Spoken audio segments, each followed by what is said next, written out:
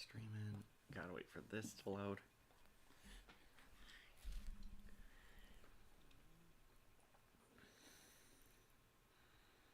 Alright.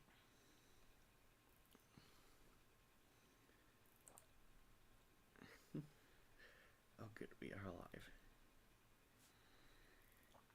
Hang on, just checking my phone. See if... Apparently it's loading. Yeah. Does it always do that at the start? Yes. And we also just have a bad connection. I mean, I'll just check through here. Yep, we are live. Alright. So how many are we doing this list? Well, yeah, we have a lot here. Just some guy who comments. Wolfie Doo, where are you? Hey Wolfpack, it's Catastrophe and Wolf for Ones coming back on the stream. We are doing our ranking on all the Scooby-Doo movies ever, from Scooby Goes to Hollywood to Scooby-Doo meets Crypto. My phone's not loading at all. Okay, we could reset the internet on it, just turn it on then off, or off then on. That's what I'm doing. Good. Alright, Wolfpack, if you're watching this, doing all the Scooby-Doo movies ever. All the movies, not the shows, so please don't ask us where Mindy Kaling's Velma is on this. It is all the TV show. All the TV shows are for a different stream. This is going to be all the movies. All the films ever from way back in the 70s to 2023, which was the last movie they released so far. We almost never got this movie thanks to Daddy Zaslav, but he reluctantly released it. I mean, when you need money. Yeah. And they were running low on Scooby money. Alright, finally, it's loading. Okay. Hey, Emily made it, Ira Sutton made it, and just some random guy made it. I change it for this because there's only top messages. We'll do all messages for you. So that way you can see all of them. So how many are we doing on this list? Whoosh, yeah. All these. Like, only 50 years of Scooby-Doo going on.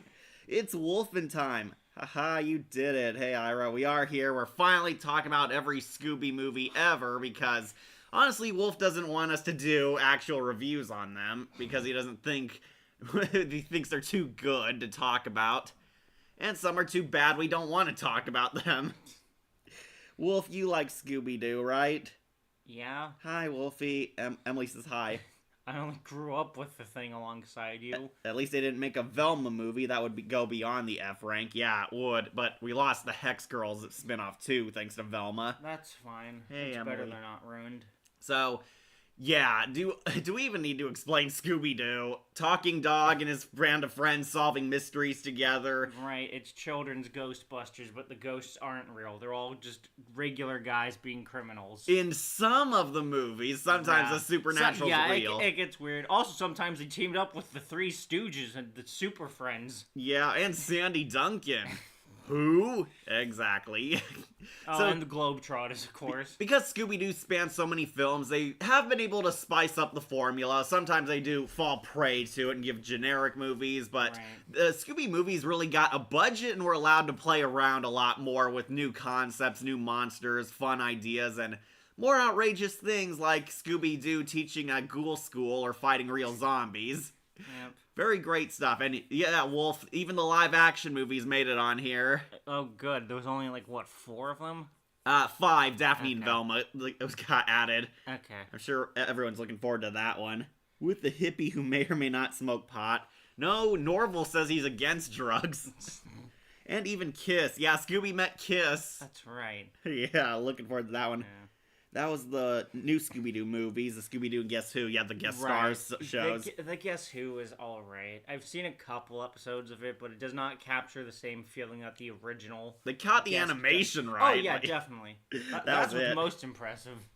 I could tell where Daphne and Velma will go. Yeah, we'll get to that. Big ups to Rock of Kissteria. Yeah, that was a plot point in the Kiss movie. Of course.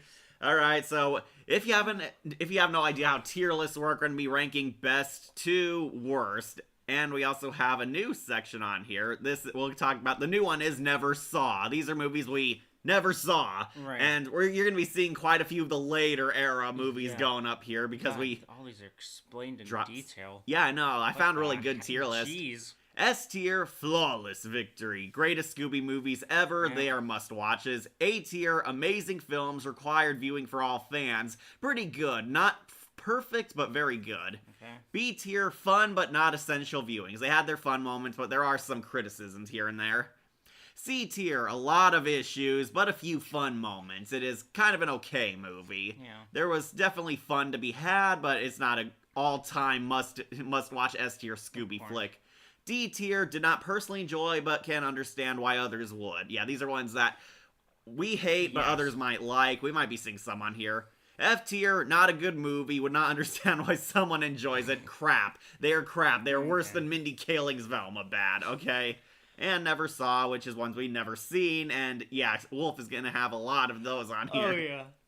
So, I guess we should be John Cena, because they met WWE, Wolf.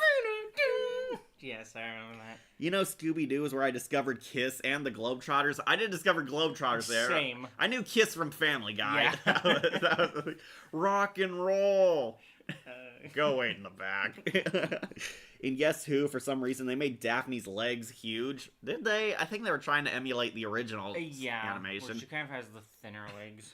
Alright, so as you can see, got a lot of movies to talk about, so let's start with the first ever Scooby movie. They are in order, Wolf, so yeah, they are from first to the currently last. Blair Witch symbol? Yeah, that's the Blair Witch Scooby-Doo one. Alright. Yeah, it's Scooby and Sticks, yeah. We gotta start with the first ever one, Scooby-Doo Goes Hollywood.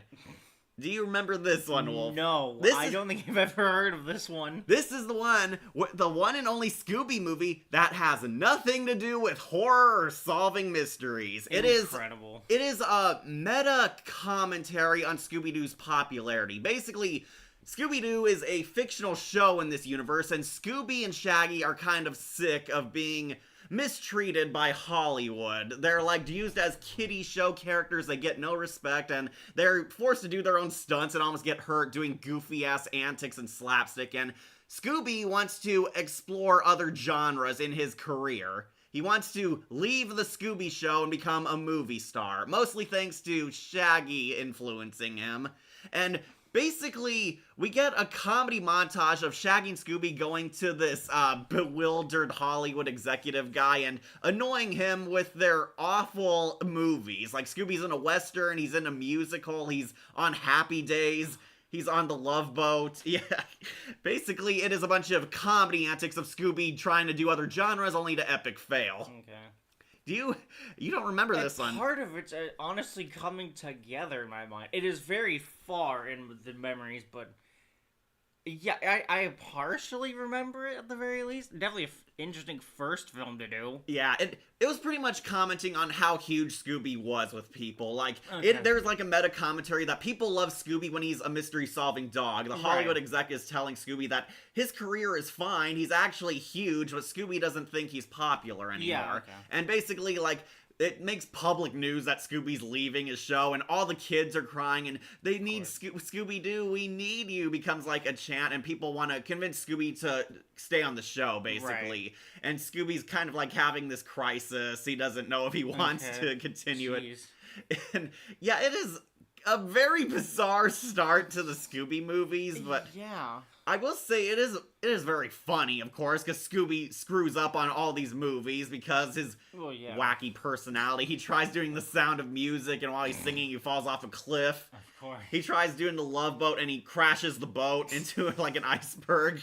Okay. He tries doing like a musical and fumbles it up, and I think Henry Winkler is on it too, because he and Fonzie have a duet. Yeah, if they're doing Happy Days, then yeah.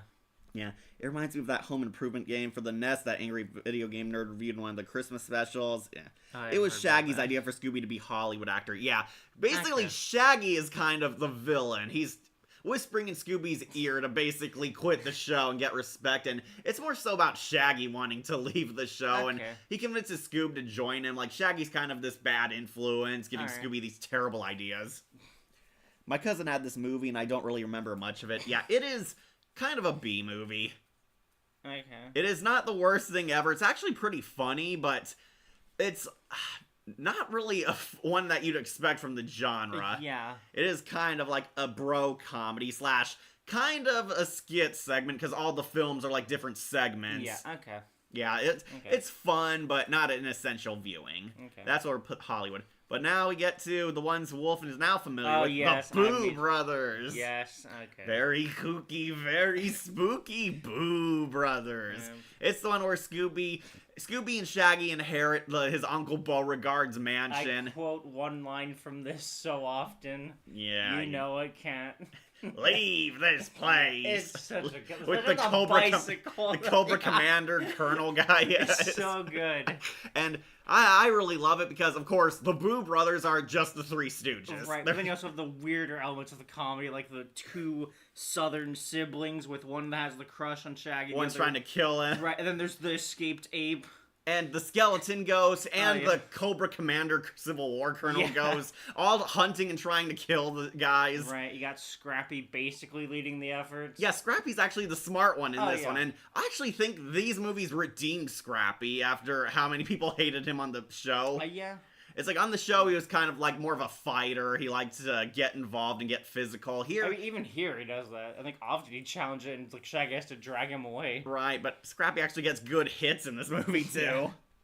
Unless I'm misremembering with Crappy Doo. Yeah, a lot of people don't like Scrappy. I'd need to rewatch the series with him because I still don't find him that bad. He was bad in the show. Right, in yeah, the movies, that's the he's thing. fine. Exactly, He's fine. Yeah. I do need to rewatch the show then. They said that this movie helped create that famous skeleton meme. Did it?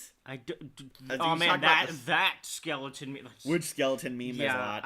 This one doesn't get a lot of positive reviews. Really, I know there are some people who don't like it because they find it boring, apparently. Huh. It's like, boring? I thought it was hilarious. Yeah. Like, it's a lot more funnier and goofier, and ironically, this is the only one of the Scrappy trilogy that's a mystery. It's like, because they're fighting supervillains in the other two. Right, and they're also trying to find the treasure. For all the different clues. Hey, boys, we got us another Beauregard. Beauregard! I forgot about the cop.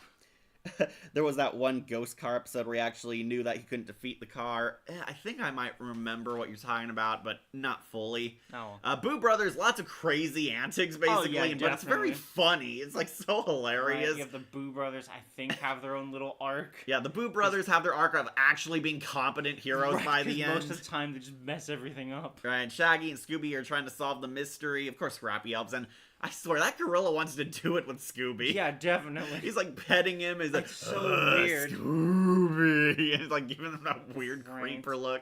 There's the southern girl wants to do Shaggy. Her brother wants to shoot him, basically. Yeah. I thought it was funny. Emily doesn't even like this movie either. Oh, my gosh. Emily loves the later two, Ghoul School and Reluctant Werewolf, which, are definitely funnier, but I thought this one was good. Really gotta reevaluate my friendship with her, then. Right. I like the treasure hunting aspect of the movie. Oh, yeah, where they're hunting for clues, and it's like a scavenger hunt. There's just times where they lose the clue to the skeleton. Right. I love the skeleton pulls a gun on them. That's right. Stand back! Nothing's gonna stop me now. Where would you rank this one then, Wolf? Like, I might put it on A tier, but I'm contemplating S tier. What about you? I don't, because the problem I have with that is the secondary category of, like, is it required viewing or not? Whereas for this, I would not consider this required viewing. Really, you don't? I don't. It's very funny, and I do think you should, but I don't think it's required of a person, like, getting into Scooby-Doo. Right, it's like, you don't have to be familiar. Fred, Daphne, and Velma aren't even in this one. This started kind of the trend where it's just Shaggy, Scooby, and Scrappy, because they were kind of trying to make Scrappy a thing on Scooby-Doo, and I do think these movies actually succeeded because Scrappy's the smart one now. Better than they did with Scooby-Dumb. Scooby-Doo! Yeah, but like, he's also not even half the show. Better than the Ape Man, though? Oh, yeah, because it's an actual gorilla. Yeah. Even though I actually enjoyed the Ape Man episode. Yeah, I liked that episode, too. It was cool, but yeah, the escaped ape was pretty funny, too, because it's just pretty much just a child, like, messing and playing around people. Yeah. They try and fake you out that he's evil, but no, they make peace with him because Scrappy gives him, like, the robot horse. Yeah. That the headless horseman dummy chases them on, yeah. So, if anything, I'd put it in B just because it's fun but not required. Really? B? Yeah. I would have put on A. Well, it's the thing, it's the second category that's what's messing me up for this. Fun but not essential? Okay. Yeah, otherwise, I would put this in A. It's definitely not required. It's funny, though. It is hilarious. It made my top 10 of funny horror comedies. Okay. If you haven't seen that, Wolf, yeah. I haven't. This one we'll put on B, then. Boo Brothers is a fun B movie. I would actually highly recommend it, but you don't have to see it, basically. Right.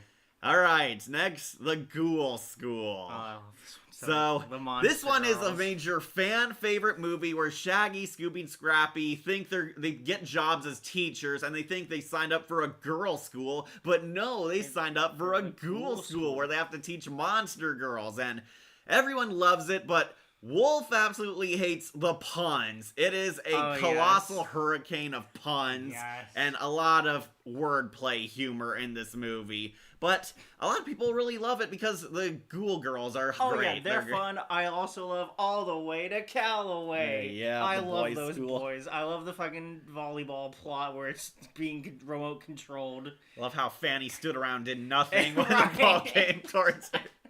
Yeah, if you don't know, this has the fan favorite Ghoul Girl characters. There's Sibella the Vampire, Winnie the Werewolf, Elsa Frankenteen, the Frankenstein's monster, Right. Tanis the Mummy, and Fanny the Phantasm, which is just a ghost. Yeah. The girl ghouls are fun. This is yeah, where I love all their personalities. This is where they started fighting more supervillains because the villain is Revolta and the Yep. Grim Creeper. Yeah. Very smart to have a villain named Creeper in a girls movie. God, the scene where he's like holding one of them off in the shed or whatever. Yeah, God. Like, what the hell's he doing? Yeah. Yeah, Revolta basically is secretly conspiring against the school because she wants to abduct the monster girls and raise them as her evil students for her army, basically. Right. She's working behind the scenes while the Callaway cadets are kind of the funny villains for half the movie. Yeah. Yeah, and basically, Shaggy and Scooby and Scrappy get acquainted with the ghosts and actually become friends with them. There's a lot of Addams Family style humor this time, because the girls are monsters into creepy things, and Shaggy, Scooby, and Scrappy are all normal and very easily scared by everything, so but curse those puns. The one-eyed villain always reminds me of Plankton, the Grim Creeper. Yeah. This movie and the next two are part of the Hanna-Barbera Superstar 10 series. Yeah, that was a series of Hanna-Barbera movies where basically their key characters got, like, made-for-TV films. Okay. Never heard of that. Okay. Well, it's from, like, the 70s. Well, I mean, yeah, I know. I've just never heard that terminology either. Let's beat around the bush. I know those who the Ghoul School had a crush on Sibella because of the way she speaks and her body moment. Of course, I wasn't one of them. Yeah, everyone had crushes on the monster girls when they were young. It's like, they're adorable monster girls. Yeah, Winnie. Creeper always Okay, I read that one. Yeah, you said that twice then. Oh, I must have just double loaded. The Ghoul School is basically prototype Monster High. Yeah, kind of, except the girls were a lot younger in this one.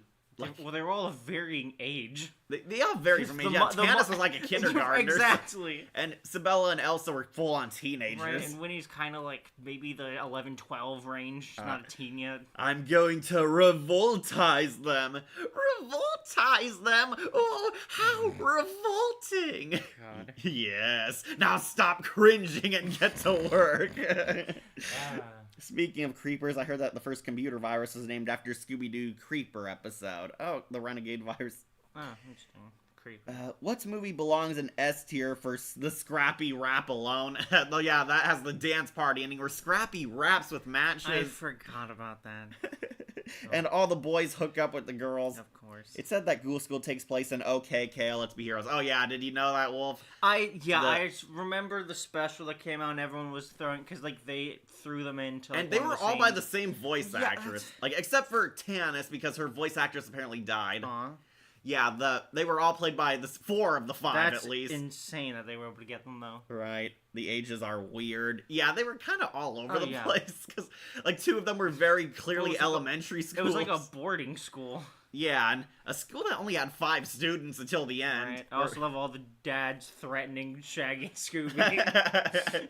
Yeah, y'all, like, manhandle them and threaten. Right. They sure were nice. And Scrappy-Doo and Matches become friends. Yeah. I liked Matches as a kid. He was funny. Yeah. And he, like, hates Scooby and the gang, but becomes friends with them. So, weird that the pet got the most character development in the movie.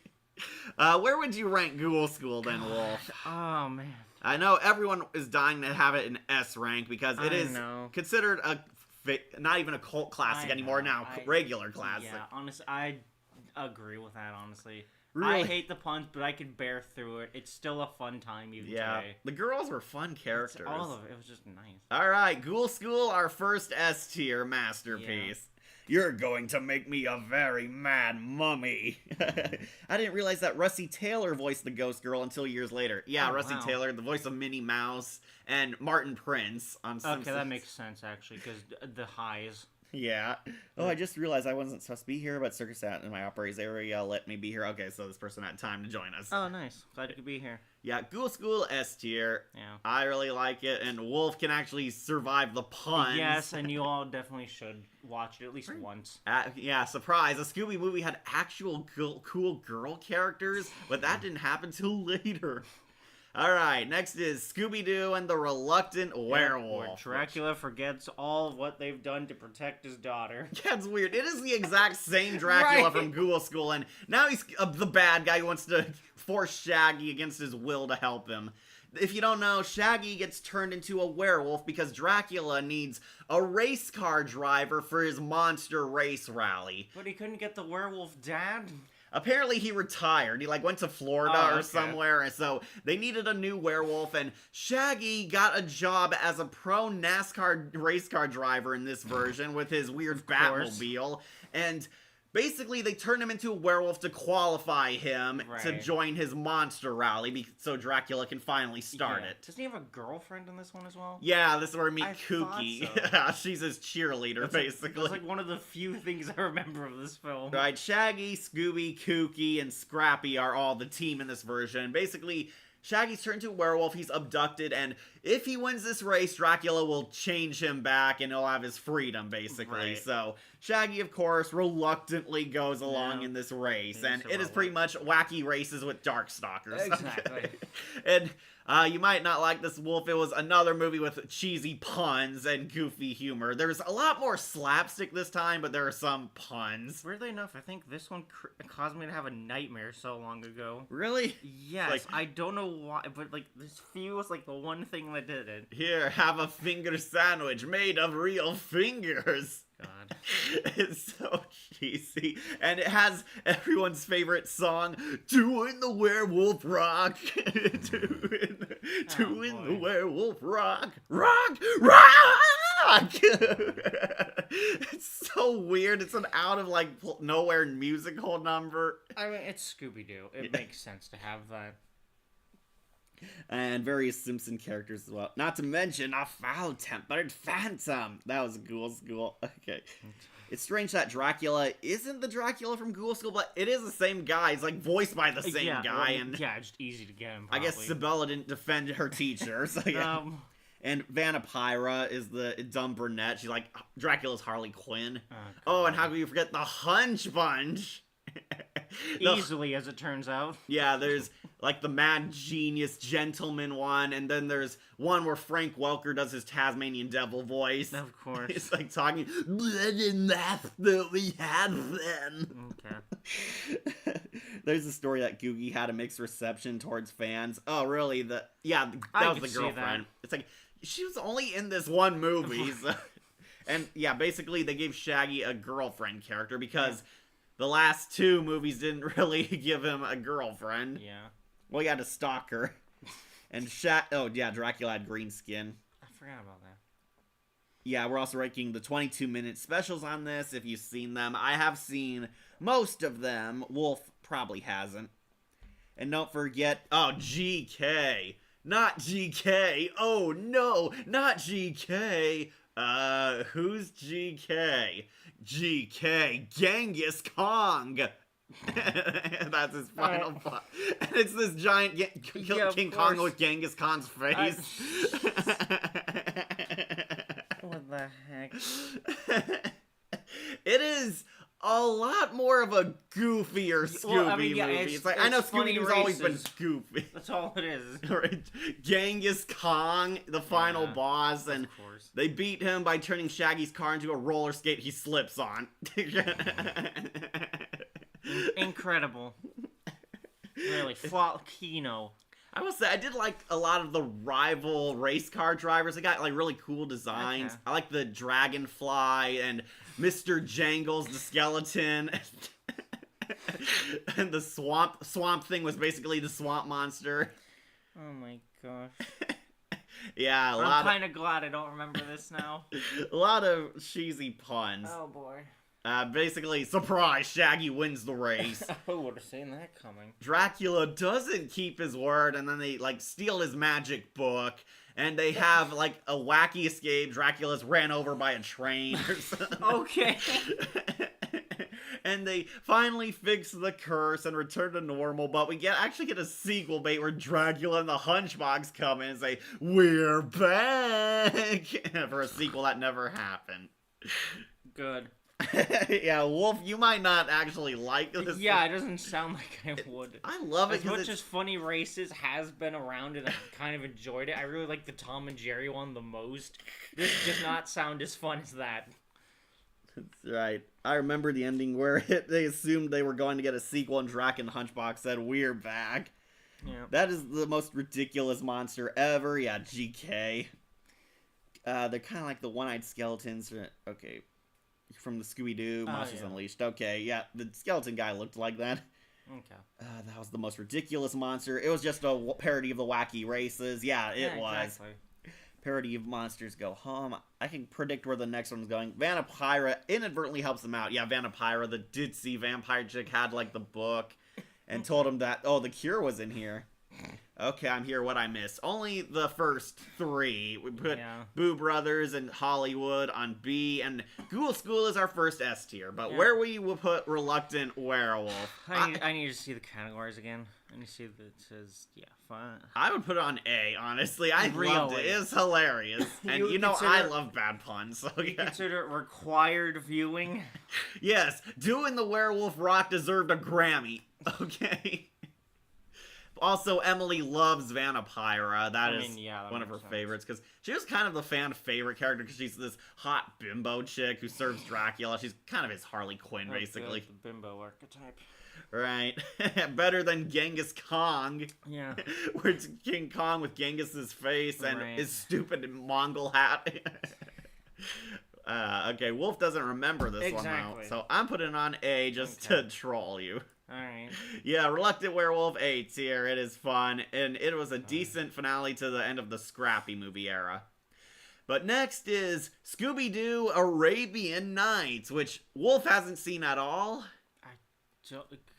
Okay, so this is another Scooby movie that pretty much has nothing to do with mystery solving. Is it just like retelling some of the stories from Scheherazad's 101 Arabian Nights? Yeah, that is it. It is a parody of that. Scooby and Shaggy go to the Middle East and piss off this kid prince, and Shaggy and Scooby disguise themselves as harems, where they buy time forming a escape plan by telling him stories. It is just 101 Arabian Nights. And yeah, not gonna lie, it is all about the segments, which don't even star Scooby or characters. It is a bunch of Hanna-Barbera characters in the place of the Arabic characters. Okay. Like, yeah, Yogi Bear, Magilla Gorilla, Jabberjaw, like, all their stupid Hanna-Barbera characters are in these comedy segments.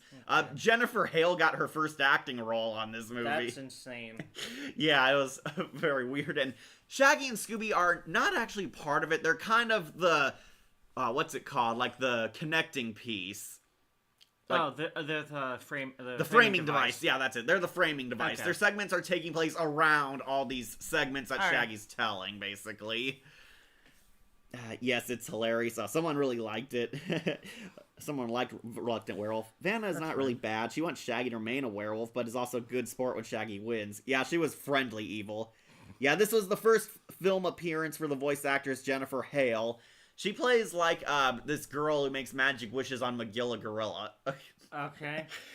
People, apparently that long-haired creepy guy actually liked it because it actually positively represented Muslim culture, because they talk positively about Allah and the pillars, what they stand for. The 5 Pillars of Islam. I remember learning about that in like 4th or 5th grade. Yeah, they do pay some respect, minus Jabberjaw being a stand-in for Muhammad or something. Alright. Yeah, it's such a drag to get through. Yeah, it is pretty much a bunch of comedy segments, while Scooby and Shaggy are the framing device on the side. They have overall 7 to 10 minutes of screen time, while sounds about right. It is like a 90-minute movie, and it's all these segments of other Hanna-Barbera characters. Okay. This is the last time Magilla Gorilla's voice actor did his character, did he die after?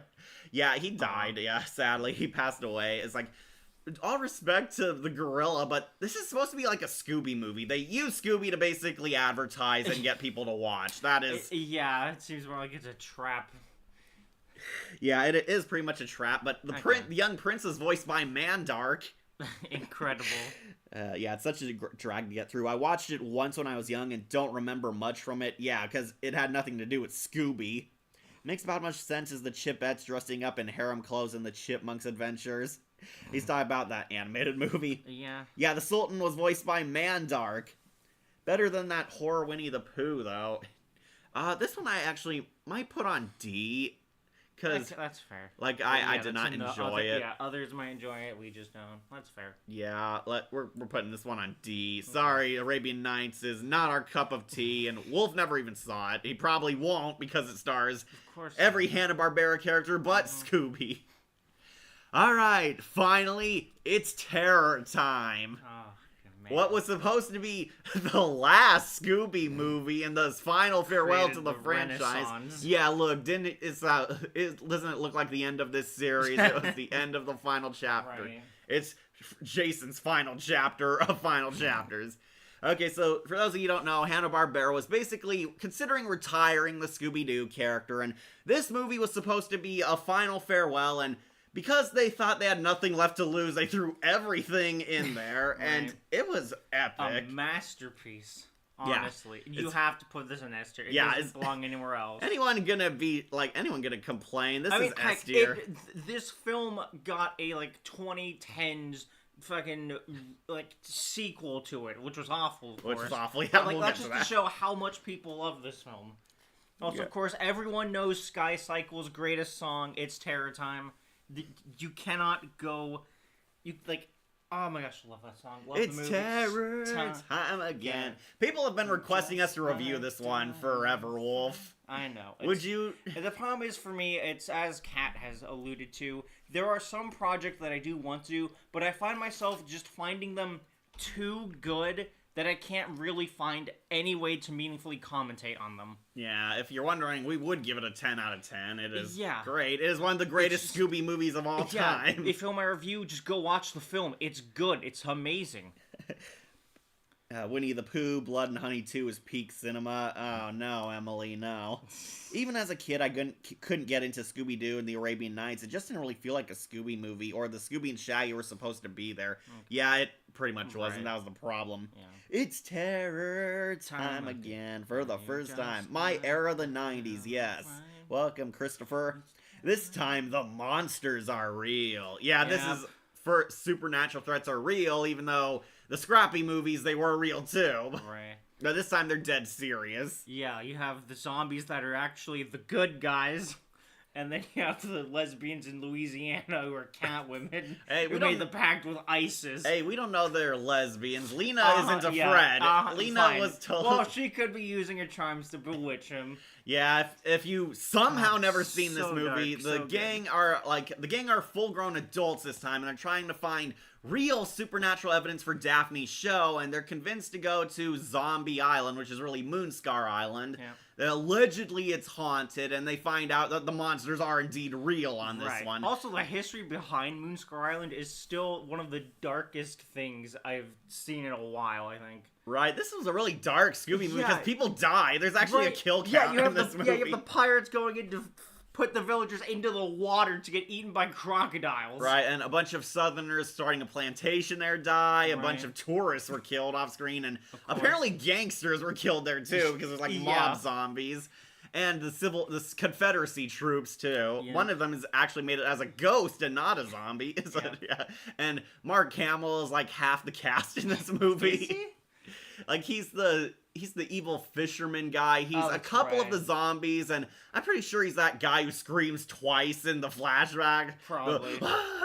They play the same guy screaming. Oh, that's right, yes. I forgot. Captain Morgan and also the random guy later. This one had a really all-star cast, too. They had Frank Welker finally came back as Fred for the first time in years. They had B.J. Ward as Velma. She played Scarlet on G.I. Joe. Nice. They had Catwoman from Batman the Animated Series as Simone. Tara Sharondoff is Alina. Yeah. Cam Clark, the turtle Leo, is Bo. Yeah, I can hear that. Yeah, that's him. And Jim Cummings, Darkwing Duck, is the ferryman, Jacques. That's really? Yeah, Jim Oh, Cummings. no, yeah, because I thought you recognized the voice. Yeah, well, for because sure. isn't he also the crocodile in Courage? Yeah, that's it's that same voice there, yeah. And also, this is Billy West as Shaggy, yeah. Yes, Billy I think West. he does an amazing job. You said he sounded too much like Fry. That is the problem, though. There are quite a few times you can just hear the Fry coming out of him. But overall, he still does a great job with Shaggy, I think. Right, and this had some of the best art of Scooby-Doo. Oh, It still yeah. looks so Every much better than background is modern a ones. painting. It looks like much better than modern Scooby movies right now. Yeah, it's incredible how much money they put into this. Right, they invested a lot, and it really paid off. Right, you also have all the greatly looking skeletons. And spoilers, this movie actually made so much money and turned out so well that it saved the Scooby franchise, and we got like 50 more shows and movies. Yep. Yeah, it did a very good job. And yeah, lots of death in this movie too. Like the zombies are undead and the cat creatures die horribly gruesome deaths. That's right. That's on screen. They evaporate. They like decay. Yeah. Really great movie. And yeah, I don't think anyone's gonna complain that this made S rank. Yeah, no. Also, even the music was good. Like Yeah. this era, the music really went hard. Like even in the Alien Invaders and Witches Ghost too. Oh yeah, even just without the insert songs. Yeah, it's so still pretty good and atmospheric. Yeah, so S rank for sure. I don't think anyone's gonna disagree there. No. And then we get to the sequel, The Witches Ghost. That's also an S. Yeah, like, I'm is there sorry. really any doubt? The quadrilogy is easily an S. Yeah, most of the quadrilogy will be on S, of course they will. And let's read some comments. The zombie movie is what the series should be. No more crooks and costumes, but rather have monsters be real. And not sure about that. This was definitely a good step from the formula, but it should definitely still stay within the formula. And the only time, the golden era, I don't think anyone would dispute any of our big four being a straight line in stereo. Which I showed Mary Kay Bergman as Daphne. Yeah, Mary Kay Bergman is all the way to Alien Invaders. Gray DeLeo took over in Cyber Chase. Right. Scooby-Doo is a Great Dane. Great Danes do not live so long, but since Scooby is not dead, it's clear he's immortal. Yeah, the kids have never aged, so yeah. Plus, highly underrated villains with Simone and Lena, also cameos in Trick or Treat, director of Krampus. Okay. They were not good guys because they were Confederates. Some Confederates were good. Well, fine. In life, they may not have been good, but as zombies, they definitely were. Had my personal waifu materials of Sleepwalker knockoffs. So Simone and Lena, yeah, they were pretty, but also psycho. Right. I saw this movie for the first time on Cartoon Network's Cartoon Theater. That's right, these movies did premiere on Cartoon Network eventually. Right. The villains are kind of sympathetic. Simone and Lena are... Oh, yeah, well, they're tragic. Jacques, I don't think so. The two girls are tragic villains. Jacques just in it for the immortality. Right. They're all killers, though. They became the very thing they fought against. Exactly. Yeah, Simone and Lena are sympathetic. Same here, I agree. Okay. They should have returned in the sequel film. Yeah, we'll there should get not to have that. been a sequel well, there film. shouldn't have been a That's sequel the problem. film. It was one and done. There was no need for a sequel. It was supposed to be the finale to Scooby-Doo, guys. It was a final wave goodbye, and we didn't need sequel bait. I know the cats show up for a final scare. But that's just like a funny joke. Yeah, it's a joke. It's not a sequel. Right. The hand-drawn anime movies were the best. They are. Oh, heck yeah. It's basically this adult Scooby-Doo quadrilogy. Yeah. They were geared towards people who grew up with Scooby-Doo, Right, I also really like how all of the characters grew up and, getting to see all their jobs and lives. Right, they weren't teenagers anymore. Right. They were college and beyond. Yeah, it was actually I think really maybe older, because Daphne has her own show. Yeah. Yeah, they were definitely in their 20s. Is the cameraman for that. You have Velma working in the library. She owns her own business. Right. And Shaggy and Scooby work at the airport for Commissioner Gordon. Right. They all had jobs and houses by this point. And it all felt like natural progression. Yeah, the Scooby Gang grew up. They were actually adults, and it was kind of aimed at all ages, like every generation of Doo fans. People who grew up with it, kids who could get into it. It's like Scooby-Doo was for everyone. Right. And it's kind of why this franchise started slipping downhill, because they started separating their demographics. Like, some are a lot more kid-oriented, and Velma was supposed to be for adults, but I sincerely doubt that. Anyways, Witch's Ghost. Stephen King's the villain. Yeah, voiced by Tim Curry. Yeah, so, that's right. What a shock. Tim Curry was the bad guy. Okay, you don't know which is Ghost. The Scooby Gang's finally back in action, and they get their first real mystery after their reunion. I know Zombie Island technically counts, but their first, like, monster hunt kind of mystery, basically. There's a witch in the town of Oak Haven. They're having, like, a celebration on Thanksgiving, I believe. I think so.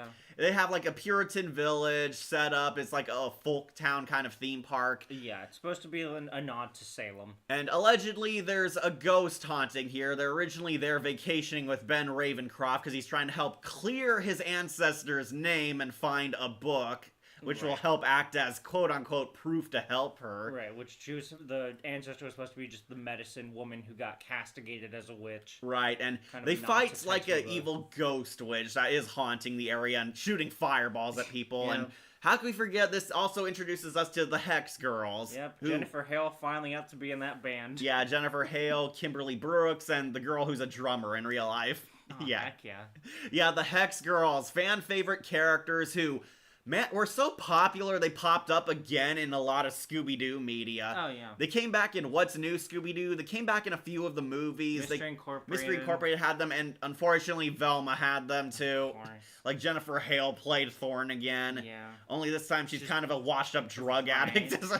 Well, yeah, because it's the 80s. And they almost got their own movie, but that got canceled. I'm glad they didn't.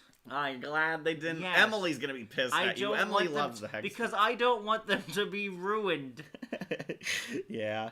Another guilty pleasure, more waifu material from the Hex Girls. The goth chicks are hot. Yeah, they were. Yeah. Zombie Island made Velma a waifu. I think Camp Scary kind of did that better.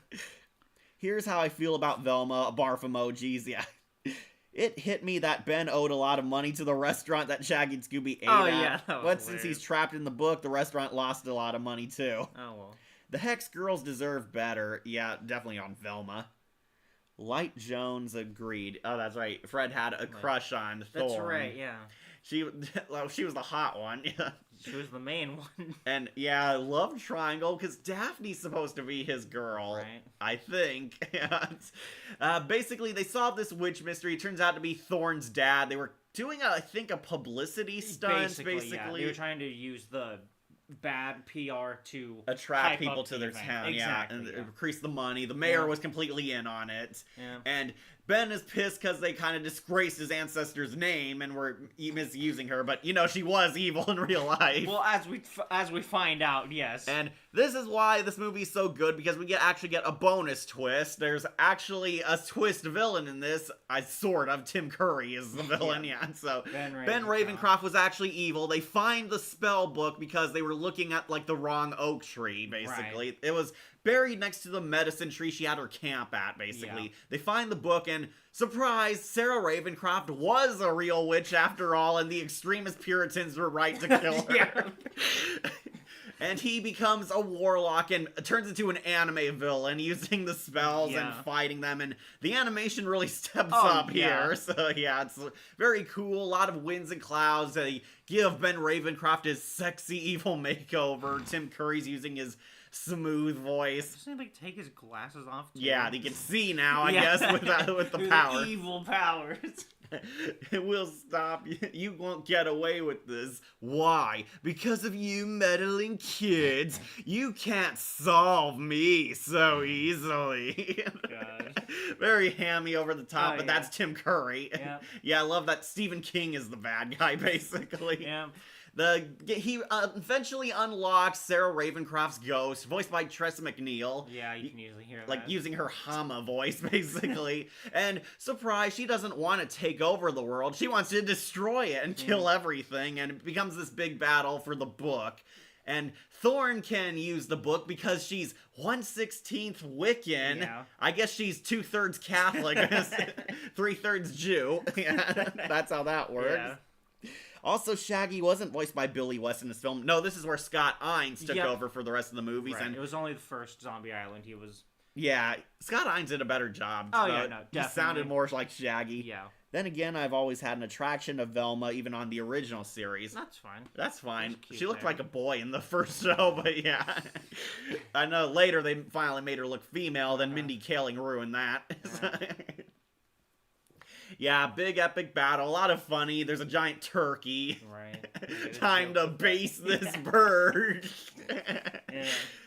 Thorin uses the book. They lock Sarah, and Ben Ravencroft actually dies, getting gets dragged to hell. Well, yeah, because Sarah's not going alone. Yeah, she won't go alone. And they actually show the book burning, confirming they're not coming back. Yeah, it's a one-way portal. And they eventually save the town with the musical performance and the giant turkey that dances. Yeah. Earth, wind, fire, and air. We look bad and we don't care. The Hex Girl songs are amazing. Yeah, both of them. There's a debate whether Terror Time's better or the Hex Girl song is better. Terror Time's better. It clears it by a mile. But the Hex Girls are still good songs. They're awesome, and the animation went all out in making them hot. Oh, So, yeah. Also with the dance moves. Very, very great movie. It is S tier. It's not as good as Zombie Island, but it's definitely in the same league as it, for sure. I love both of them equally, honestly. Really? Wolf Yes. loves them both equally? The entire quadrilogy. I think because Witch's Ghost only had, 2 character deaths in this one, compared to all the corpses Zombie Island left around. Also, I heard that Shaggy only says his catchphrase like 3 or 4 times in this movie, though I could be wrong. Oh, I mean, it's like an hour, 90 minutes, so it'd get annoying if he said it more. Right. Ben Ravencroft's fate is one of the darker villain fates in the Scooby franchise. Yeah, he's dragged to hell, so yeah. Well, I mean, is that better than getting disintegrated under the moonlight because you failed to keep the promise to the god Isis? Is that any worse? Emily sang the song too. Earth, wind, fire, and air. Yep. We may look bad, but we don't care. Luna's my favorite Hex Girl. Is she the Kimberly Brooks one, or the blonde drummer girl who looks like Harley Quinn? She might be the Kimberly Brooks one. Based Wolfie, yeah, Wolf loves both of them equally. Oh, yeah. They're good movies. Yeah, again, the entire quadrilogy is good movies. I will stand by that. This one's also 10 out of 10. I've actually debated if we should review this one. Really? Yeah, I thought it would give us a lot more material because everyone talks about Zombie Island, but Witch's Ghost is also great. Fair enough. I wanted to do a crossover with Emily, but that's kind of up in the air. Okay. Thorn is my favorite of the 3. That's fair. Which was your favorite Hex Girl, Wolf? I don't think any. They're all stand hot, out. So yeah. They're all fine. The other 2 don't get as much character as Thorn, but that's because she's integral to the plot. Yeah, they were great, except on Velma, where Mindy Kaling made them all middle-aged women. Like the blonde girl got fat, and Thorn looked like a drug addict. So yeah. Alright, so next is technically the Scooby-Doo Project. Wolf has never seen this. No, I've seen like the first one because it was shown in parts on Cartoon Network. It was like used in between shows, I'm pretty sure. Yeah, I had no idea this existed until I saw other people review it. I've actually done a review on this. Yeah, it was like released yesterday. Yeah, I gave my full thoughts. You should go watch it, but I actually will put it on S rank. I know, I'm sorry, Emily. It is good. Do they talk about a map and losing it for yes, hours? They do. Of course they do. That's the most joked part pretty much mock every Blair Witch's key scene, basically. Of course. If you don't know, this is Scooby-Doo and the gang acting out the Blair Witch movie. It was set during a Halloween 24-hour Scooby-Doo marathon where they were hyping up the Witch's Ghost airing on Cartoon Network for the first time. And basically, they played 24 hours of every Scooby show, building up towards the Witch's Ghost as the end of the marathon. And Blair Witch, the Scooby-Doo Project, kind of played in between. They were like these old cartoon bumpers, the ad segments, the shorts. Back when Cartoon Network was cool and had our cartoons... had our favorite cartoon characters doing these comedy skits in between commercial breaks. And I loved it. I gave it a very high score. I hope Wolf watches it, but I think it's good. It's funny. It is the Scooby gang kind of a bit out of character, but they're acting more like friends ribbing on each other in this version. They've always ribbed on each other. Yeah, but here it's a lot more overt. Okay. Well, that's probably to play more into the Blair Witch. It's like, but one of the best scenes ever is where they're hiking and all the Scooby gang are getting frustrated because they're on the worst camping trip ever. And Daphne's saying, can we stop? My feet hurt. And Velma argues with her, well, is it our fault you wore high heels on a hiking trip? And Daphne says, at least I try to look feminine. Yeah, it was a sick burn. That's one of my favorite jokes. And they're fighting. Fred only brought one tent, and they all have to sleep in it, and they're all like crowding in there. It's very funny. Scooby eats all their food. Of course. Because he's a dumb dog. And yeah, if you can't tell, they do have these Scooby stick figures because the Blair Witch had these stick figures. And yeah, they're supposed to look like Scooby. Basically, the Scooby Gang is trying to solve the mystery of the Blair Witch. And it turns out to be a real monster. And it chases them. And a lot of people actually were a bit miffed about the ending because it ends kind of like the movie. We don't know if they lived or died. And because it's the Scooby Gang, kids were really scared because we like the Scooby Gang. Well, especially if it's also playing on Halloween night. Right, and they did reveal later that, oh, the Scooby Gang survived. They actually captured the monster. We don't know who the monster was. They just beat him up. We see Velma and Daphne double teamed it. And Fred has an interview with Moltar about it. So they just thought it was all another cheap ripoff of the Blair Witch. Yeah, they did. They just wrote it off. That was the end of the Scooby-Doo project. Nice. I love it. It's funny. It is great. It is great. And they did get the cast from the Witch's Ghost movie to play their roles again, which made it great. Mary Kay Bergman is Daphne, and Scott Hines, Shaggy and Scooby, VJ Ward, Velma. Yeah, all great. All right, next with an actual movie, The Aliens Are Here. We watched this like a year ago. Yeah, it was last year. That was like only a week ago. Man, it's so long. Excuse me for a moment. I gotta go stand in the corner of the Blair Witch Project. Okay, so yeah, Luna was the black girl wearing the purple dress. Okay. Yeah, Thorne's my personal favorite. This was how I learned about the Blair Witch Project. Yeah, Scooby-Doo kind of introduced kids to that because the Blair Witch was an R-rated movie. Yeah, and it was the pioneer of found footage. Right. Doesn't belong in high tier. Yeah, Emily doesn't like it. Emily told me she hated the Scooby-Doo Project. If you don't like the Blair Witch, you're probably not gonna like this. Like, oh, I hated the Blair Witch too, but I actually loved the Scooby-Doo's parody of it. Because it made fun of it. Fair enough.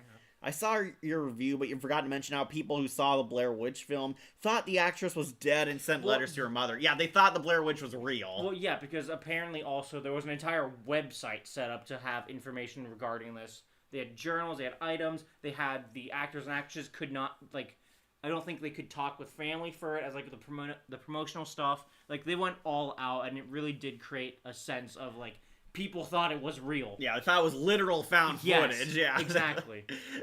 How would you go into the Blair Witch's house to retrieve that tape without dying is beyond me. Right. And I would have gotten away with it, too, if it weren't for you meddling kids. You know, there was another found footage from 1980 called Cannibal Holocaust. Don't watch it, yeah. Well, then don't bring it up. I like how they gave Scooby and Shaggy love interests, plus the scientist Laura is hot. Oh, the girl scientist on Steve's crew. All this gold. Oh, we're on Alien Attack now. Yeah, we're on Alien Invaders. We were still talking about the Scooby-Doo Project. Yeah, I was catching up with comments. Yeah, okay. And your mangy dog, too, yeah. Where would you put Alien Invaders? I would actually put it on S rank. I've said it again. Yeah, I know. You want all the quadrilogy on S rank. Would you put it above Witch's Ghost? Not Zombie Island, but above Witch's Ghost? I would put it behind Witch's Ghost. I put it above Witch's Ghost. Really? You liked it that much? It's weird. This was a really good movie, regardless. Yeah. Mark Hamill is the villain. I love this voice of his, even though he'll never do it. Right. Basically, if you don't know this masterpiece, Scooby and the gang get, like, lost in Area 51. Yeah. And they're stranded in the desert. They need to get the mystery machine patched up. However, of course, they stumble upon a mystery. There's allegedly aliens haunting the area. Yep. And we get a lot more suspects. This is an old-fashioned Miss Scooby mystery again. Definitely. They're basically like all these wacky, colorful characters around this southern town. They meet Scooby and Shaggy get love interest, Crystal and Amber, who's two hippies, a government agent. Mark Hamill and Kevin Michael Richardson, the other girl, are like these suspicious government agents running the South Station. Right. And there's these weird, mean MP guys patrolling the area. There's also the crazy guy. Yeah, Lester. Yeah, Lester, the crazy old man who believes he sees aliens. I really love his paintings, though. Those are beautiful. Like, the animation in all these movies is really great. It's probably the same team. Same team, yeah. Except for Cyber Chase. I think they did change animators, because it looked more CG in that movie. Well, I mean, they were... In a virtual world, exactly. I know, but more I miss the paintings. That's fair. Yeah, basically, they stumble upon this mystery. Shaggy and Scooby get abducted by aliens, but after they get dumped by them, they bump into Crystal and Amber, and it becomes a sort of love story, too, alongside the mystery. Sounds like a song. Yeah, how groovy, just us two. Yeah. That song deserved an Emmy. All 4 of them belong in S rank. Yeah, Emily agrees. Thank you. The Courage the Cowardly Dog crossovers, that comes later. And yes, there was 2 times a crossover, it did kind of come. I remember Alien Invaders actually, on our VHS tape, it came packed with a Courage episode. That makes sense. Like, it was like a bonus feature because the movie was short enough to have, like, more on there. Fair enough. And basically, I remember it was Ramsey's curse. It's how I discovered Courage the Cowardly Dog. The man of God's the man. And in God's King Ramsey. I was disappointed the Aliens one went back to crooks and costumes. Yeah, that is the thing. It is back to the traditional Scooby formula, but I would say didn't lose the darker edge to it because no. They're still gonna kill them. They were gonna kill Fred, Daphne, and Velma. Right. The MPs were also gonna kill Shaggy and Scooby in the caves. Did I just hear that Luke Skywalker is in this and Luke and the Fire Lord are in this? Yeah, Mark Hamill plays the villain. Yeah, again, I really love his just normal voice in here. Yeah, his regular voice is actually pretty killer. Right? He sounds like so slick and sinister. Yeah. So, you figured it out, huh? Gosh. Good. Really, you're pretty smart, Velma. Too bad you made your last deduction.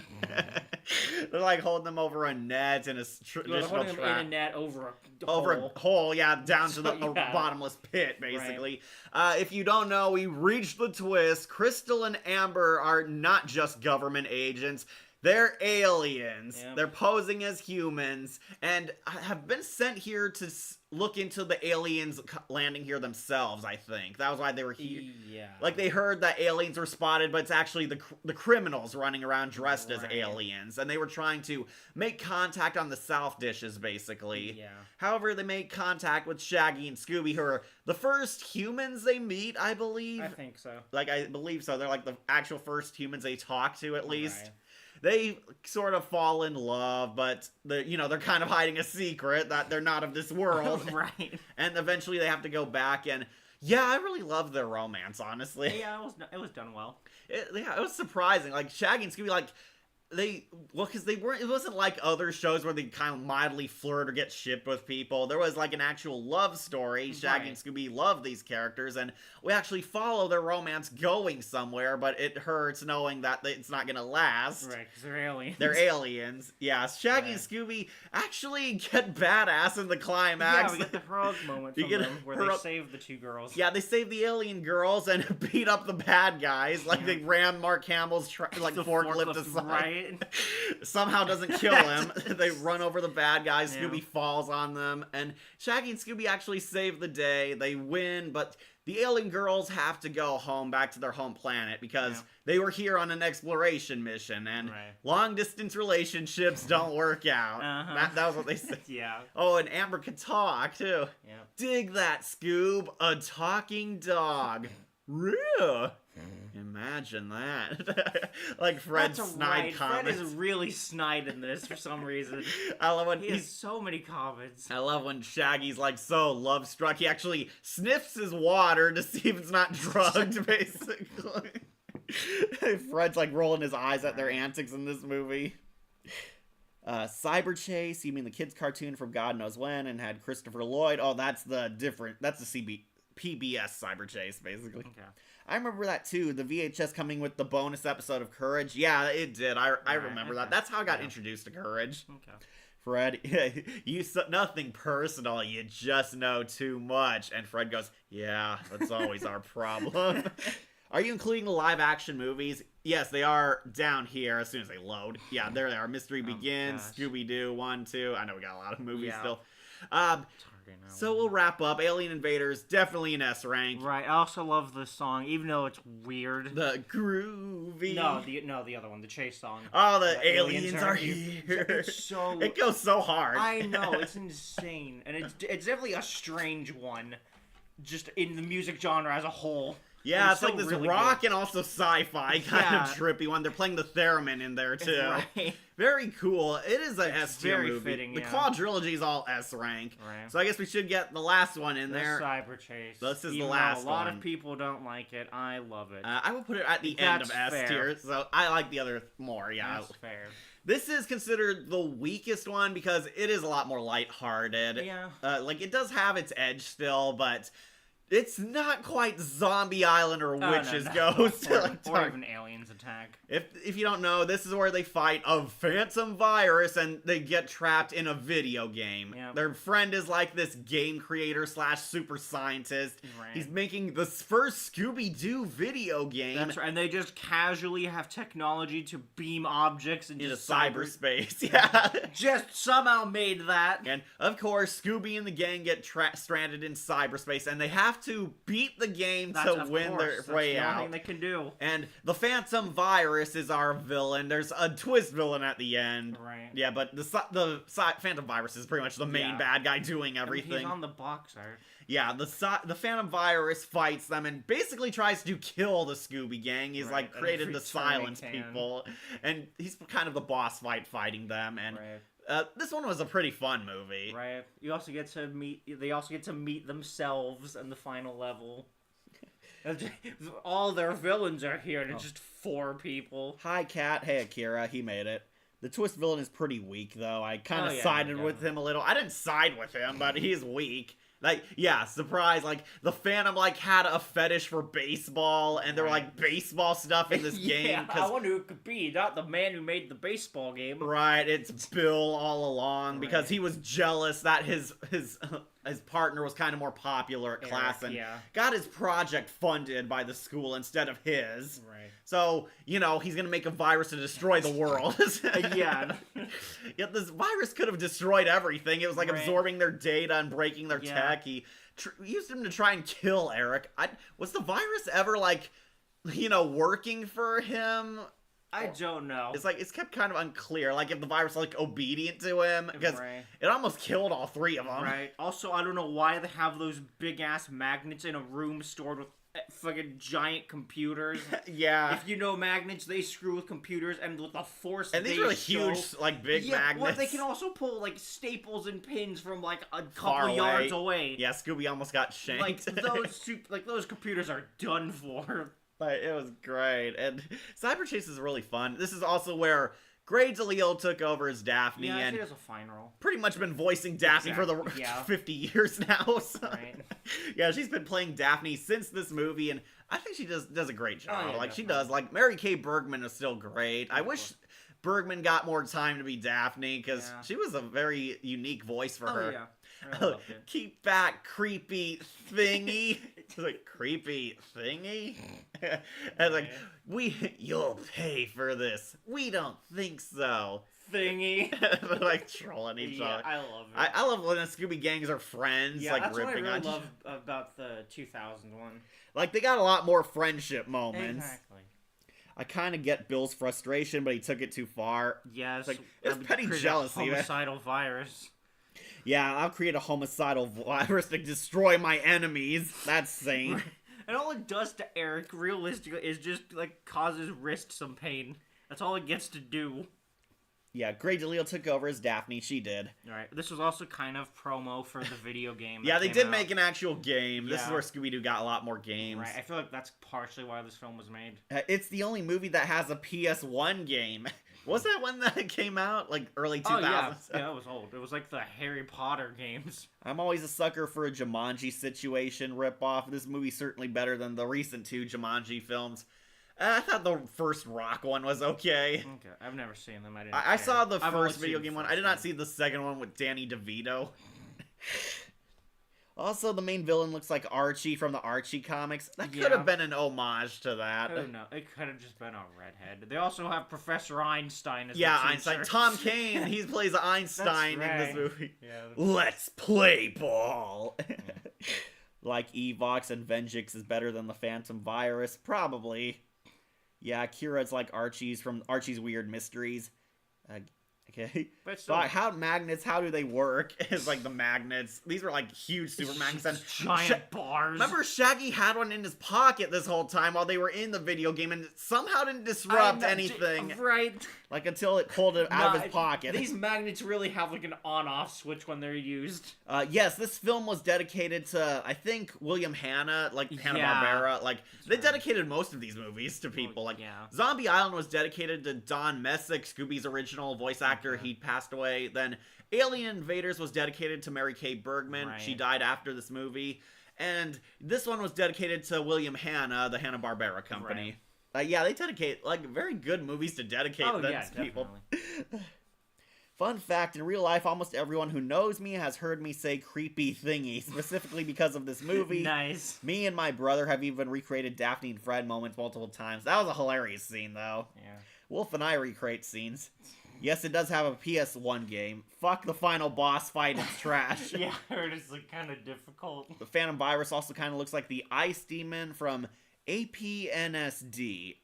Not sure. Don't know what that is, but yeah, you'll have to explain that one. Yeah, it can go either way between ice and electricity. Right. It's very jagged. Yeah, he has that weird, sharp kind of look. I also love when he's like kind of fading out because of the magnet. Right. I really liked the Phantom Virus as a villain. Some people don't because he's, kind of dumb and suffers a lot more slapstick. He's treated far less seriously than the last 3 villains we've had.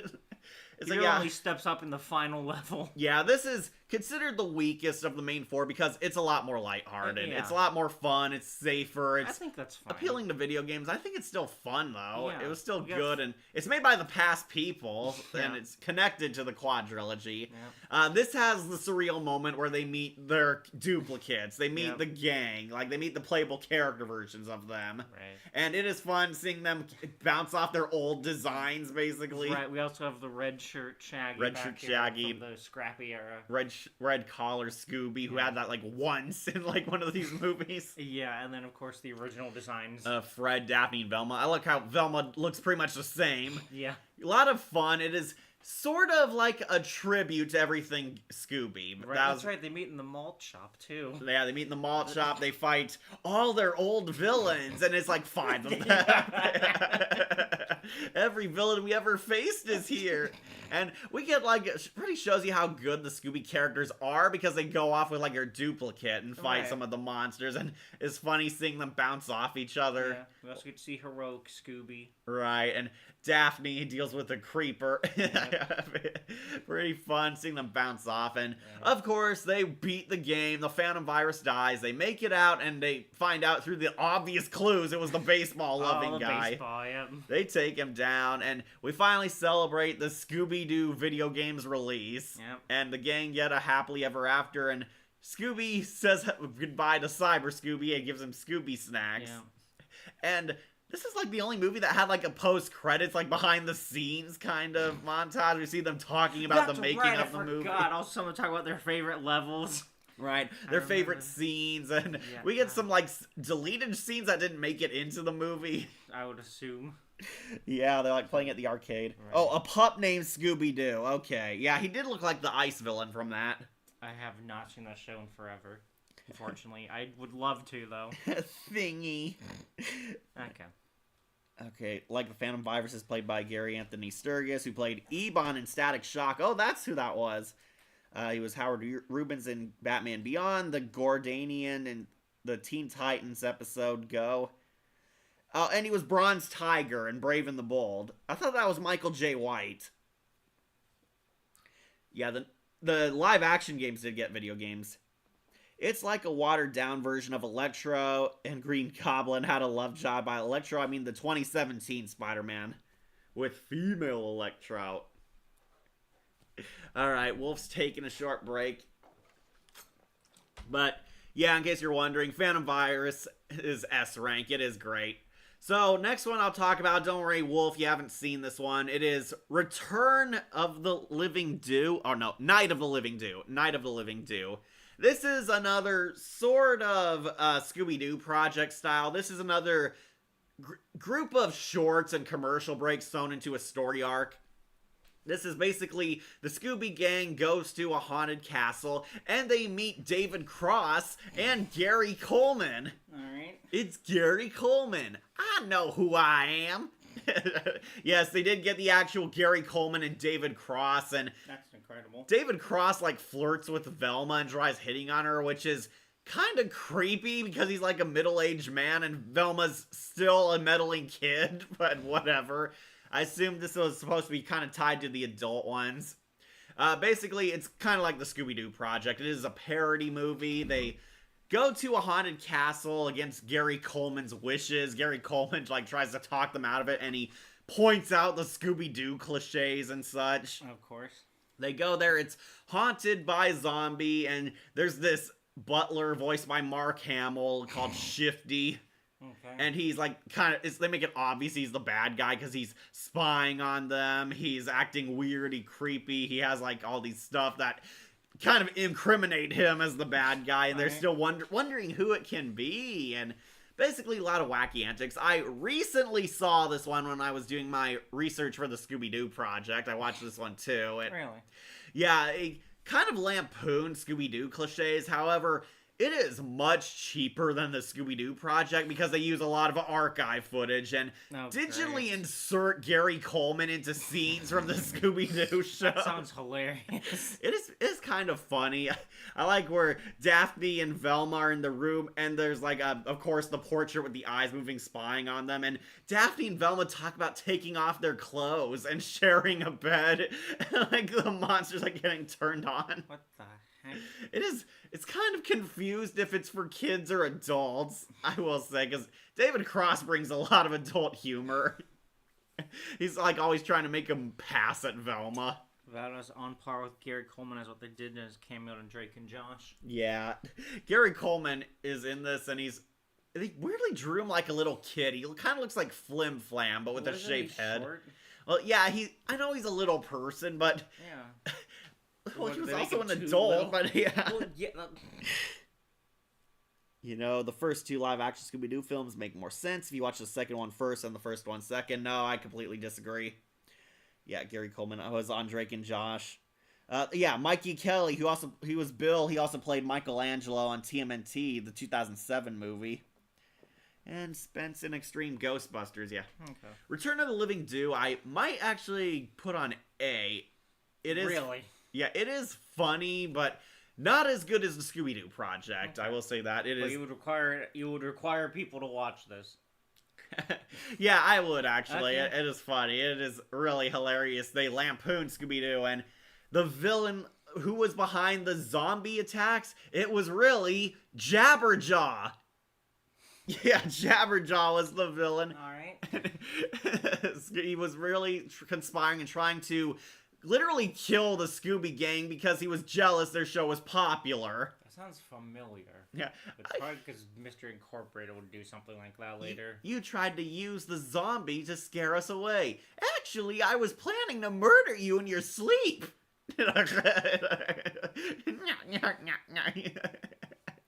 And Shifty was actually Mark Hamill, who was an undercover cop this whole time. Of course, just like how he was in the first film. Right, Mark Hamill arrests Jabberjaw, and Gary Coleman's like pointing out all the plot holes in this mystery and how none of this makes sense, and they just shut him up, and everyone laughs ending, including Jabberjaw. This sounds like a Robot Chicken sketch. Kind of is in that similar vein. This one allegedly aired on Adult Swim. That makes sense. Like, it aired on Adult Swim during the 24-hour Scooby Marathon. This was like the adult segments they kind of played, because the Scooby Project was the one for kids. This was the one for adults. Okay.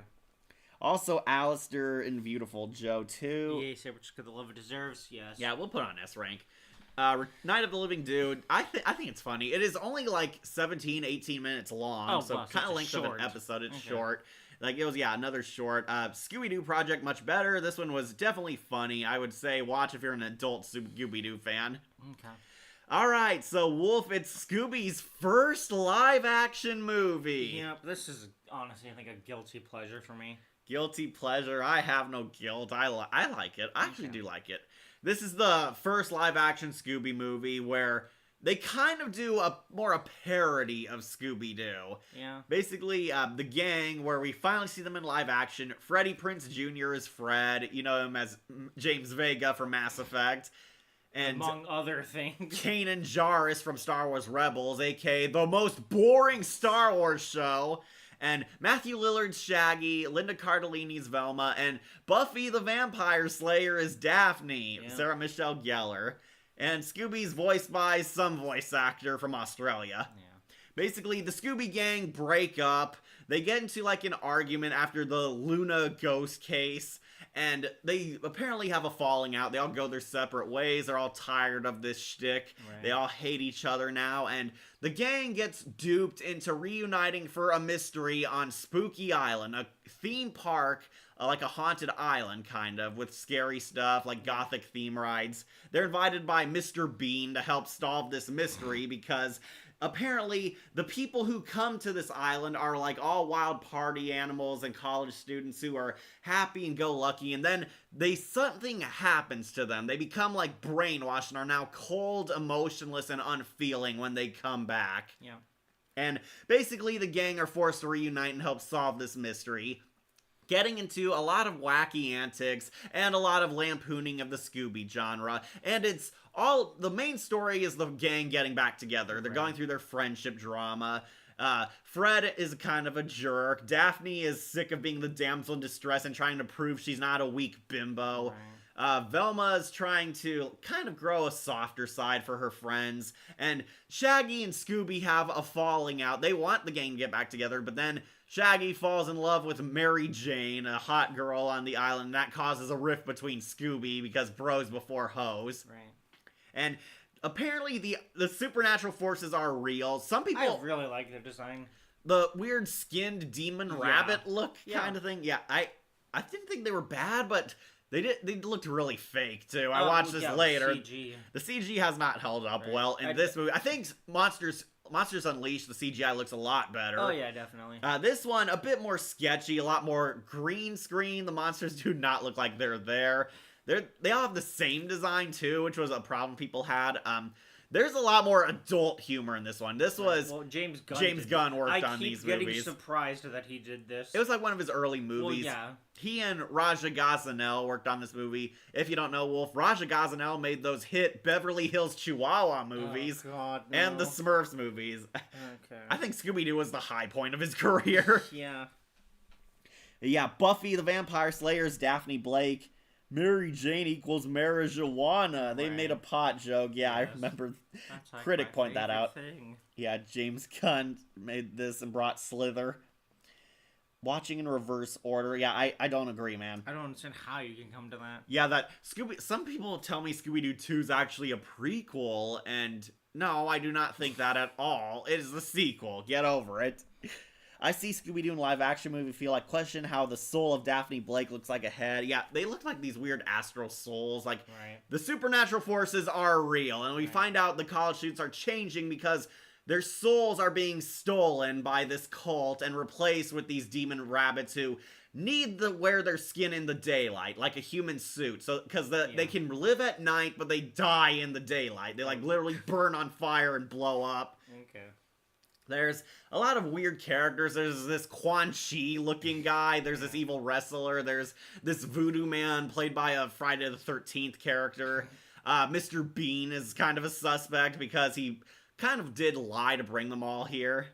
And this is the one with the infamous twist. Who was the villain? Scrappy. Yep, Scrappy was the villain. Scrappy wanted revenge on the Scooby Gang for dumping him both literally and metaphorically from their gang. Out of a car in a desert. Yeah, Scrappy got dumped in this movie, and it was tee-hee-ha-ha poking fun at how Scrappy was got rid of from the show, basically. And Scrappy was controlling a robot of Mr. Bean to pretend to be him and lure them all here, so he could use all the souls to power himself up and turn him into a giant Resident Evil boss to take over the world. Yeah.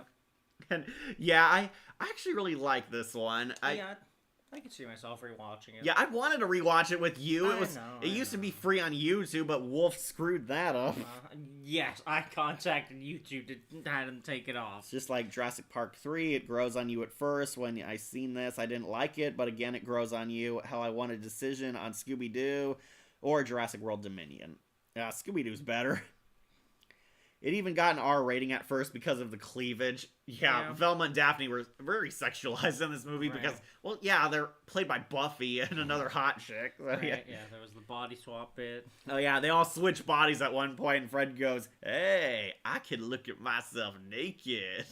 Because he's like Daphne's body. Yeah. It's funny when you realize that Fred and Daphne's actors were actually a couple in real life. Of course. I heard that Tim Curry was offered to play the villain, but once he found out Scrappy would be in it, he turned it down.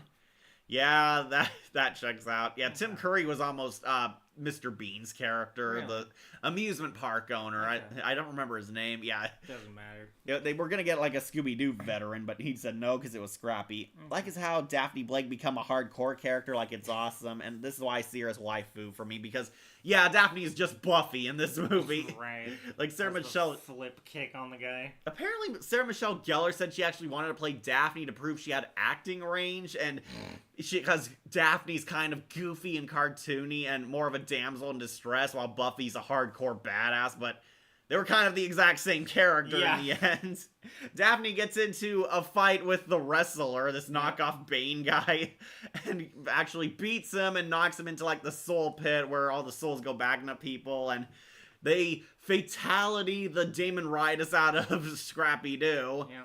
Which, takes away his power, he's back to normal, and the gang's officially reunited. Yep. And that was the first live-action Scooby movie. A lot of people hate it because of the more adult humor, a lot of juvenile humor, and it does kind of rip off Zombie Island, the gang getting back together, going to a haunted island, the supernatural's real, and a loving homage to everything Scooby. Okay. Yeah. I wish Buffy played Catwoman, or is she retired? Oh, Sarah Michelle Gellar is still active. She's just not in anything good. She played Teela in the He-Man reboot, the one that looked like a dude. Yeah, Sarah Michelle Gellar just made some bad acting choices. Senorita. Scooby-Doo demon form sounds like Pumbaa. Scooby-Doo, where are you? Yeah. Yeah, Scrappy turns into a Resident Evil giant. The idea of the gang splitting up was an interesting idea. Yeah, but kind of weird for their first live-action movie. Yeah. That was what people had a problem. People wanted them just like good old-fashioned them getting together to solve mysteries, but no, it's about their friendship arc being fixed, basically. Right. Where would you rank this one? I might put on A tier. Yeah, I was thinking there as well. Yeah, I actually like the live action. I know it's not high art, but I thought it was fun. Right. I will put it above Reluctant Werewolf, so be happy about that, Wolf. Yeah.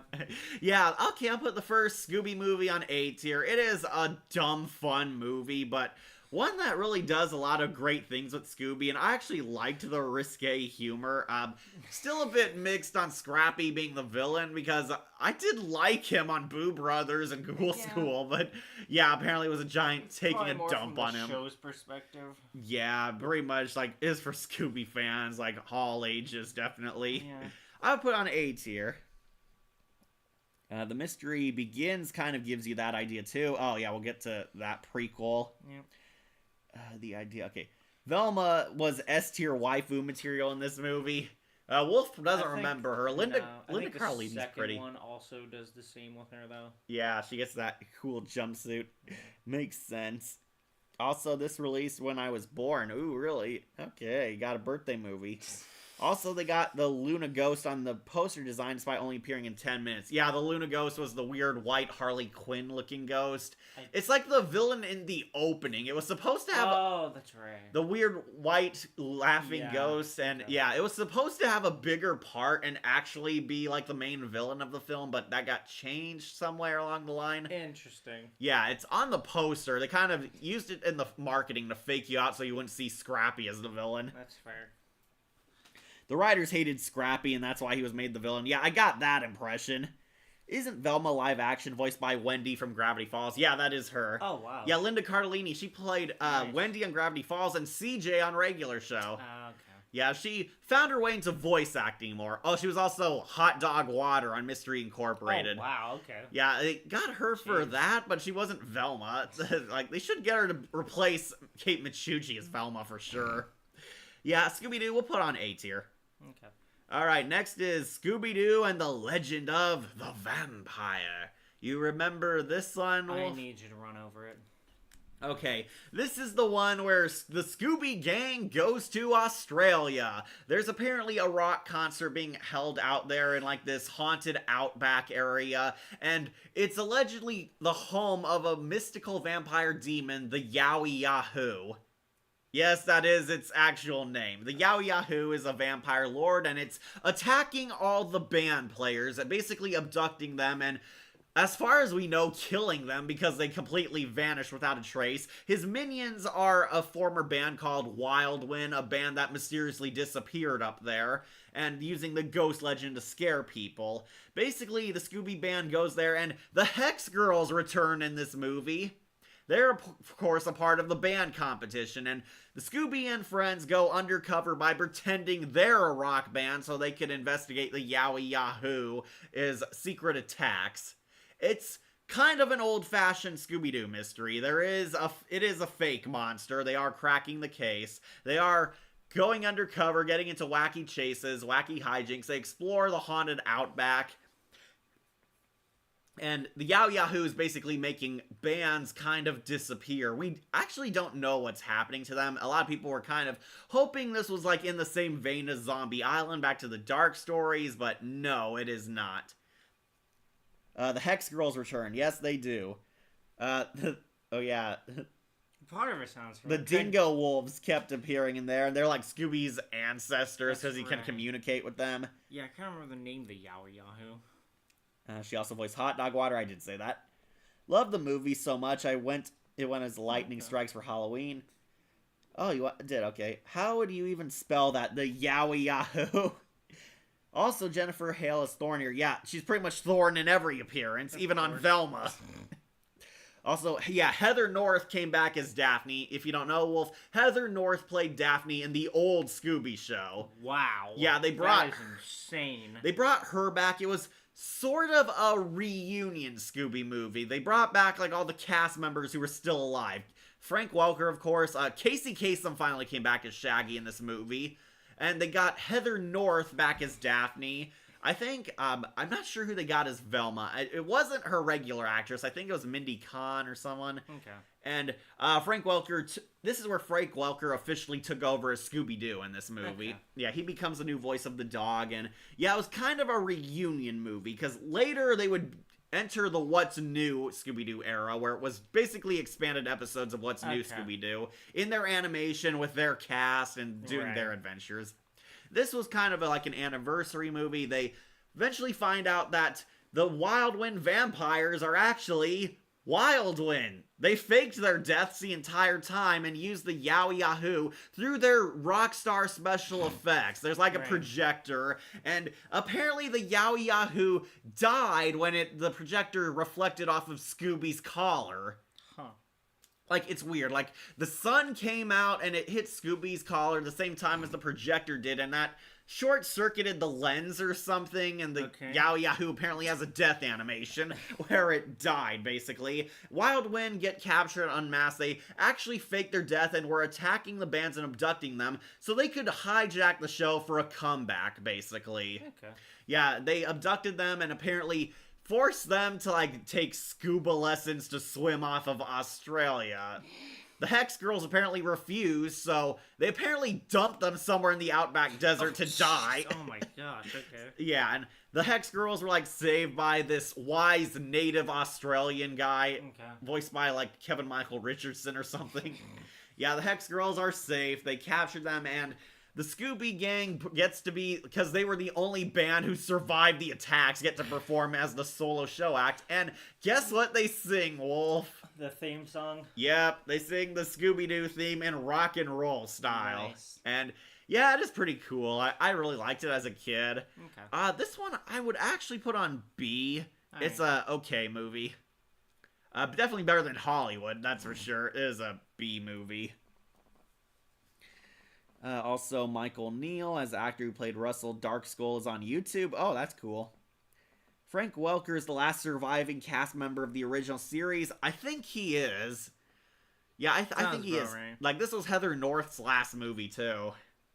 Yeah, Don Messick passed away long ago. Casey Kasem, unfortunately, recently passed away. He was, like, last in Mystery Incorporated as Shaggy's dad. It was kind of like he was passing the torch on to Matthew Lillard. Okay. And yeah, the Yowie Yahoo is based on the Yowie myth. And The there's cryptid, there's also a segment on Wikipedia where it's like the term Yowie might have actually originated from another like monster, the Yahoo. Yeah. So it's just combining these two things that are already closely linked. Oh, that's right. Their band name was The Meddling Kids.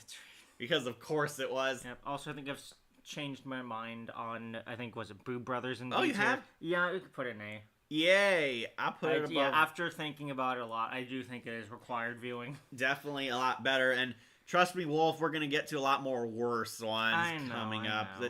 I think the vampire one, it's okay. Yeah. It is okay. It is a decent Scooby movie. It's basically the start of expanded episodes turned into movies. I'm pretty basically. sure I enjoyed this. As a kid, yeah, we used to have the VHS of it. Unfortunately, this was the first Scooby VHS, which wore out. I watched it so many times because I was like a Scooby addict. Yeah, this one's definitely decent. Okay. I would say it's a fun viewing, but you don't have to see it. It's kind of a reunion show, but a good one. Alright, next is Scooby-Doo and the Monster of Mexico. The Chupacabra, right? Yeah, and let's just say this one took some creative liberties with Mexican folklore. The Chupacabra is Mexican Bigfoot, and the Day of the Dead is Halloween in Mexico. Their words, not mine, Wolf. God. This was pretty much the first lame duck movie we're coming across. This is where it became the What's New Scooby-Doo era. It's basically the What's New cast, their animation style, their humor, there's basically expanded episodes into films for them, taking place in the What's New universe. Yeah, all the What's New cast. Ray DeLille is Daphne now. Yeah, basically, the Scooby Gang goes to Mexico for vacation only to stumble upon a mystery. This time it's El Chupacabra, who is nothing like the actual Chupacabras of folklore. It's not this scrawny, demonic bloodsucker. No, it's just an evil Bigfoot with glow-in-the-dark eyes. Yeah. And yeah, basically, the monster of Mexico is the El Chupacabra. It's haunting and attacking Mexican villages, and we find out there is kind of a pattern behind these attacks, as they soon find out. Basically, the Scooby Gang gets involved in a lot of shenanigans. They're trying to solve this. They're attacked by, like, these weird animatronics based on, like, Aztec deities and such. Interesting. It's like, the master villain is like a haunted theme park owner, basically. Okay. Like some of the monsters are animatronics, and the El Chupacabra is brought to life through some trippy effects, basically. A lot of goofy hijinks. Scooby falls in love with a lady chihuahua. It's weird. They sex up a chihuahua to, like, fall in love with Scooby. She has, like, eyelashes. Of and course. looks like Selma Hayek. This was the one where they shipped Scooby with a chihuahua. Yep, I just said that. Yeah, Kasem passed after Mystery Incorporated ended, I think. Oh, that's sad. But after Monster of Mexico, they wore the outfits they wore in What's New. Hollywood had fun songs. Just a Scooby guy, a Rudy Tooty Scooby cool guy, LMAO. After the Monster of Mexico, they wore the outfits they wore in What's New. Yeah, basically, it took place in the What's New verse. Maria Canals Barrera voiced Sofia Otero, so the Scooby-Doo gang meets Hot Girl, yeah. Oh, okay. Scooby-Doo fell in love with a chihuahua, yeah. Guess who the villain is, Wolf? We meet, like, all these suspicious characters. There's, like, this old rancher guy. There's this weird Mexican cop guy. There's this Mexican family who they kind of crash with, basically, at their hotel. And they have all these kooky characters. There's the one white woman that the brother married. Okay. And who's the villain? Mr. Smiley. Some character we never met until he was unmasked. Oh, boy. So they kind of cheat. Like, he was there because they're at, like, one of his theme parks and he has billboards everywhere with his name on them. So technically you would have seen him. Yeah, you would have seen him, but we don't actually see him as a person until the end, where he's basically trying to use the Chupacabra to scare them away from their land so he can buy it for his business. Of course. It's all a real estate scam. Heck yeah. And the Chupacabra was completely in on it. The Chupacabra was actually his partner in crime. Surprise, it was the brother's wife, the white woman who was a cheating whore who was dating Mr. Smiley and only married the bro for his money and to steal his inheritance. Right, so to get the land as well. Yeah, basically they were doing all this for land, and they captured them, and it was all animatronics because Mr. Smiley's a tech genius. It's his amusement park, basically. Okay. And we all have a musical fiesta, which goes on for like 5 minutes. This movie might not exactly have aged the best in certain areas, but has a warm place in my heart. Oh, Emily, it completely disses your culture. Like, Scooby-Doo takes a lot of creative liberties with Mexican folklore, let's just say that. Scooby-Doo feel like he needs love. Yeah, Scooby-Doo's got better ships, though. LOL, I'll be back. This one I actually might put on D tier or C tier. I could see C. C? Really? Yeah. Well, I remember watching it a few times. I liked it as a kid. Not so much now because there's not much going on for it anymore. And it is pretty much an expanded episode. Like, it is completely expanded. Alright, this one I'll put on C tier. Yeah, this one's got a lot of issues, but some people find it fun. Yeah, definitely Monster Mexico C tier. But now we get to Scooby-Doo 2, Monsters Unleashed. The live-action sequel where the live-action gang returns, and once again, the monsters are real. This time, a villain from... Sorry, I burped out. This time, the Scooby gang is on top of the world. They're famous, they're finally reunited and celebrating the gang's reunion. They go to a museum which has a new exhibit, all their monsters, like their costumes, all the cases they ever did. They're like exhibits at this museum owned by Seth Green. Yeah, there's a lot of celebrity guest stars in this one. Seth Green plays a museum curator who falls in love with Velma. Alicia Silverstone is this reporter. She's like a sexy reporter. And Peter Boyle is in this too. He's of course the suspicious old man character. You know he would have to be that. I don't really remember Peter Boyle was the thing. Peter Boyle, Frank Romano, Everybody Loves Raymond. Oh, okay. Yeah, Sorry, how you know that one. No, I keep forgetting that. Also, of course, he's the monster in Mel Brooks's Frankenstein. Yeah, young Frankenstein's monster. Yeah, Peter Boyle's in this because he's technically a horror comedy icon. Yeah. And, God, what was his name? I'm trying to remember. Someone famous was also Dr. Jacobo. Okay. And we also got a cameo from Studdard, the singer from American Idol. Alright.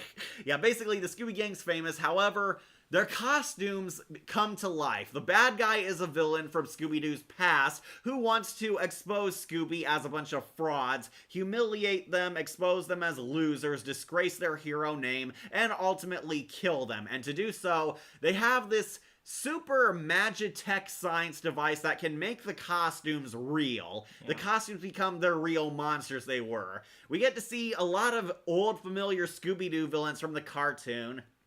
And this is what I really like. It is a love letter to everything Scooby. Oh, yeah, like, definitely. If you're a Scooby fan, it pays tribute to everything, and all the monsters are actual characters from their cartoon. The Pterodactyl Ghost, the Black Knight Ghost. The 10,000-volt Ghost, the skeletons. Yeah, the zombie Minor 49er, Captain Cutler, Tar Monster, who's the final boss. Of course.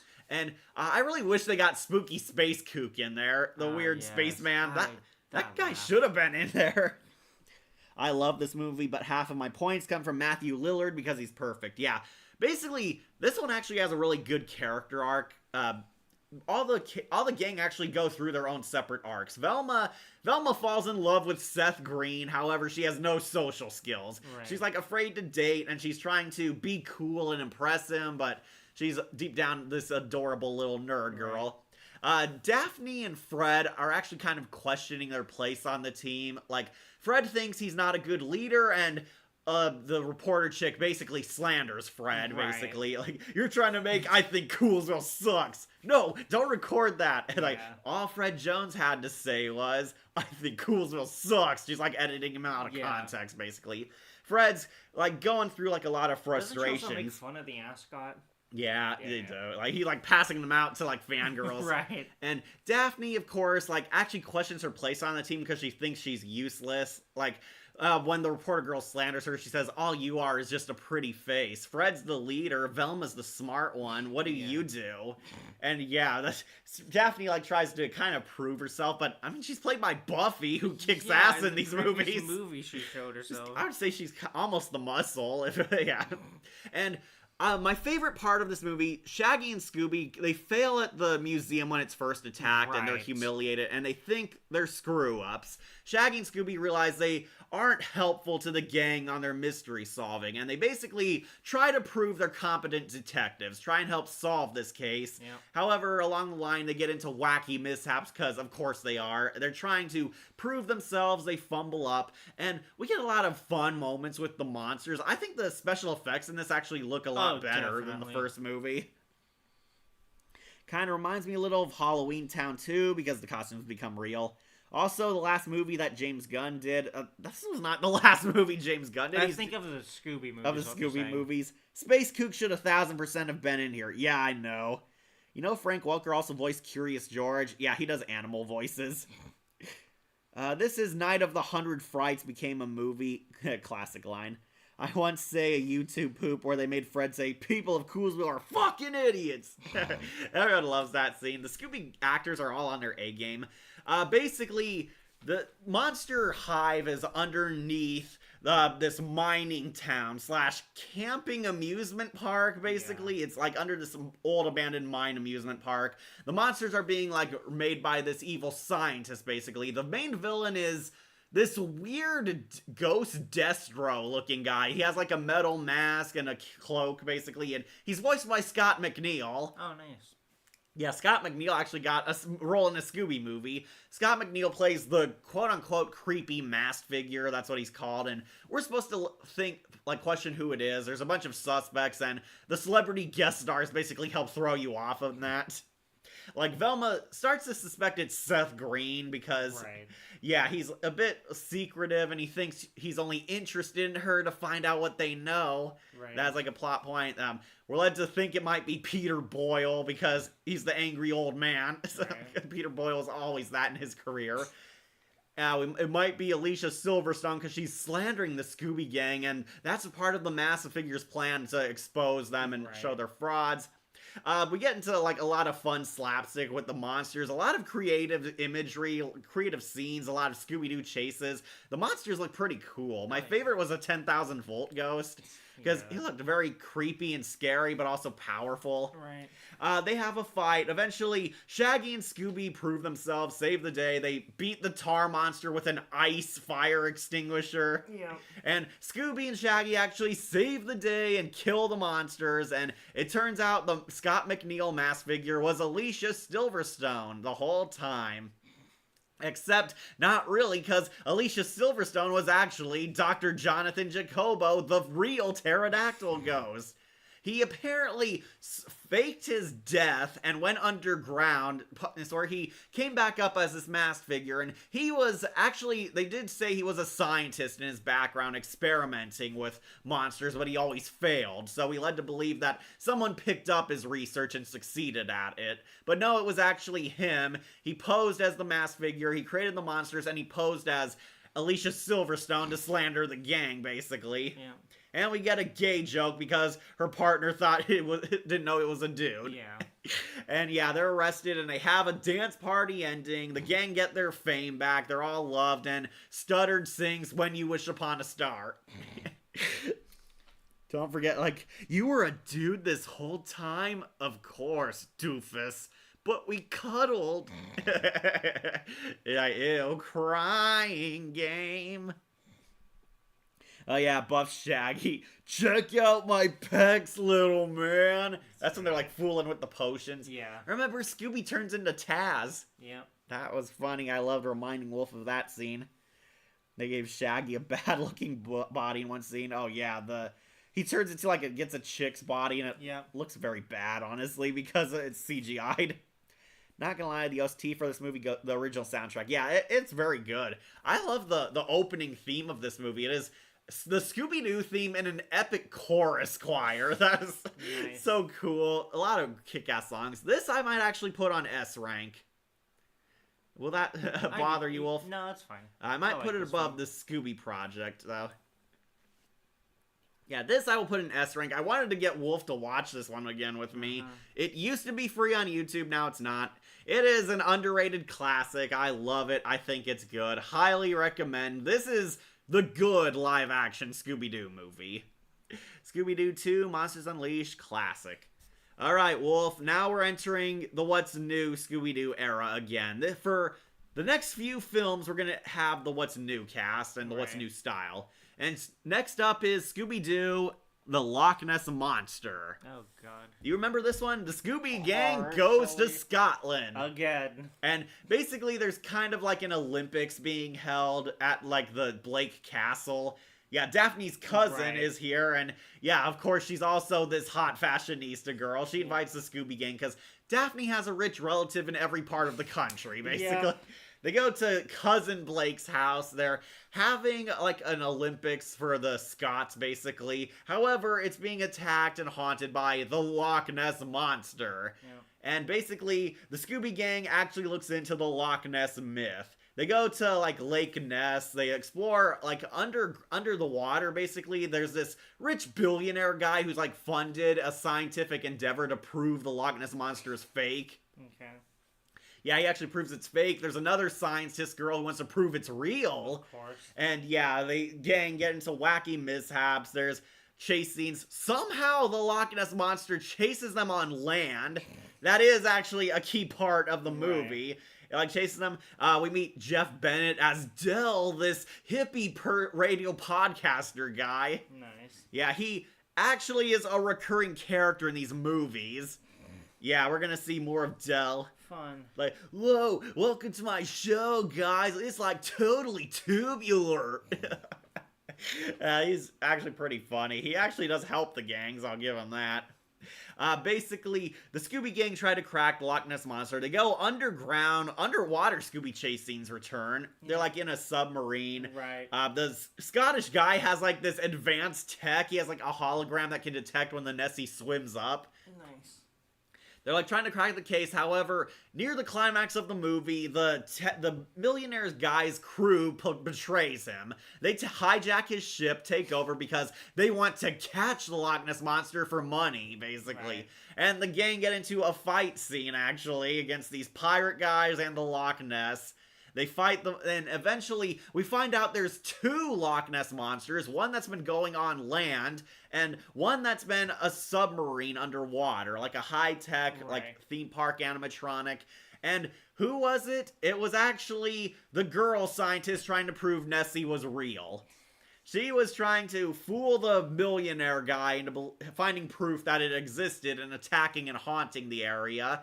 And her partners in crime were basically these two do-broads in the Olympics trying to scare away the competition. Okay. Like, they were the monster on land, like, dressed under, like, a kind of Chinese dragon kind of costume.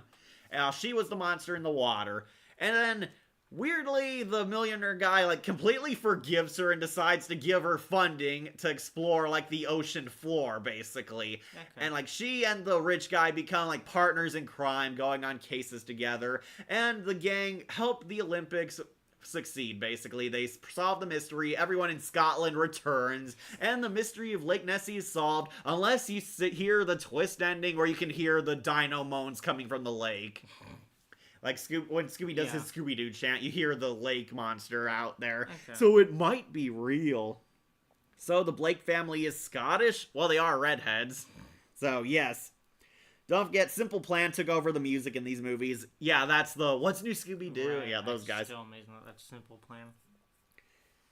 I'm sad Matthew Lillard said this movie was part of why he had trouble getting work. He was so perfect for the role, but very typecast. Oh, Scooby-Doo 2? Yes.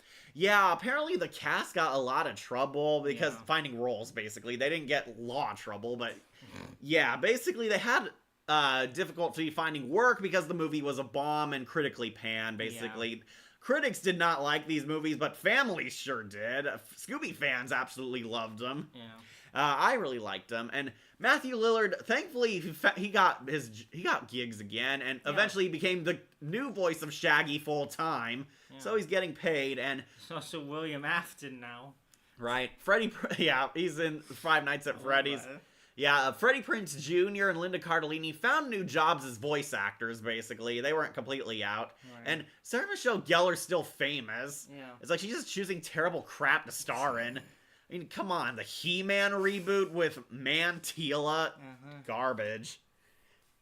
Yeah, Blake family Scottish, Daphne's cousin, definite waifu material. Yeah, she looks like a redheaded Selena Kyle. Okay. The male and female scientists are kind of shipped. I could see that. Also, Gray DeLeo voiced Shannon Blake, her Makes cousin. sense. It's like, makes sense. She voices all the Blake family. Fillmore played Angus. He always comes back. Yep, that's FNAF line. Okay, this one I actually might put on A. I thought it was the best of the What's New Scooby-Doo that's crowd. fair. It is a lot better. It is, pretty much an episode expanded into a Yeah. movie, but a very good one. This one definitely had fun. It had great love for the Loch Ness myth, and a lot of crazy scenes, like the Scooby-Doo fighting a pirate gang. Like, it was not something I'd see. Yeah, Daphne and her cousin go Buffy and beat up the pirates. Nice. It's pretty funny. Yeah. Oh, wait, sorry, that's B. I'll put it on A. I'll put it under... I might put it under Boo Brothers, honestly. I know Emily will be pissed, but yeah. I'll put it on A tier. Loch Ness, A tier. Okay. Next is Aloha Scooby-Doo. The Scooby Gang go to Hawaii, where they stumble upon the mystery of Wiki Tiki. Yes, that is his name. I'm just trying to remember. You remember this one? There's basically a surfing competition going on, and there's this Hawaiian demon that haunts the area. Like, there's a volcano going off. Okay. It's allegedly haunted. There's these weird-looking, like, pygmy little things, voiced by D. Bradley Baker, that are going all gremlin on the surfers and attacking the area, scaring, like, the locals and, like, all the tourists, basically. Okay. It's sabotaging the surf competition. The Wiki Tiki is, like, this big, huge, like, demonic-looking surfer guy, basically. He's haunting the area. He abducted one of the civilian characters' girlfriend, Snooki. Yes, that was her name. Daphne is entering the surfing competition. Yeah, Daphne. No, I heard you. And Scooby, they're basically trying to crack the case. They find out that, like, the mayor is trying to save publicity in their town and actually has the Scooby Gang help her out, basically. We actually get the mayor asking them to solve the mystery. Basically, they need to solve this case and prove there's nothing haunted going on. And basically, Scooby get in, like, a Hawaiian-style adventure. They go through the mountains. They get in a water slide chase scene, basically. They befriend these surfer brothers. One of them is played by Slater from Saved by the Bell. Yeah, Mario Lopez. Yeah. Someone just posted that. Yeah, Mario Lopez played Manu. That was his name. And if Scooby-Doo could do crossover at Lilo and Stitch, yeah, who could eat more, Wolf, Scooby, or Stitch? Aloha! Colin Haggart, played by John DiMaggio, Jake, and Dr. Draken. Yeah. Meet Scooby-Doo, okay. I mean, John DiMaggio, I think, was in a couple of the What's New. Oh, Phil Lamar played Angus. Okay. Yeah. Yeah. Okay, so basically, yeah, you get the idea. Basically, an expanded What's New Scooby-Doo episode. A surf chase. We find out, surprise, the Wiki Tiki was AC Slater the whole time. Yep. He and his girlfriend Snooki were basically forming this reality scam. Realty scam. Oh, interesting. They're trying to scare off their own people, so they could buy out the land, basically. Alright. And his girlfriend Snooki was like this master mechanical engineer. She made all the pygmy things, basically. And some of Wiki Tiki's tricks that basically he used. Okay. And he eventually loses by chasing Shaggy and Scooby on the surfing competition. He wipes out and loses his surfing title to a dog. Scooby becomes the surf champ by default, basically. And yeah, it's honestly okay. There's an okay movie. I like Adam West is in this movie too. Oh wow. He's like this kooky, like, salesman kind of guy who knows things or two and tells about the Wiki Tiki story. Okay. Yeah, this one I might put on either B tier or C tier. I could say B. Yeah, it wasn't a god-awful movie, but Yeah, it had its fun moments. I might put it under the vampire one, honestly. Okay. Yeah, this one was okay. Aloha Scooby-Doo is fine. It's just fine. Basically, all these movies are going to be a lot of expanded episodes. Yeah. All right, next is Scooby-Doo and Where's My Mummy? Wolf and I did recently see this one. Okay, yeah. All right, you talk. I gotta use the restroom now. God. Okay, so it's an interesting start for the film, I'll say that much. We have Velma away from the crew as she's on an archaeological dig site in Egypt with, I think it's the prince is also here for it. You know, trying to go into the Sphinx's final chamber, uncover treasure, stuff like that. But, I'm trying to remember this opening, because there's that. Their gang does come later, of course, and they're saved by AAA after they get stuck in the desert. I'm trying to remember when the monster comes exactly. I think, no, because, yeah, she finds the Ankh in the first half, and maybe the winds come from that after, but that's right, because the Ankh opens up the chamber, that's what gets spread over the news, and that gives us to our villain, who is a famed treasure hunter with her own mooks that are coming just to, of course, raid the tomb for Cleopatra's treasure, as those treasures had never been found after the Romans sacked sacked Egypt in like AD 61, I think is what the film said. So I'm trying to go over the beginning, but barely remembering it. How could you forget this has the best villain, Dr. Van Butch? Van Butch. Yeah. And she's pretty much this evil Laura Croft. Yes. Like everything all the Laura Croft critics have claimed she is. Yeah, she's a gravekeeper, or not gravekeeper. Grave robber. Yes. Grave robber, a tomb raider. She's destroying ancient Egyptian artifacts. Right, just for money. She would go to prison for half of the stuff she does, Yeah, but yeah. Not caring about anyone, really. That's right, Art of Death Bay is, that's Odin Fair. He plays Triple H. And he's kind of playing the same character he was on the Brendan Fraser Mummy. He's like this wise Egyptian warrior guy. Yeah. And he also played the wise Egyptian warrior Dr. Fate. So yeah. Okay. That's kind of his thing. Even down to hours. The bird comes back despite being in the second film. Miko Tanaka in the Friday the 13th series. Never saw that. And never watched the Little Mermaid show.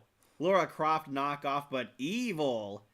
It's not really if Von Butch got arrested at the end. She is, at least by the Egyptian She like blew up a wall that was. Oh yeah, but she was also kept in the carpet at the end. Right. So of course she's gonna get arrested. She's going to get arrested. She tried to steal treasures. So yeah. Yeah, Mario Lopez. Okay, now I caught up. Okay, yeah. So basically, the Scooby Gang investigate the pyramid. However, the ghost of Cleopatra and her undead army rise from the grave because they disturbed her final resting place. Right. And basically, the Scooby Gang lose Velma and have to solve the mystery without her this time because she's the smart one. Like, it's turning people into stone. It's a callback to the old Scooby-Doo Mummy episode where the mummy turned people to stone, but was actually putting people like in concrete moldings and taking them hostage. Right. Basically, the mummy has taken Velma, and they try to solve the mystery without her. Dr. Van Butch steals their necklace. There apparently is a ritual to open the door, and they needed this necklace to do so. However, the mummy and the mummy army basically ambush them and take them hostage. Scooby and Shaggy find themselves stumbling into this cult town. Yeah, they get separated. Like, Ron Perlman is like this evil cult leader with a giant mechanical scorpion. Yeah, it's a group that wants to live like the old people did. Right. Ancient people, away from every tech thing. They're waiting for their god, a Scoobus. Yeah, I don't know how he came up with that, and also Shaggy Shaggy Common? Yeah, like yeah, it's supposed to be Tutankhamun. Yeah, Shaggy Common, his manservant, and right. Miraculously, Scooby and Shaggy stumble upon them and fit this exact description. Yep. So they believe it's them, and then he tries to get rid of them in the Colosseum with a fight with the Scorpion. It's part of the ritual where the Scorpion god kills them. Right, apparently there's this ritual, and Scooby and Shaggy survive. They expose the Scorpions, a giant animatronic. Yep, and the cult leader is a civil engineer who built the dam that caused the drought. Yeah, he stole the water of the denial, not the ghost. Right, just for this other side thing. Right, is apparently, I guess, making money off this cult somehow. Yeah, he would have had had to. There's Right. no way you can afford a giant mixed scorpion. Yeah, he gets arrested, and the Scoobus cult actually turns good and helps the Scooby Gang form their own army for their plan to save Velma and defeat Cleopatra. Yeah, the Scooby Gang launched like a full-on assault where Right. Daphne pretends she's the real Cleopatra, and the Scoobus cult acts as their army. They fight the zombie mummies. There's this big, epic, Yeah. silly fight scene. The magic carpet, which was real. They fight. Dr. Van Butch steals the crown, but it causes a massive self-destruction of the pyramid. Right. Everything's caving in and everyone's trying to run out. Van Butch gets captured by Oded Fair in his carpet trap. Yep. And the gang eventually escape out on a boat and capture Cleopatra, where we get the twist. It was Velma and Omar the whole time. Yep, the good guys were actually the monsters. They were trying to scare off bad guys. Yep. Yeah, Velma was actually Queen Cleopatra and helping them scare off Van Butch and prevent her from stealing the crown. And we get this happy, heartfelt reunion. The Scooby Gang will do anything for their friends. And because Scooby's really attached to Velma in this one, which kind of surprised me because growing up on Mystery Incorporated, they really did not like each other. Right. So seeing Scooby and Velma as total besties was pretty cute. Yeah, they save it, and they have a party, and Shaggy accidentally blows up the Sphinx's nose. Right, but it's fine. It looks better that way. Yeah, they to the real Sphinx. So yeah, the Scooby Gang saved Egypt, and Egypt and America are on good terms forever now. Yep. Yeah. All right, where would you rank this one? I can see this in the B tier. Really? Okay. Yeah, it's fun. Yeah, I thought it was all right. Again, it's another expanded What's New Scooby-Doo The music episode. was an interesting choice. It's like Egyptian jazz. Egyptian jazz. Yeah, I'll put it on B.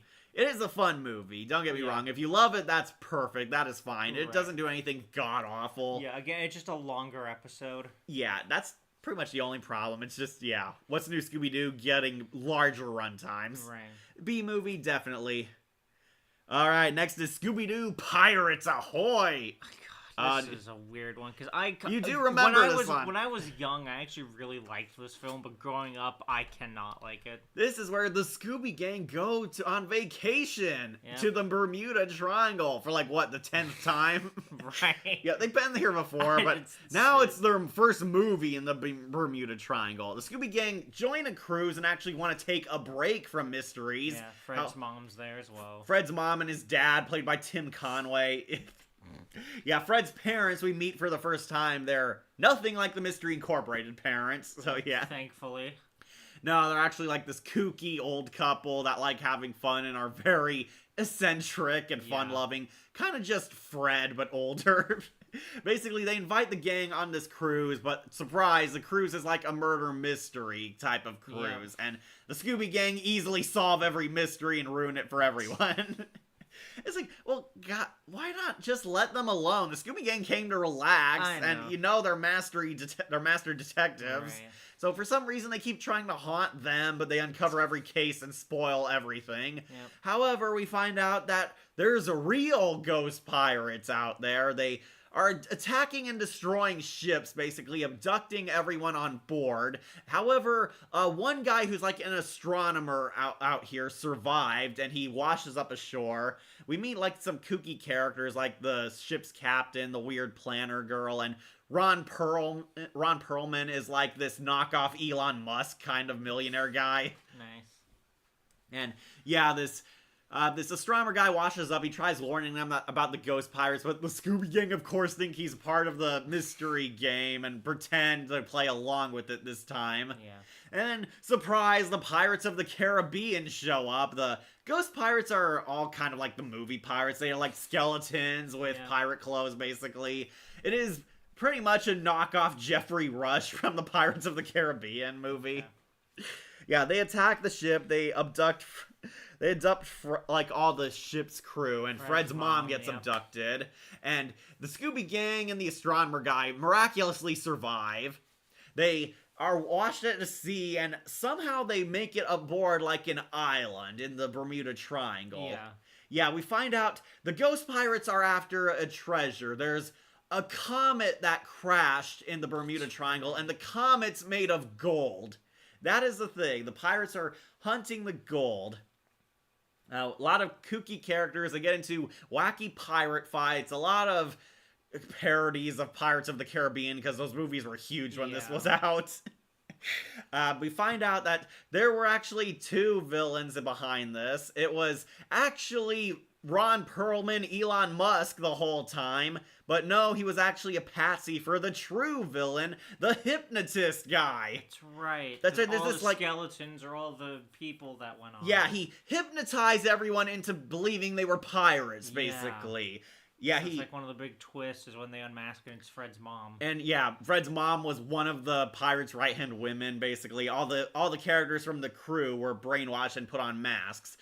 Basically, we did meet the hypnotist guy before. He's like a performer on the ship, and this is how he recruits people for their evil gang.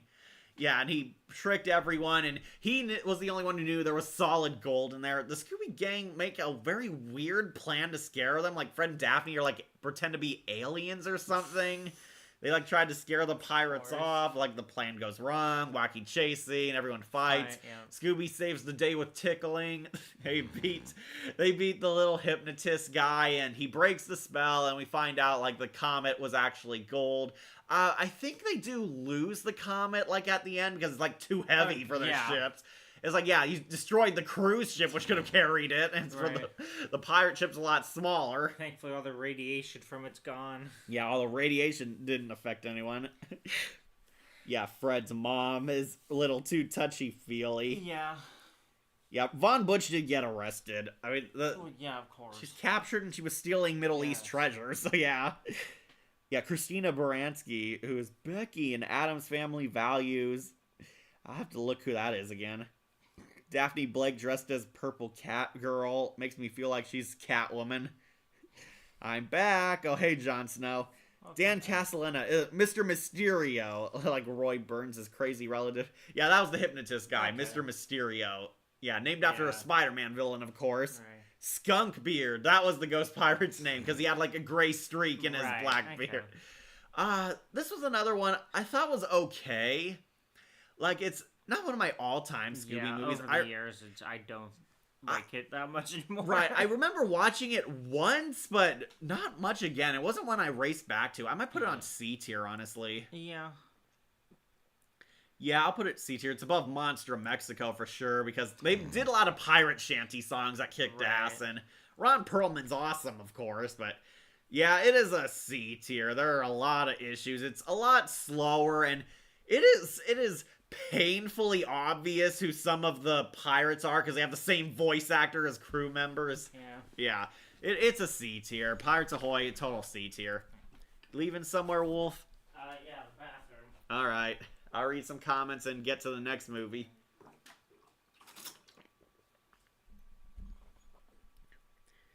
Yeah, Dan Castellaneta was Mr. Mysterio. He's great voice actor, but very weird character. Alright, Wolf's taking a break, but I don't think he remembers this next movie anyway. Next is the quote-unquote Christmas special, Chill Out Scooby-Doo, where the Scooby Gang goes to the Himalayas. Yes, really, we're going to the Himalayas. The Scooby-Doo is solving the mystery of the abominable snowman, aka the Yeti. Scooby and Shaggy are basically duped by this evil Russian Yosemite Sam who wants to poach the Yeti, and he's using Shaggy and Scoob as bait because monsters always come for them. It's not a Christmas movie. Well, Ira, then why do they play it every December? It can't be just because it has snow in it. Yeah, Chill Out Scooby-Doo. They solve the case of the abominable snowman. Basically, the monster, there's like apparently a mystery about Shangri-La and the Scooby Gang trying to find it. Like, Shaggy and Scooby are basically used as live bait by this supposedly competent hunter, but the hunter really sucks. He gets like hurt by his own tech, and basically the abominable snowman is haunting the area, attacking the gang, and they're trying to figure out who it is because that's what they do in all these movies. The snowman has a really cool design, but it looks more like Bigfoot but a white version of them. It's Not a Christmas Movie, read that. Kathy Najimy played Sunny St. Cloud, played Tilly Hippo in Cats Can't Dance, I do remember that. The Evil Queen in Descendants, oh god. Peggy Hill on King of the Hill, yeah, we know her from that. Minister of Summer and Tinkerbell, and Mother Maud on the Tangled TV show. Between Chill Out Scooby-Doo or The Mummy, Tomb of the Dragon Emperor, which you think is more tolerable? Maybe Chill Out Scooby-Doo because it's shorter. Tomb of the Dragon Emperor was almost like 2 hours and 20 minutes. Yeah, definitely the shorter movie. So, Chill Out, basically, we also meet Del, the radio podcaster, who apparently moved his studio out to the Himalayan Arctic. Oh, wait, I already answered this question. Okay, never mind. Basically, he moved his studio out in the Arctic. Fred, Daphne, and Velma realize that Shaggy and Scooby got lost, are in trouble again, and they go out to the Himalayas to find them, where they meet the wacky native Sherpas who befriend them. They get into goofy hijinks because that's all Scooby movies are. They fight the Yeti, they get chased by the Yeti, get Scooby-Doo chases through the Himalayas. You remember this one, Wolf? Yeah, the abominable snowman villain, Scooby and Shaggy get lost in the Himalayas. They get a funny scene where at least Shaggy and Scooby find Shangri-La. Yeah, really, that happens. They find Shangri-La and actually have a place to relax in the movie. They eventually capture the snowman, and it turns out the snowman was this native girl in the Himalayas who was posing as the snowman because she had a crush on Del, the radio jock. She was trying to help him and attract attention to his show. Yeah, she did it all for Del, the hippie podcaster, basically. Incredible. And yeah, they solved the case, everything's well, and she doesn't go to prison for attacking people because it was all in the name of love. And the Scooby Gang are finally happy and are on vacation until Fred gets lost in Africa. And here we go again, ending. Yeah, this one I might put on D tier. I put it above Arabian Nights for sure. Chill Out Scooby-Doo, not one of my favorite movies, honestly. I never even liked it that much when I was a kitten. Okay. It was not offensively bad, but I would put it on D tier. I did not enjoy it, but I can understand if others do. Oh, the Minecraft chase scene was funny enough. Yeah, they go through a mine chase. And James Hwang was in Chill Out Scooby-Doo. Yeah, he's the wise monk. The film is dedicated to Iowa Takamoto. He was producer and character designer for Disney. He worked on such films as Cinderella, Lady and the Tramp, and Sleeping Beauty. That's right. It was dedicated to an animator, and he, of course, worked on the Hanna-Barbera, too. Okay. So, yeah, kind of weird considering that he didn't work on any of the What's New era movies, but okay. Yeah, Chill Out Scooby-Doo, D tier. I'm not a huge fan of it. Next is Scooby-Doo and the Goblin King. Dance, magic, dance. Dance, magic, dance. Yeah, this one I'm putting on Never Saw. Never saw it. Yeah, we're finally... The closest I came to it might have been, part of the ending when Cartoon Network was playing it. Yeah, Cartoon... that I don't remember. Cartoon Network plays this, religiously around Halloween, but I've never seen it all the way through. Next is Scooby-Doo and the Samurai Sword. This is the one where they fight, a knockoff Bishaman. They go to Japan. Of course.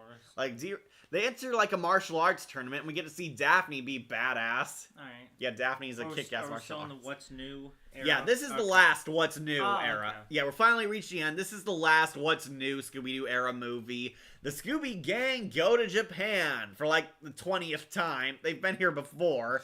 They've been around the world. Yeah, basically, there's a evil demon ghost samurai who's kind of based on Bishaman from Darkstalkers. He's this bloodthirsty Vegeta kind of guy who likes a challenge and is trying to kill the competition, basically. In a twist, we find out there are two of these samurai guys. There's a fake one and a real one. Yeah, this one I might put on D tier. I don't even remember this movie. I don't remember who the monster was. I'll put it above Chill Out Scooby-Doo, that's for sure. Because there are some people who love it. Akira really loves it. I honestly don't remember a whole lot of it. It's like I remember the Scooby Gang getting into martial arts tournaments, basically. Right. That was the core selling point. We get to see them course. use their wacky traits to, like break cinder blocks or defeat Yeah. opponents, and that's pretty funny, that I will admit. Daphne is so cool now.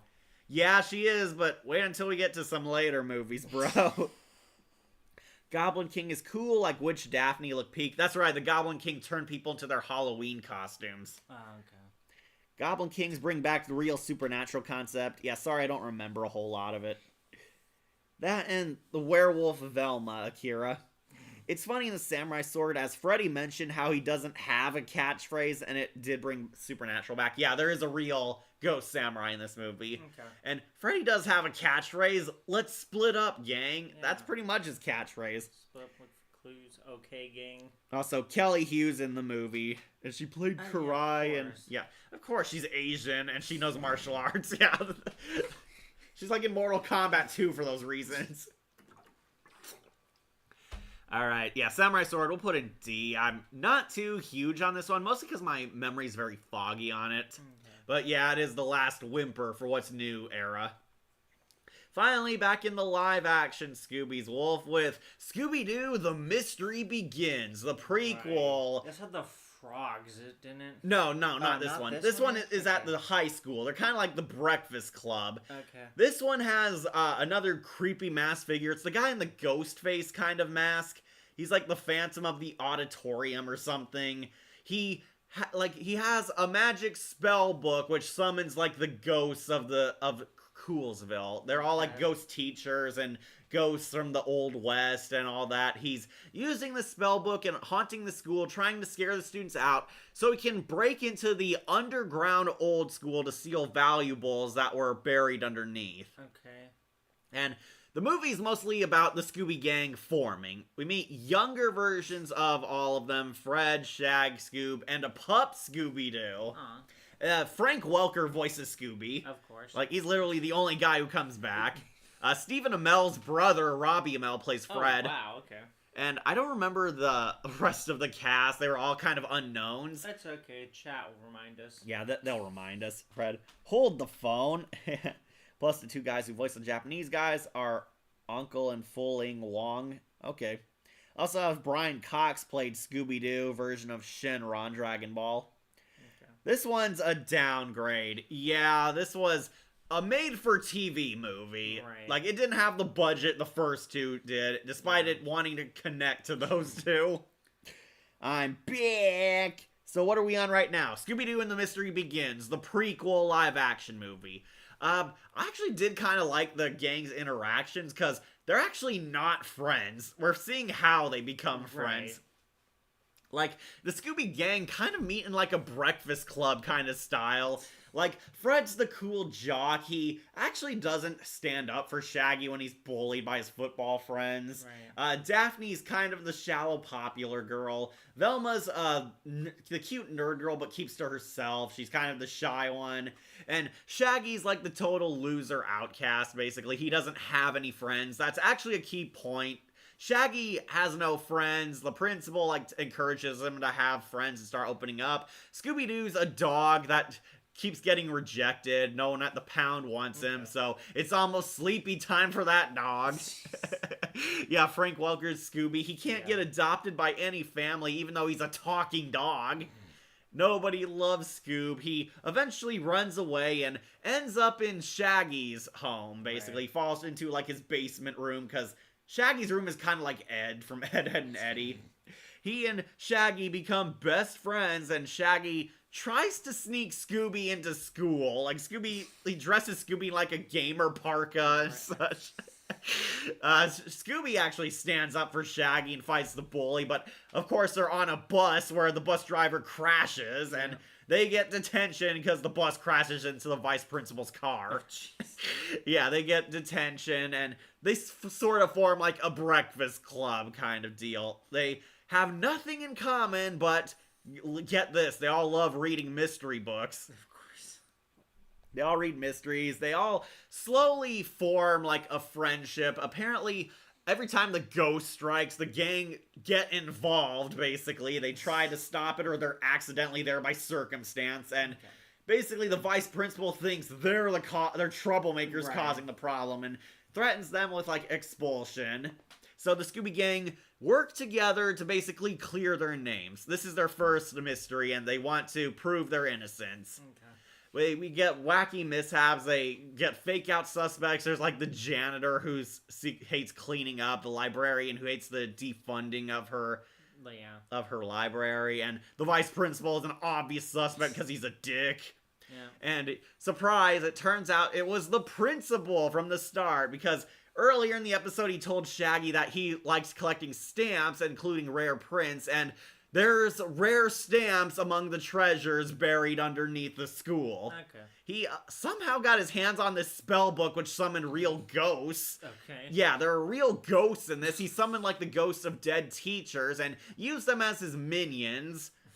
Like, they get into Scooby-Doo chases and they do his bidding. The gang unite when Scooby's, like, Scooby's, like, captured, put in a dog cage, and the monster's, like, forcing them to tunnel into the dangerous school for him, or he'll hurt the dog. The Scooby Gang unite, they beat him, Scooby-Doo comes into action and knocks the ghost out. They find out it was the principal all along, and the gang get their names cleared, because the vice principal was also taken hostage later in the movie.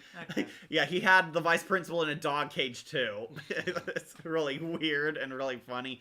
They prove their names, but when they consider maybe they should go their separate ways, no, of course not. They decide, and we get a montage of a live-action Scooby-Doo theme. Like, they reenact all the scenes, and this is how they start and become best friends. Agreed, Christopher. Okay. This movie's more tolerable than the Velma series. Oh, definitely. Like, all these movies are tolerable than the Velma series. Now, maybe the Zombie Island sequel, no. So what we on right now, Mystery Incorporated. Kate Melton voiced Daphne Blake. Oh, by the way, that one book the old innkeeper did. The old innkeeper did it. Okay, that was a quote. This movie's more tolerable, yeah. Or something like that, agreed Christopher. Yeah, it's more tolerable. Haley Kiyoko was in this movie. She was in Wizards of Waverly Place, and she plays Velma. Yeah, Velma's Asian in this movie, which is weird when you know that he's just supposed to connect to the James Gunn movies, where she's clearly a white woman, but whatever. That's right, Gary Chalk was in this movie. He voices one of the ghosts. Of course. Oh no, Gary Chalk was the dick vice principal. Okay. Yeah, that makes sense. Yeah, I said Robbie Amell. He played Firestorm on the CW Flash. Oh, wow.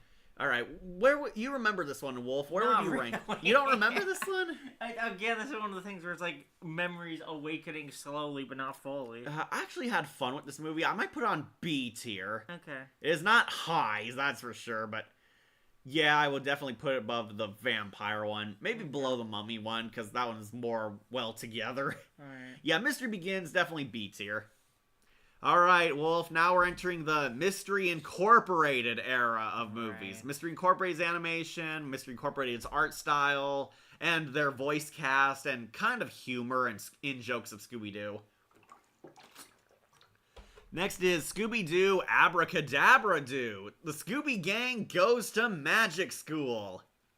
Don't remember it. You don't remember it? Okay. No. Basically, they go to a magic school. Velma's cousin is there. She's voiced by Kari Wahlgren. Of course. She has, like, a huge crush on Shaggy for some reason. Okay. Yeah, they're attending magic school. The guy who voices what's like sour cream is there. Oh, okay. Yeah, he's like a tech guy. I think, God, they did get some famous magician to voice the teacher, the headmaster there. Okay. I think he's supposed to be based on David Copperfield, but he's not actually, some other guy. The Golden Era. That Velma was Asian. Yeah, she was in the Mystery Begins style. Yeah, it wasn't until I said that till you realized. How does this sound? Avacadabra-doo. Sorry, that was bad. Yeah, it was. Abracadabra-doo is my GOAT favorite since I love Daphne Blake as the magician's assistant. Yeah, basically, Scooby Gang enters the magic school. The school is haunted by a griffin. Like a giant killer griffin. Okay. It's like haunting the school. It's attacking and trying to ruin the magician school's reputation. A lot of jokes to magic, particularly Harry Potter. Right. The Scooby Gang get into mishaps. Fred falls in love with like the sexy girl magician because she looks like Zatanna. Okay. And Daphne's a sexy magician's assistant. She has a crush on the headmaster because he's David Copperfield. Velma's cousin tries to like form a romance with Shaggy. Matthew Lillard becomes the voice actor for Shaggy in these movies. Okay. He's now like full-time Shaggy. John DiMaggio is the creepy janitor, because of course he is. Yeah. They solve the mystery, wacky mishaps. We find out the Griffin is actually an animatronic. Of course. It was by the principal's beleaguered assistant, Sour Cream, because he's tired of not getting credit for helping his act. Alright. Like, he was trying to ruin the school out of petty revenge because he wanted credit too. He did all the work, gets nothing for it, while they hog the spotlight, basically. And we find out, kind of unrealistically, like, they completely forgive him and finally give him his credit. And the school's back open, and this time he finally gets his name in the headline with them. Nice. And the Scooby Gang perform a magic show, which saves the school. A lot of people absolutely love this one. Really? Like, I know, it sounds kind of plain. Because I don't think I've ever seen this one. I read that one. Madeline is my personal crush when I grew up watching this. Madeline, is she the teacher's, like, the teacher's magical assistant, or the Kari Walgren girl, Velma's cousin? I can't remember. Like, I don't remember a whole lot of this movie. I don't remember seeing it. Yeah, we're gonna get to a lot you haven't seen soon. Honestly, I think I'm actually just gonna leave. I do not feel well right now. Uh-oh. Wolf's leaving us. Yeah, sorry. How's your head? It's whatever. Alright, Wolf's checking out. So I'm gonna put Abracadabra Do into the B tier. It is a high B, definitely. It's a fun movie, but I don't know. I didn't really fall in love with this one. Didn't gravitate towards it. Didn't think it was all that. A lot of people told me they loved the heck out of this one. I'm probably gonna piss a lot of people off that it didn't make S tier, but I thought it was fun, but not perfect. It's Velma's cousin. Yes, it is Velma's cousin, not her sister. I thought they were sisters because they look alike. Yeah, Velma's sister is attending the magic school. Hang on, just need my recharge cord. Okay. So yeah, Abracadabra Do is definitely a B tier. Wolf kind of left us, so don't worry, we still got a couple movies to go through. Next is Scooby-Doo Curse of the Lake Monster. I was hoping Wolf would stay for this one. This is the one with the frogs. The weird CGI frogs that serve this supernatural witch who's possessing one of the characters in this. Yeah, it is painfully obvious who it's possessing. This one I might have to put on C tier. Yeah, I do like it a lot more than Monster of Mexico, that's for sure. Yeah, Curse of the Lake Monster, it has some fun moments, but a lot of issues. Lots of issues. First off, the frog monsters look fake as hell. They are bad CGI. It looks terrible. In this one, the Scooby Gang get their first summer jobs. They're going to a country club owned by one of Daphne's rich relatives, of course, and they stumble upon a mystery afoot where a witch is terrorizing the club and all the hotel guests. There's a lot more summer love romance stories in this one. Fred and Daphne are trying to start their relationship in this movie. However, they hit a few snags. Namely, they're jealous seeing their boyfriend or girlfriend hang out with other people. And Shaggy gets a crush on Velma because Mystery Incorporated was doing that. Basically, he falls for Velma and tries to hook up with her, but Velma doesn't really have feelings for him in this version. It was basically because Mystery Incorporated made that a plot point. Basically, they fall in love, and I honestly hate that Shaggy's kind of a dick to Scooby in this movie. Like, Scooby's, like, worried about their friendship falling apart, and Shaggy doesn't seem to give a crap about Scooby's feelings, and completely disses him and writes him off. Who would win, the Renegade Virus or the Phantom Virus? The Phantom Virus, because he's actually scary. Yeah, that is Velma's cousin. Not lake monsters, rake monsters. Also, this is okay. Scooby-Doo is left off from the show. Daphne's relatives in this was the same guy from Married with Children. That's right, Jefferson Darcy is in this. He's the owner of the country club, and we get a cameo from Lieutenant Uhura. I don't know why they got Nichelle Nichols. She has like 2 scenes and does nothing. They hyped her up like she was going to be important.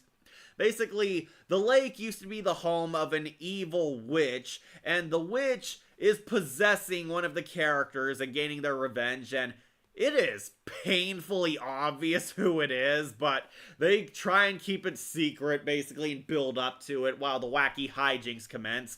Fred and Daphne try and resolve their relationship issues. Shaggy tries to hit on Velma, but clearly things are going wrong. Scooby's jealous because LOL Mystery Incorporated did it. And after a lot of hijinks and solving the mystery, we find out, surprise, the witch was possessing Velma. Velma was the twist villain. She found a sacred crystal on the side of the beach, and the crystal has the soul of the witch inside it. The witch is slowly possessing and corrupting Velma, possessing her, living through her, and continuing on her revenge. We get like a fight scene against the bad CGI frogmen. Fred gets to be a man and fights and beats some up, outsmarts them. The heroes come through, and Shaggy uses the power of true love to save the day. Yeah, Shaggy's love helps Velma break free, and he finally kisses Velma. The witch dies, the frogs become normal frogs, the curse is lifted, and at the end, Shaggy and Velma decide that they don't want to be a couple together. Yeah, all that time we waste on them hooking up and falling in love, and Shaggy and Velma don't hook up at all.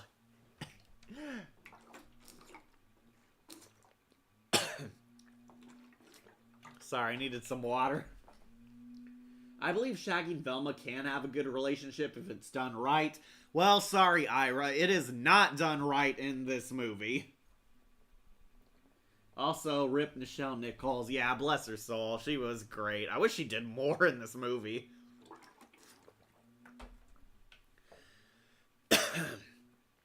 Yeah, and one thing I absolutely hate about this movie is how it ends, because there isn't really an ending.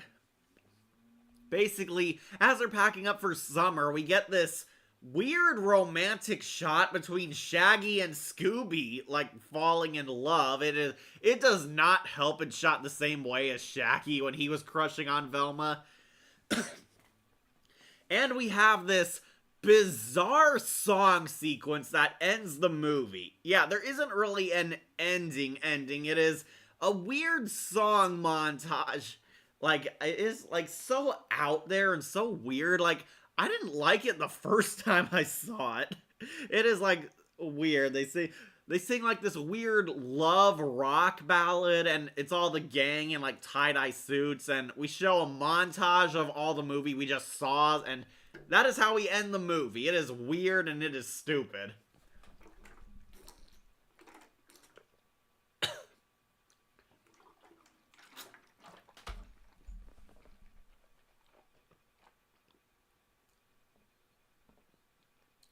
Wasn't there also a fake out in this film where one was thought to be real, but it was fake? Yeah, probably.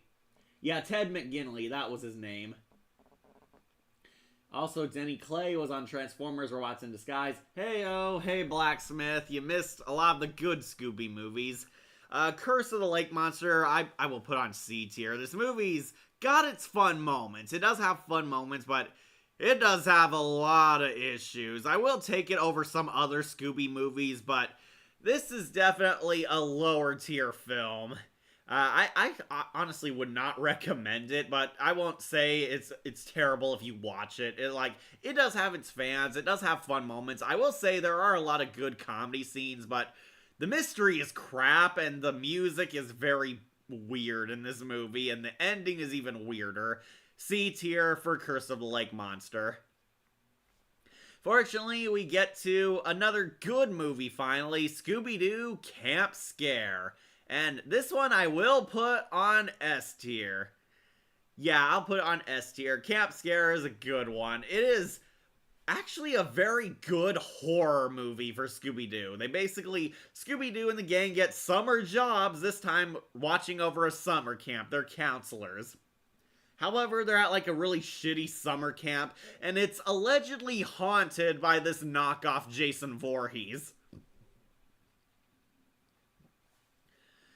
They basically go to camp, and there are only 3 or 4 people at this camp. It is so terrible. There's a knockoff Beast Boy and Raven, and this socially awkward fat kid.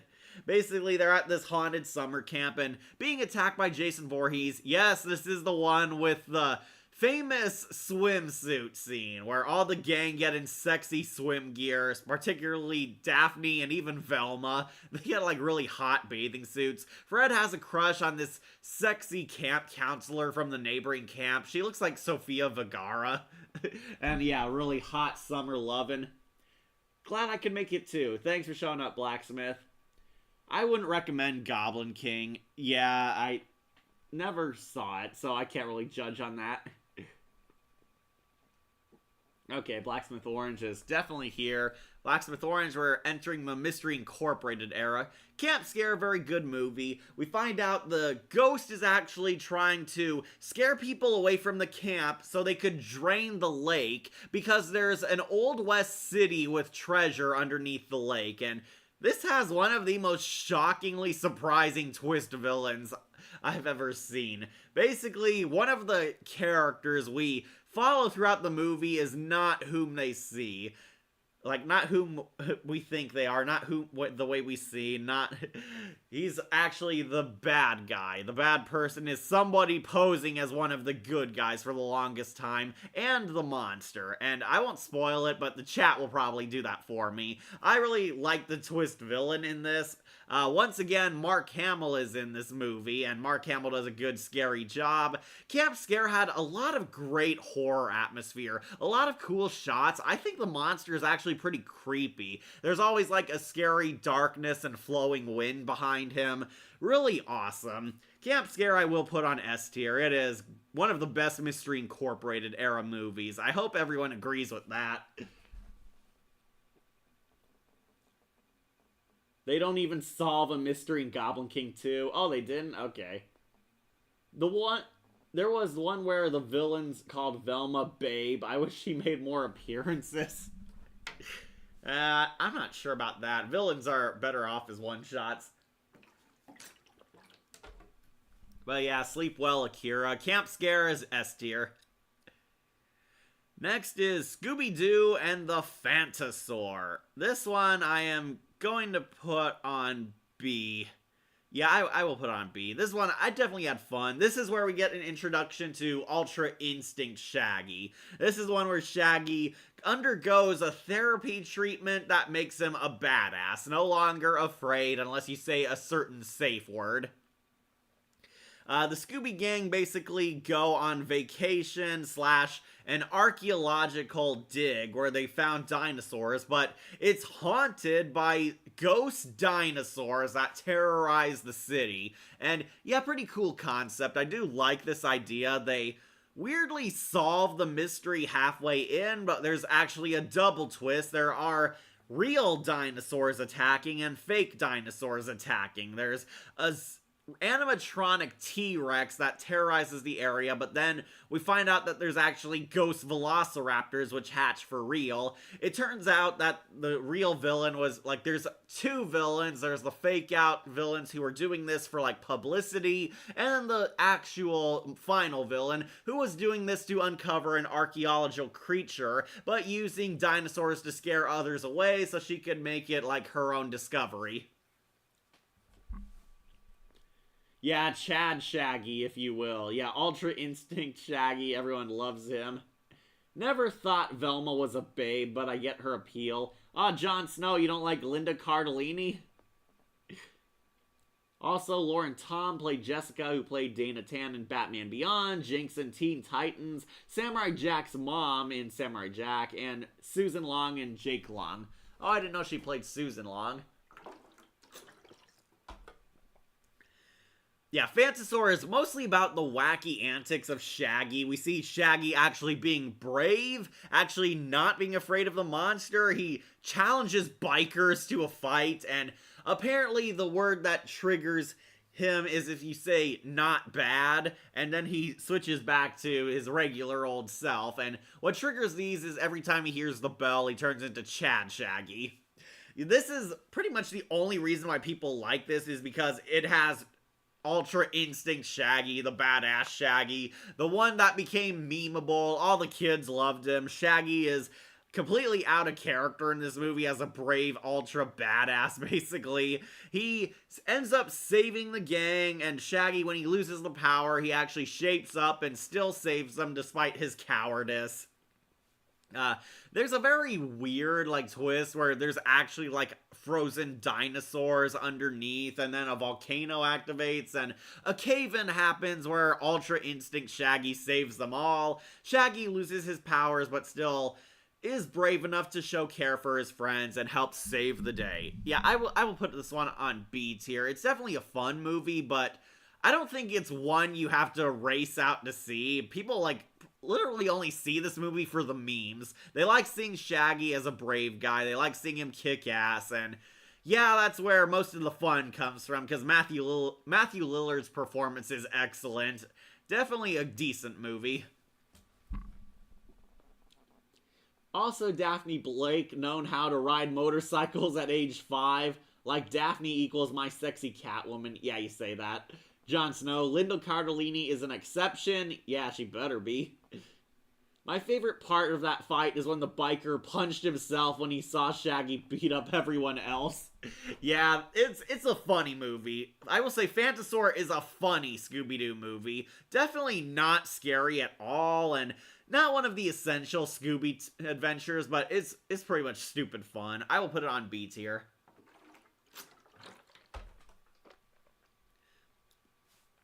Alright, next, Scooby-Doo, or no, the Big Top Scooby-Doo.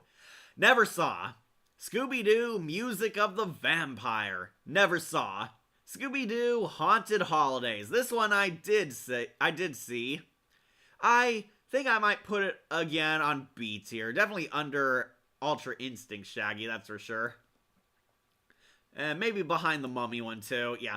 Scooby-Doo Haunted Holidays. This is the one with the evil psycho snowman and the Scooby Gang meet Santa Claus. It is an actual Christmas special, but this is why it doesn't make it very high. It is just a bonus episode of Mystery Incorporated. Yeah, I don't mean that in any exaggeration. It is literally a half-hour special, which is a bonus holiday episode of Mystery Incorporated. It's not connected to the big story arc going on in that show, and you can literally hop in anytime to watch it. They solve this evil psycho snowman. Emily might like that the snowman is voiced by Crispin Freeman, who we all know and love as Itachi and Electro. Yeah, he does a good job, and the gang meeting Santa Claus is definitely the funniest point of this movie. It makes it high up there because Shaggy and Scooby meet Santa, and Santa's kind of a jerk until they get his jolliness back. Ho, ho, ho. Matthew Gray Gubler voiced Simon in Alvin and the Chipmunks, Dr. Spencer in Criminal Minds, and the Riddler in Assault on Arkham. Yeah, don't remind me. And he was Riddler in Scooby-Doo. Okay. My favorite part. Okay, read that one. You never saw Music of the Vampire? It had Jim Cummings in that movie. Bro, there's a lot of things Jim Cummings starred in that I have not watched. That guy's been everywhere. Yeah. So, the holiday special, it's a pretty good mystery. I do think What's New Scooby-Doo did the evil killer snowman a lot better, and it was a little more focused. But Haunted Holidays, it's pretty much a bonus episode of Mystery Incorporated. See the Mystery Incorporated crew fight their own evil snowman and save Christmas because the gang helps Santa and Santa gets his memory back, and it's all dumb fun. It's just a dumb fun adventure. I would put it on B tier. It is fun, but I do not think you have to absolutely race out to find this somewhere to watch. It's just fun viewing, fun for the kids, and pretty much a good old Scooby-Doo holiday special. Alright, Scooby-Doo Spooky Games. Never saw. Scooby-Doo Adventures, the weird Muppets ones. Never saw. Scooby-Doo Mecha Mutt Menace. Never saw. Scooby-Doo Spooky Scarecrows. Finally, one I did see. This one, I'm also gonna put in B. Yeah, I'll put it in B. It's another Mystery Incorporated bonus episode. It's basically their Halloween special where the Scooby Gang fight evil scarecrows. All I remember is that Kelly Hugh was this annoying alpha bitch who kept calling herself the prom queen or something. Yeah, that was kind of it. It's just a bonus episode. Shaggy and Scooby are the Blue Falcon and Dino Mutt because we pay homage to everything Hanna-Barbera.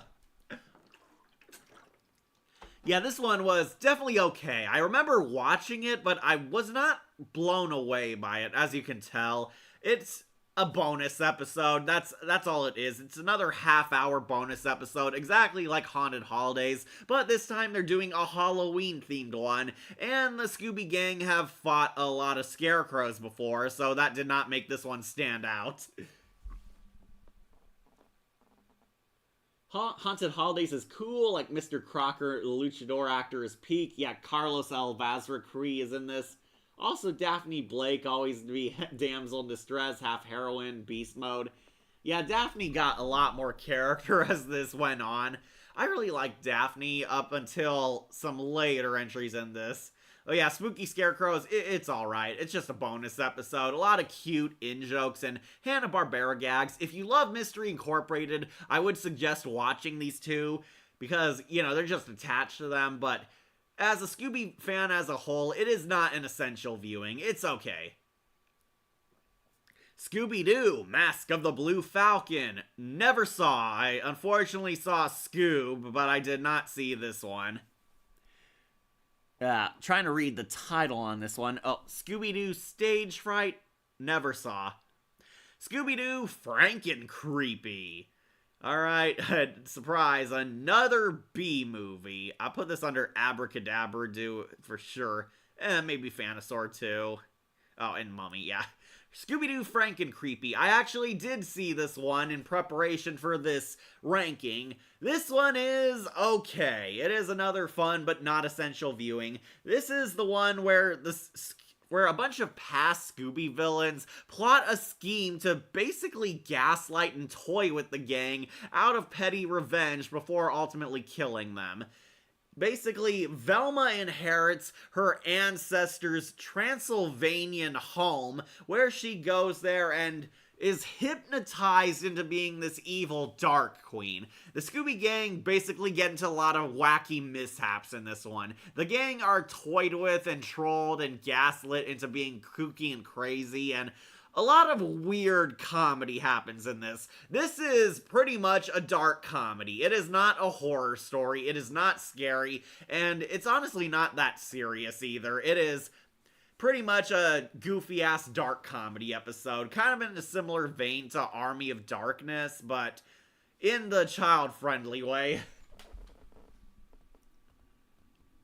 Scooby-Doo Stage Fright had the awesome girl group Girlosaurus Rex. Well, I never saw it. Also, Velma's German. Yep, she is.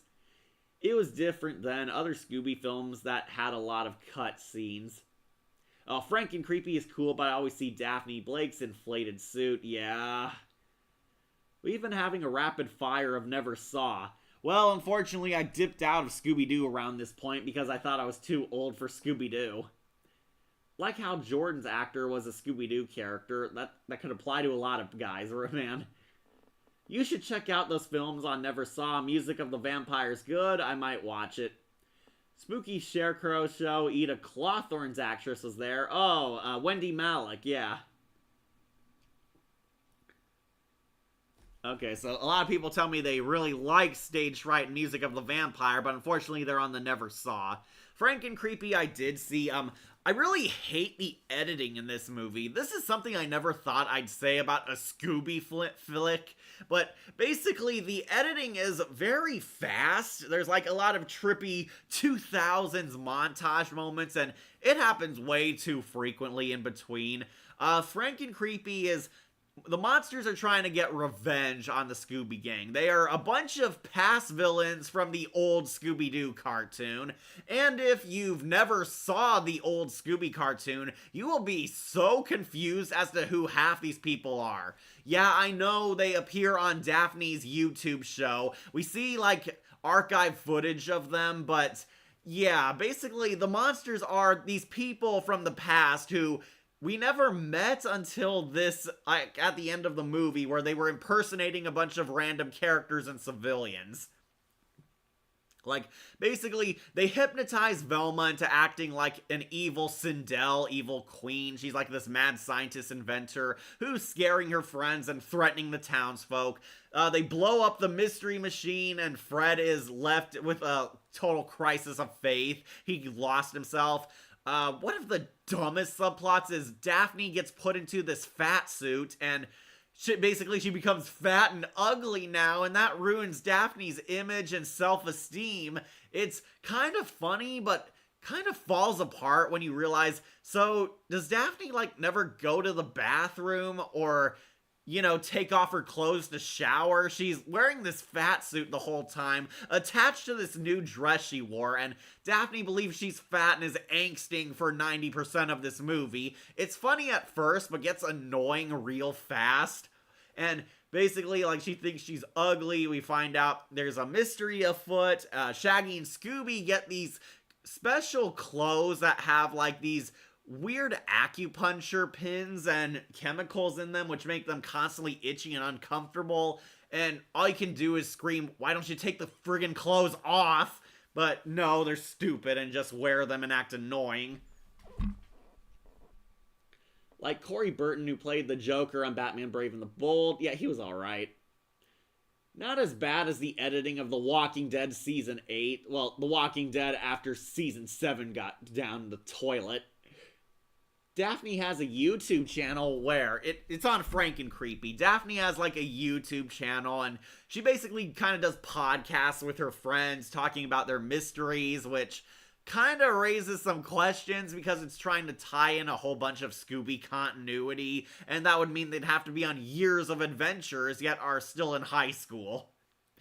Yeah, Franken Creepy, it's a very weird one. It has a lot of funny moments, I will say that. It is a lot funny. Some of these are inventive. It is a goofy Scooby movie. I had fun with it, but it is not an essential viewing. We find out that it was a whole bunch of past villains, like Old Iron Face, Redbeard, the Mamba Wamba zombie chick, like a whole bunch of like old former foes from the old Scooby-Doo show. And apparently they eventually get busted. The Scooby Gang outwits them and realizes it. They blew up the castle, but the Scooby Gang somehow survived. Yeah, I don't fully remember how. They somehow survived, they got out. And they turned the tables on them and eventually exposed them. And I guess this brought the Scooby Gang closer because they all love each other and all conquer their fears and flaws that the villains tried to take advantage of. Yeah, it's a B-tier movie. It's a B-tier. Franken Creepy is either a love it or hate it movie, and I completely understand if you hate it. There is stuff that I hate in this too. Yeah, Franken Creepy B movie. Not the worst thing ever, but definitely an okay Scooby movie.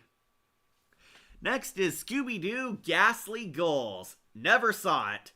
Scooby-Doo WWE. This is where they meet the big man. And his name is John Cena! Dun, dun, dun, dun. Yeah, I never saw this movie. Next is the Lego Scooby movie. Never saw this movie. Now, Scooby-Doo meets Kiss. This one I did see, and unfortunately, I was not a huge fan. This one's going straight on to D tier. I'll put it higher than the rest, but Yeah, I did not really get into this movie. Scooby-Doo helps Kiss solve a haunted rock concert mystery, and there's a lot of bizarre directing decisions in this movie. Paul Stanley tries to hit on Daphne, and they try to be friends with Kiss. Gene Simmons, for some reason, hates Scooby. Yeah, that'll make you like Kiss more. Gene Simmons hates Scooby-Doo for half the film.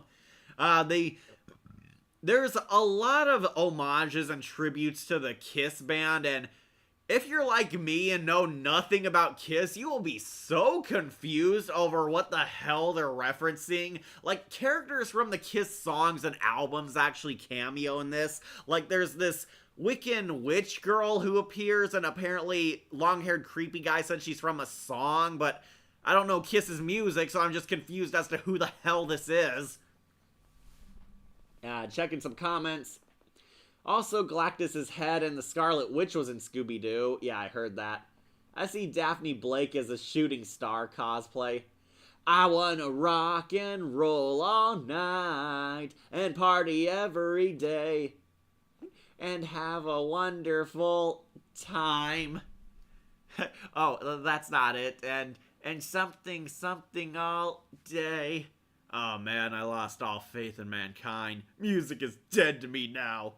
Hey, now's our chance. Let's do it. Pardon me, boy. Is that the Chattanooga Choo-Choo? Track 29. And then he gave me a shine. Yeah, that was my intro to Kiss.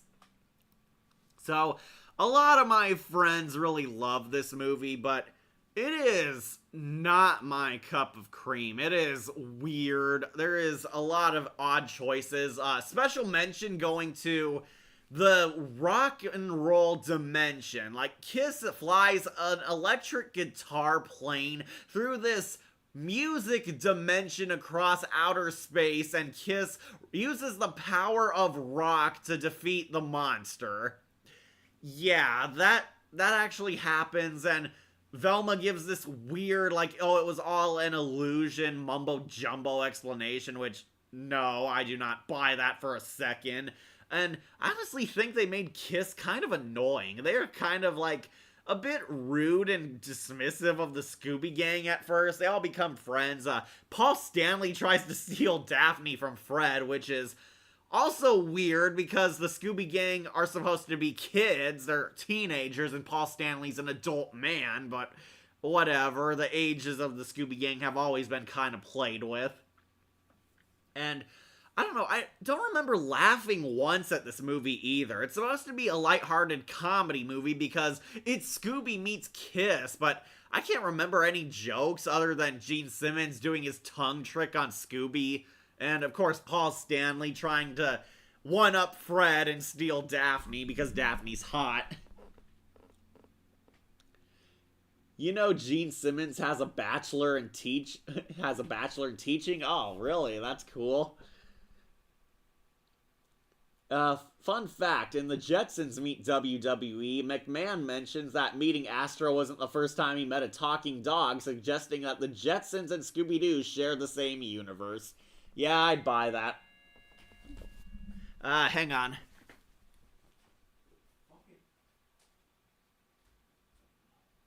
Who's that?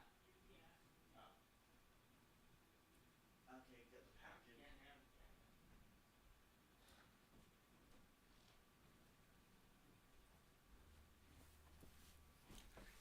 Alright, I'm back. Alright, I'll read some comments. Oh, someone found it amazing. Paul Perrette played Lois Lane in Superman vs. the Elite. Yeah, I love that movie. Like, Scooby-Doo is multiversal level. Are we going to include Scooby Natural in this tier list? No, it did not make it on. It is worse than Kamoshida is in love with the Antan Carry. Okay. Yeah, I know my friends are going to be upset because they really loved Scooby-Doo meets Kiss, but I am not a huge fan of it.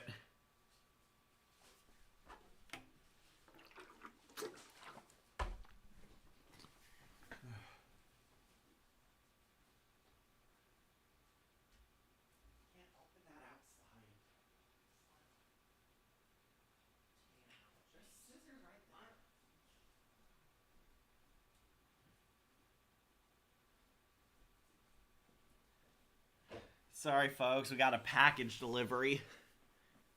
Yeah, I did not expect that today, but whatever. It's not like anyone cares. So, Scooby-Doo meets Kiss. Not a fan of it. I think it's a bit overrated. Honestly, never laughed once. All my friends are probably going to be upset because they really liked it. It's another just dumb, fun Scooby movie. This is also the last time Mindy Kahn plays Velma, and unfortunately we switch out to Kate Micucci next movie, but more on that on the next entry. Yeah, Scooby-Doo meets Kiss. It is D tier. I know, I'm sorry. Sorry, Scooby fans. I don't like it. I don't care for it. Next is Scooby-Doo Goes to the Beach. Never saw. Scooby-Doo Moon Monster Madness. This one I did see. And I will put it on B tier. Yeah, this is one where the Scooby Gang goes to the moon. Yep, the Scooby-Doo finally joins the horror icons of going into outer space, and they solve the mystery of the xenomorph alien, because that's who the monster really is. It's just the xenomorph redesigned.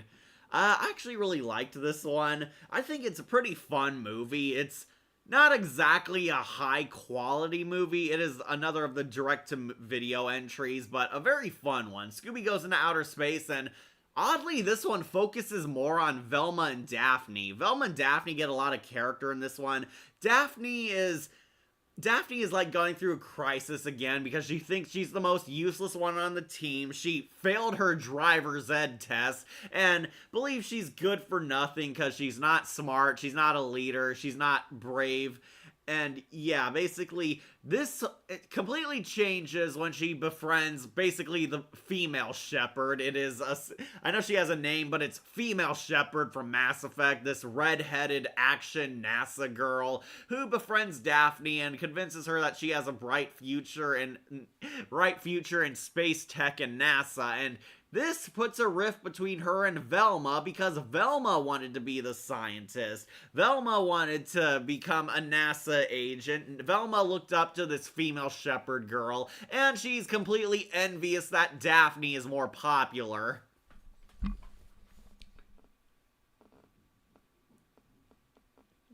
That amazing was in response to your singing. That's not sarcasm. Thanks. No, Scooby Natural is not on the tier list. Don't forget Kiss also appeared in What's New, Scooby-Doo. Yeah, they did. They were funny there, but they were just a glorified cameo. This is cool, like Ridley was there. I would say it's more like the Xenomorph. I know it's got like Ridley's kind of body structure, but it was definitely a Xenomorph monster. Also, Shannon Lucas is the Maltese Melmark in Scooby-Doo franchise. Okay, good to know. Yeah, Scooby goes to the moon, and a lot of celebrity guest stars. Mark Hamill's back in the movie. There's this new Elon Musk millionaire, voiced by Malcolm McDowell, who's pretty funny. Jennifer Hale plays like 3 characters in this. And Jennifer Hale is basically playing Female Shepherd from Mass Effect. There's an ongoing mystery. The space station is being attacked. The gang, win a contest where they get to go on Elon Musk's space cruise to the moon. And basically, this goes wrong when the alien attacks. Surprise, the alien is actually Female Shepherd gone renegade. She wants to basically get back at her boss for hogging the spotlight and ruining her claim to fame because she practically built the space station and all its tech, and he's getting all the credit, so she's gonna prove it's unsafe by destroying it as an alien monster. The gang find out, FemShep goes renegade and tries to kill them all, but in the end, Daphne uses her skills to save them, and they have FemShep arrested. Malcolm McDowell finally makes peace with, his brother, who also didn't get enough credit. And Fred gets the respect of his heroes, Mark Hamill and Jeff Bennett.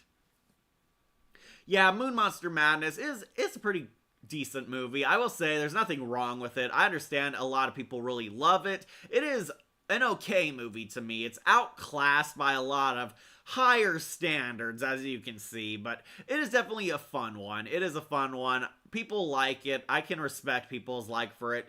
To me, it's just that average, okay Scooby-Doo entertainment. It's more like a Mystery Incorporated episode extended into a movie. So yeah, it is B tier. Fun, but not essential viewing.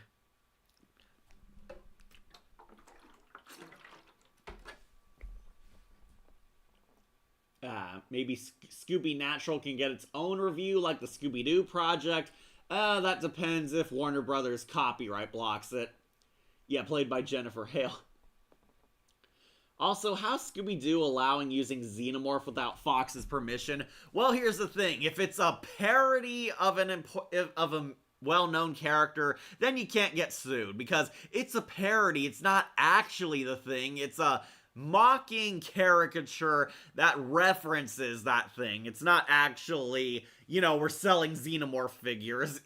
Yeah, it looks like the Xenomorph, it acts like the Xenomorph, but it's given a very blatant redesign to not fully look like the Xenomorph. That's how they basically get away with it.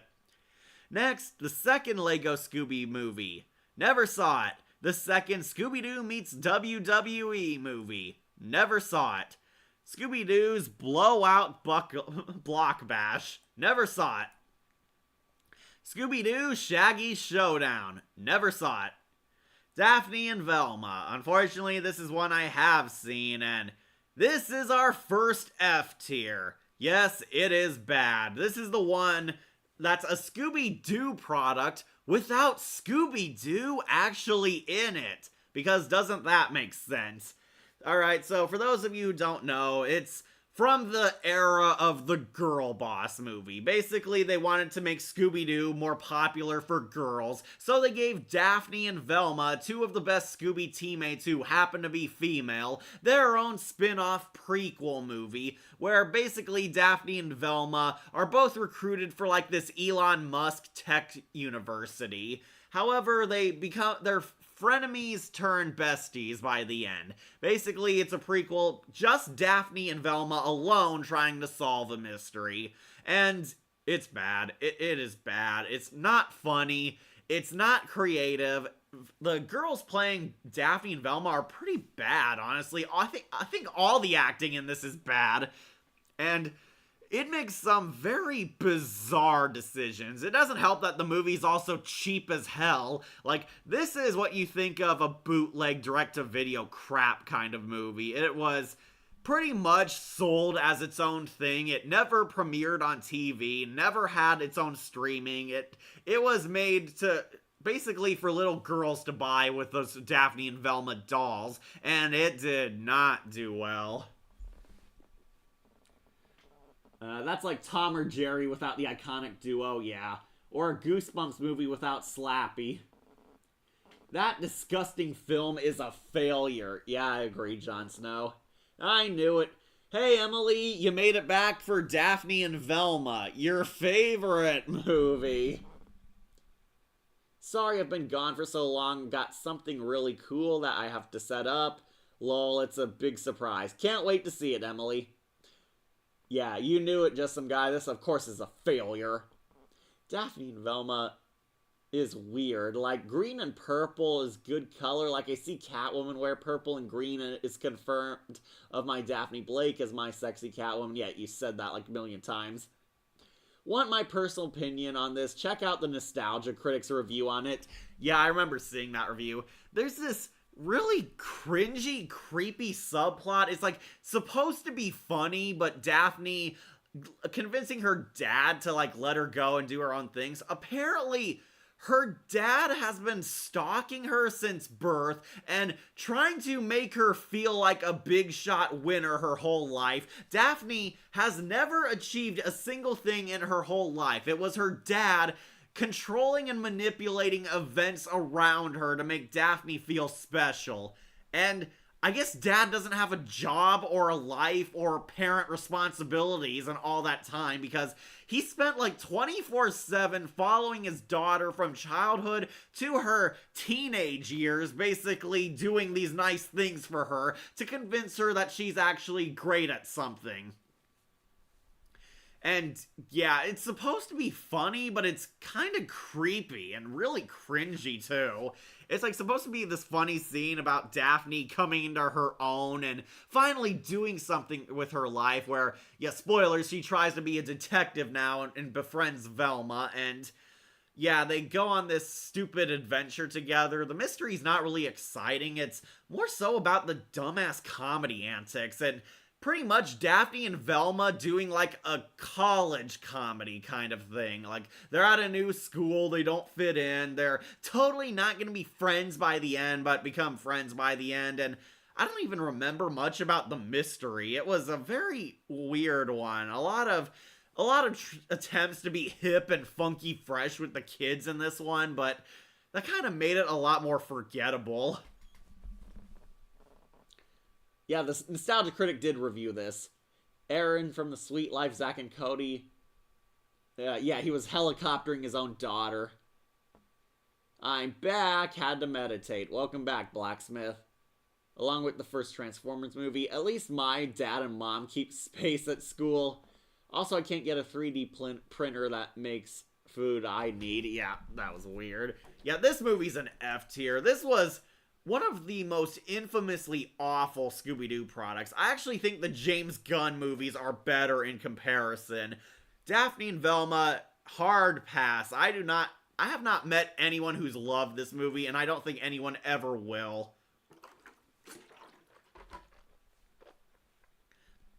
Alright, Scooby-Doo meets Batman the Brave and the Bold. This one's going straight into A rank.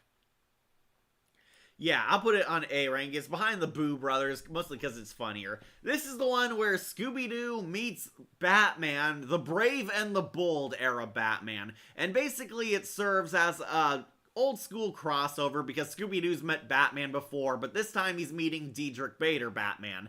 The Scooby Gang have earned spots on, like, the detective branch of the Justice League, and they're helping Batman crack a case that even he hasn't solved in years of his crime fighting.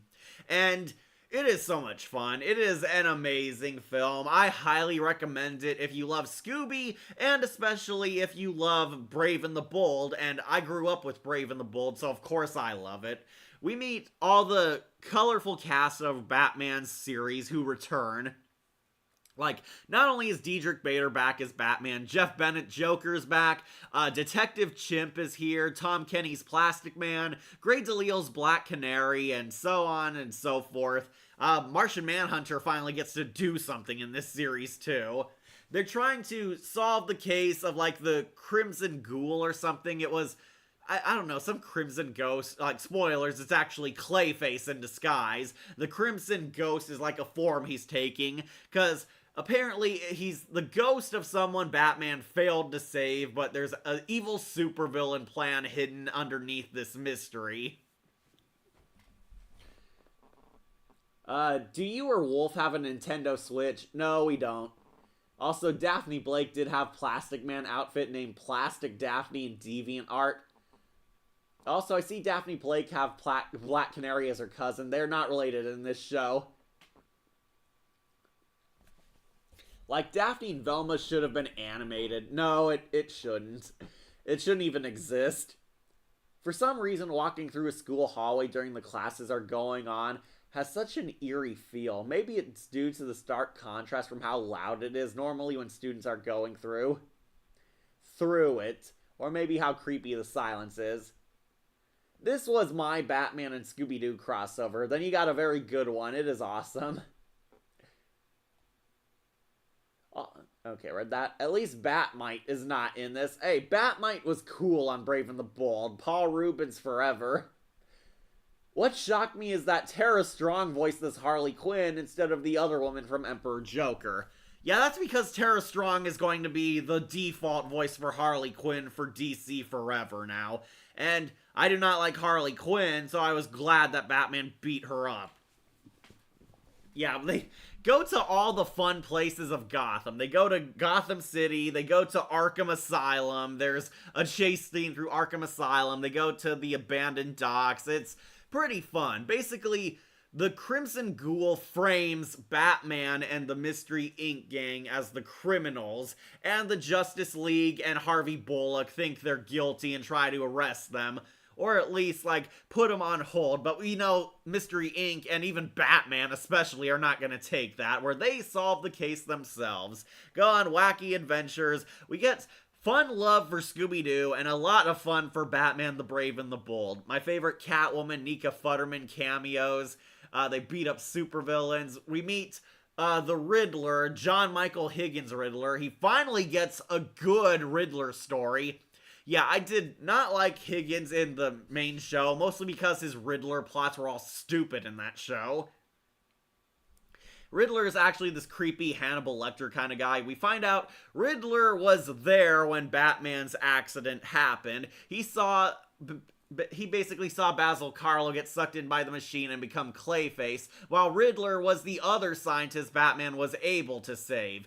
And he basically came up with this scheme to create like an evil portal generator to take over Gotham City. And Batman and Scooby-Doo team up to kick ass and save the day. It's pretty awesome, not gonna lie. It is an awesome movie. Scooby-Doo meets Batman Brave and the Bold is one of my favorite new-gen Batman movies. It is one of the few that actually had an effort and love for its franchise back.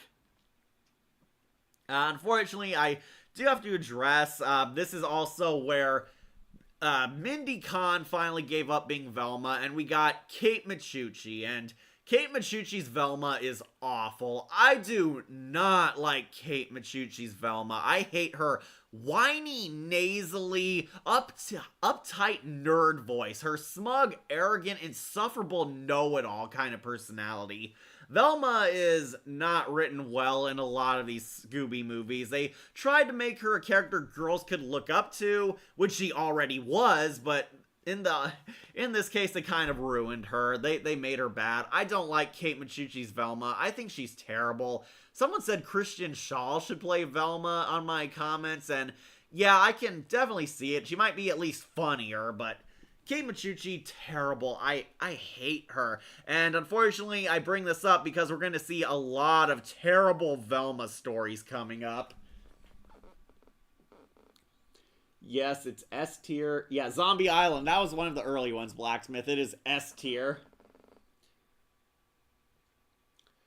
Also, Daphne Blake dressed as Batgirl is also in the comic where Barbara Gordon left Daphne Blake wear her costume for a Batgirl prank on Poison Ivy.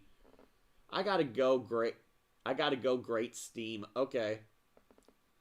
Christina V or Faye Mata should play Velma. Christina V, maybe. I might go with Christina V because she's got a good voice. But yeah, Batman Brave and the Bold, A tier. Some people might want it on S tier, but there are some jokes that didn't work. And some scenes you would only get if you were a Brave and the Bold fan, which unfortunately people in the future might not be. It's not as easy or universal to hop into as Zombie Island is. But yeah, Brave and the Bold, A tier, pretty good. Next is Scooby-Doo Gruesome Gourmet. Never saw this one. Yeah, this is the one where Scooby-Doo meets Bobby Flay. I'm trying to convince Wolf to watch this movie with me, but yeah, we're gonna have to put it on Never Saw. Scooby-Doo and the 13 Ghosts. Oh boy, this is going on F tier. Yeah, I know there are some fans who actually like it, but I'm not one of them.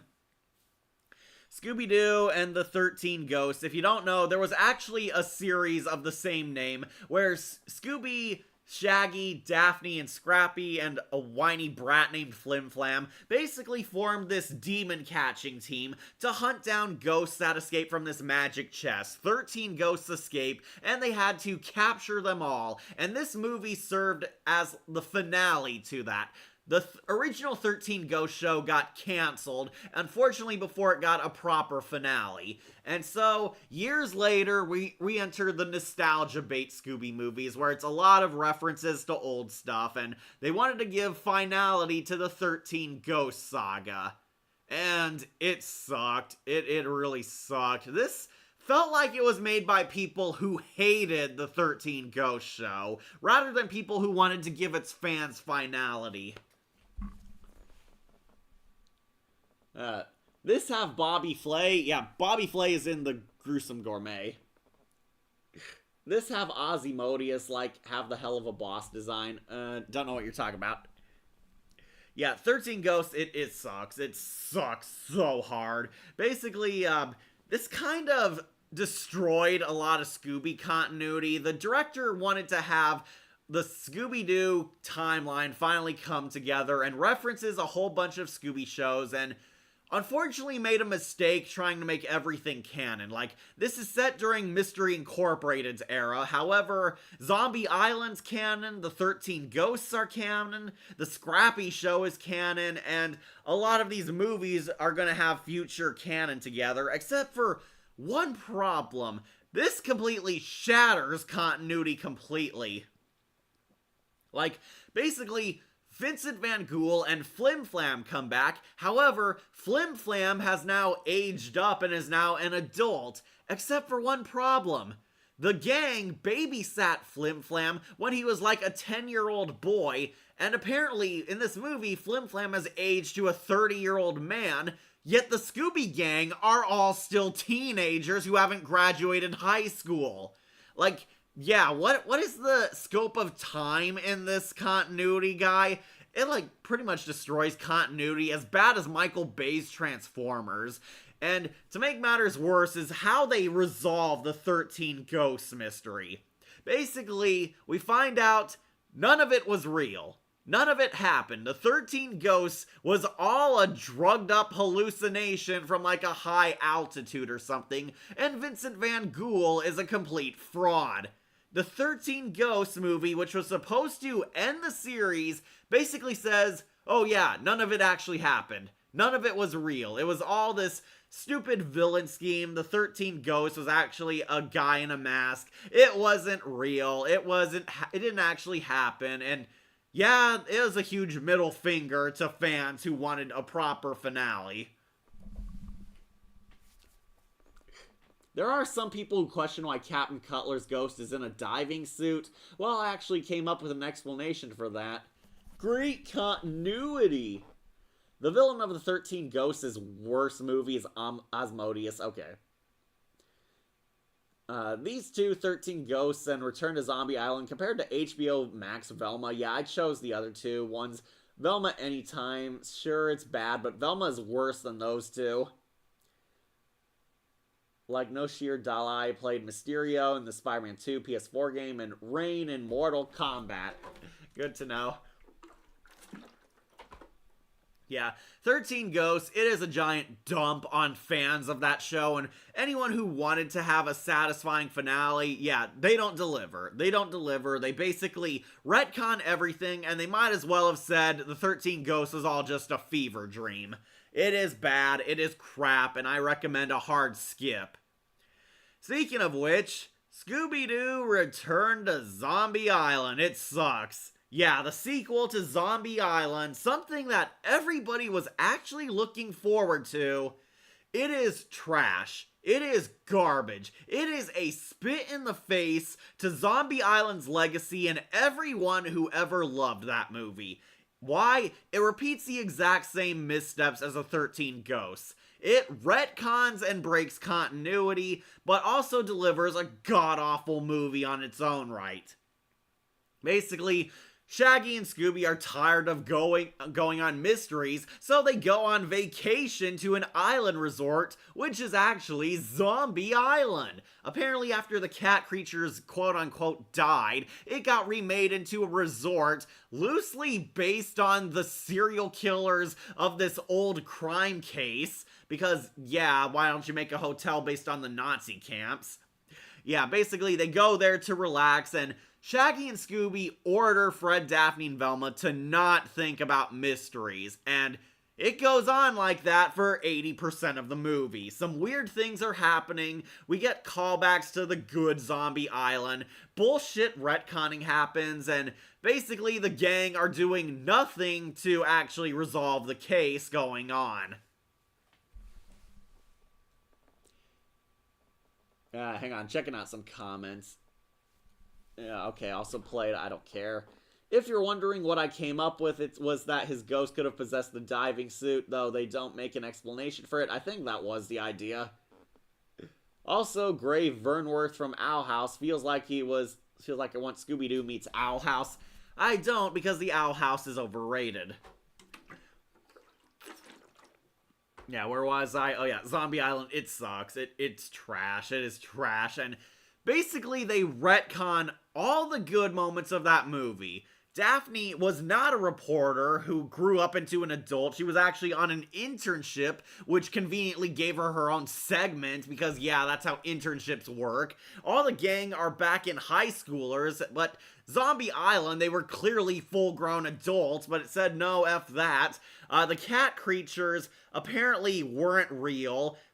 They apparently weren't real. It was all a big fat scam. It's like a film set. There's this crazy director guy voiced by Varric from Legend of Korra. And if you don't hate Legend of Korra now, he plays the worst character in this movie too.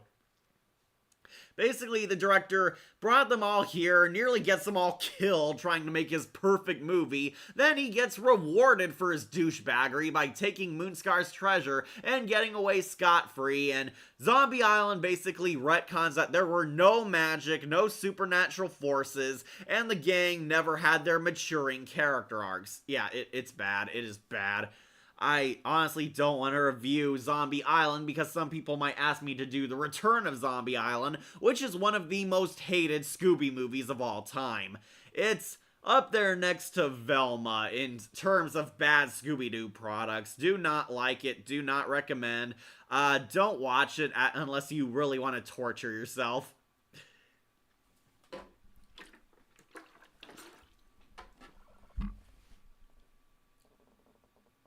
Reading some comments. Also, Travis Willingham played Fred. Oh, I didn't know that at one point. Lena, that's her name.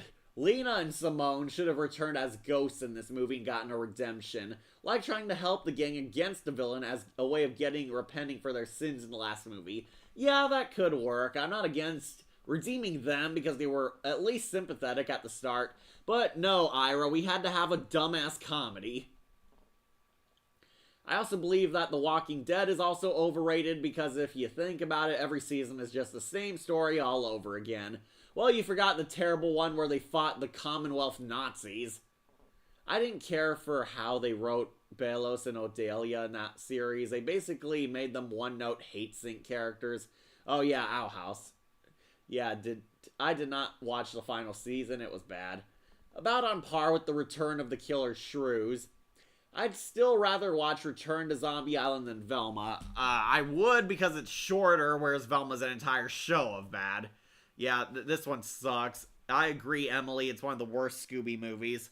Speaking of which, alright, here's one that I might cause a flame war. Happy Halloween, Scooby-Doo, and I hate this movie. I hate it. It is F tier. This one was awful. It was astoundingly awful. People told me it was actually a step up from Return to Zombie Island and redeemed the Scooby saga, but all I thought was it just dug its grave even further. I hated it. I hate this movie. Every second, every joke, every dumbass character line was pure cringe. I felt going insane watching this movie. It is bad.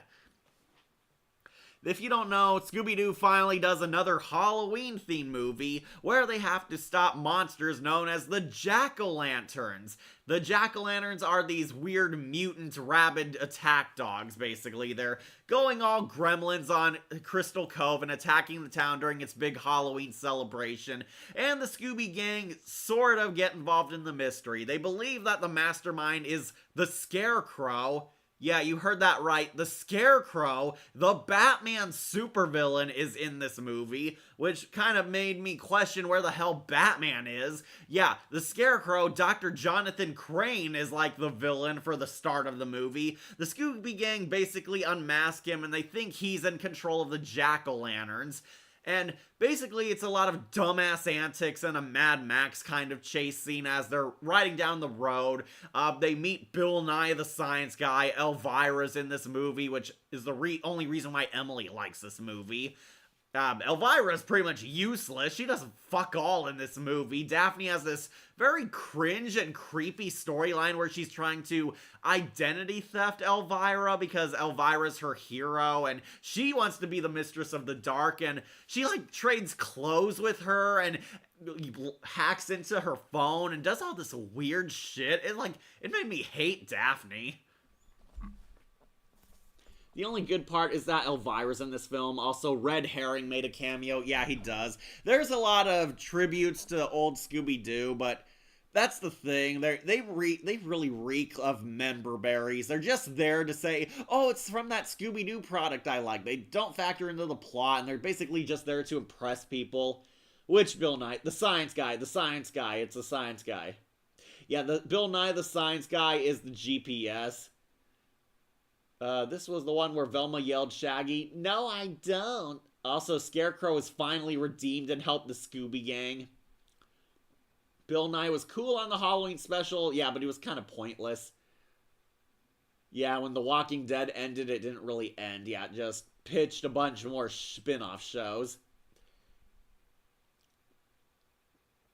Also, Sonic the Hedgehog actor is in this horrible movie. Yeah, there's this really annoying black family they pick up too. They play no part in the story and basically say dumb jokes that never once made me laugh. I wanted them to die. They were so annoying. And yeah, basically it's a long chase scene. Velma confronts Jonathan Crane, kind of like Hannibal Lecter style, and we find out Dr. Crane is not the mastermind behind this. It's really someone else trying to frame him and playing both sides. It's basically this long car chase scene for like 60 to 70% of the movie. They're all running. The celebrity guest stars are completely pointless in this. Like, only Scarecrow is really vital to the plot. Elvira does nothing. She's just tagging along for the ride because they used her on Zombie Island for like cameos and they wanted to have her actually plot relevant, but didn't make her plot relevant. And yeah, I didn't laugh once. I found the Scooby Gang so annoying, and this pretty much sealed Kate Micucci as the worst Velma for me because she is such a whiny crybaby in this movie. Like, I'm supposed to be the smart one. How could I have been so wrong? She's so annoying. God, they picked a god-awful Velma voice, and I wish she would just leave the franchise. She is not good. It's like, we lost BJ Ward and Mindy Kahn for this. Like, just get Gray DeLisle to do the voice too.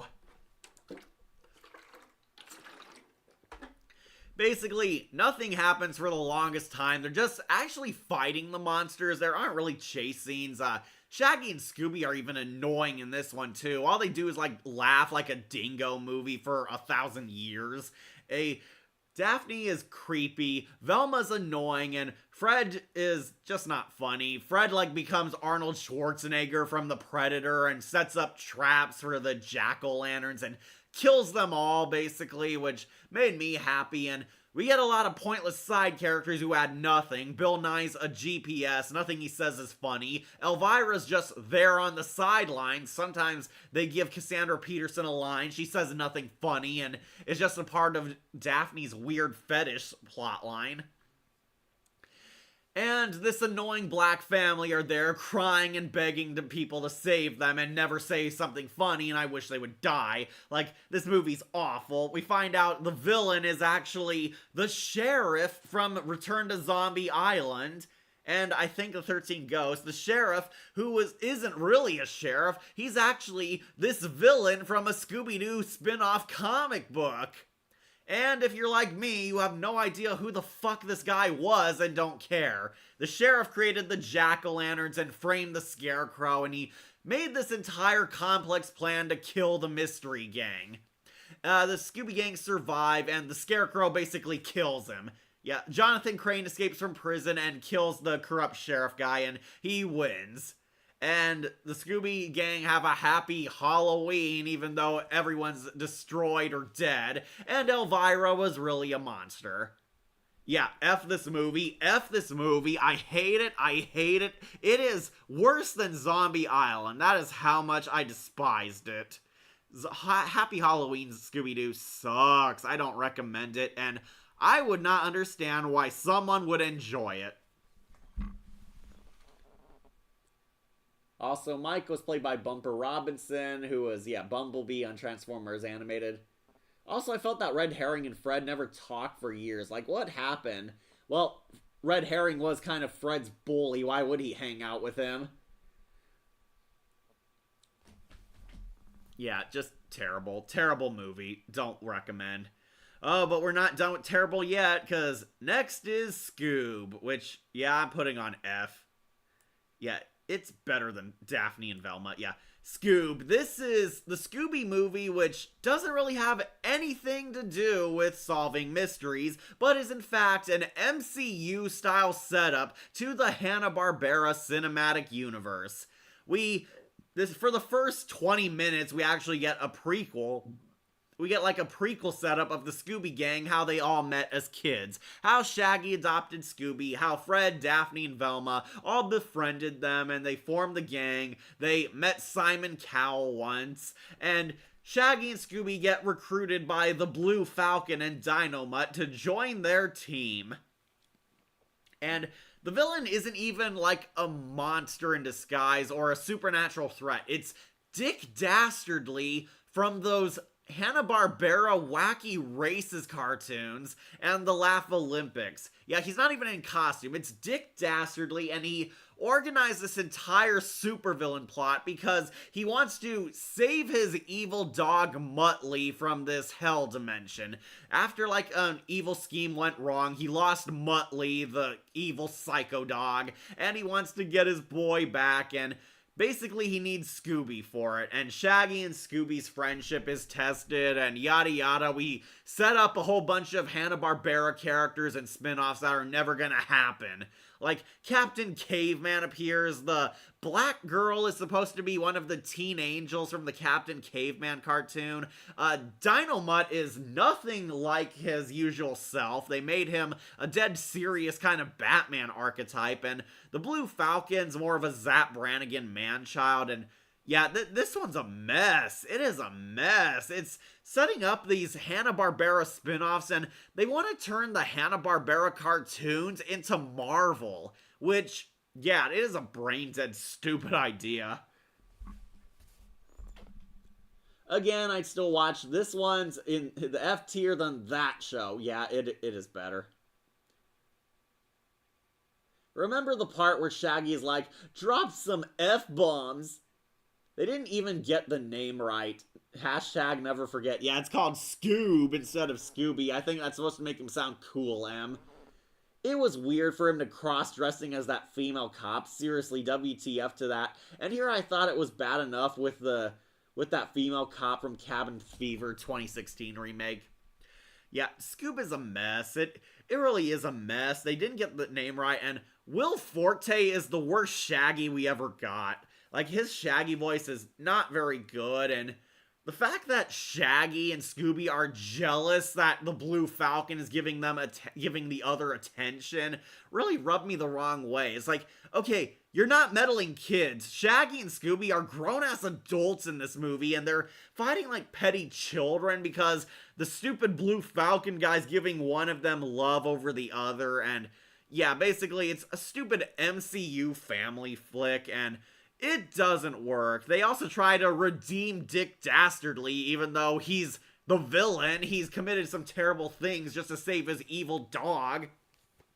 But no, like, all Dick wanted was his puppy Muttley back, and Scooby and Shaggy become friends in the end, and we get a lot of teasers and post-credit scenes setting up other Hanna-Barbera characters, because I'm sure all of you are gonna rush out to see the Captain Caveman spin-off.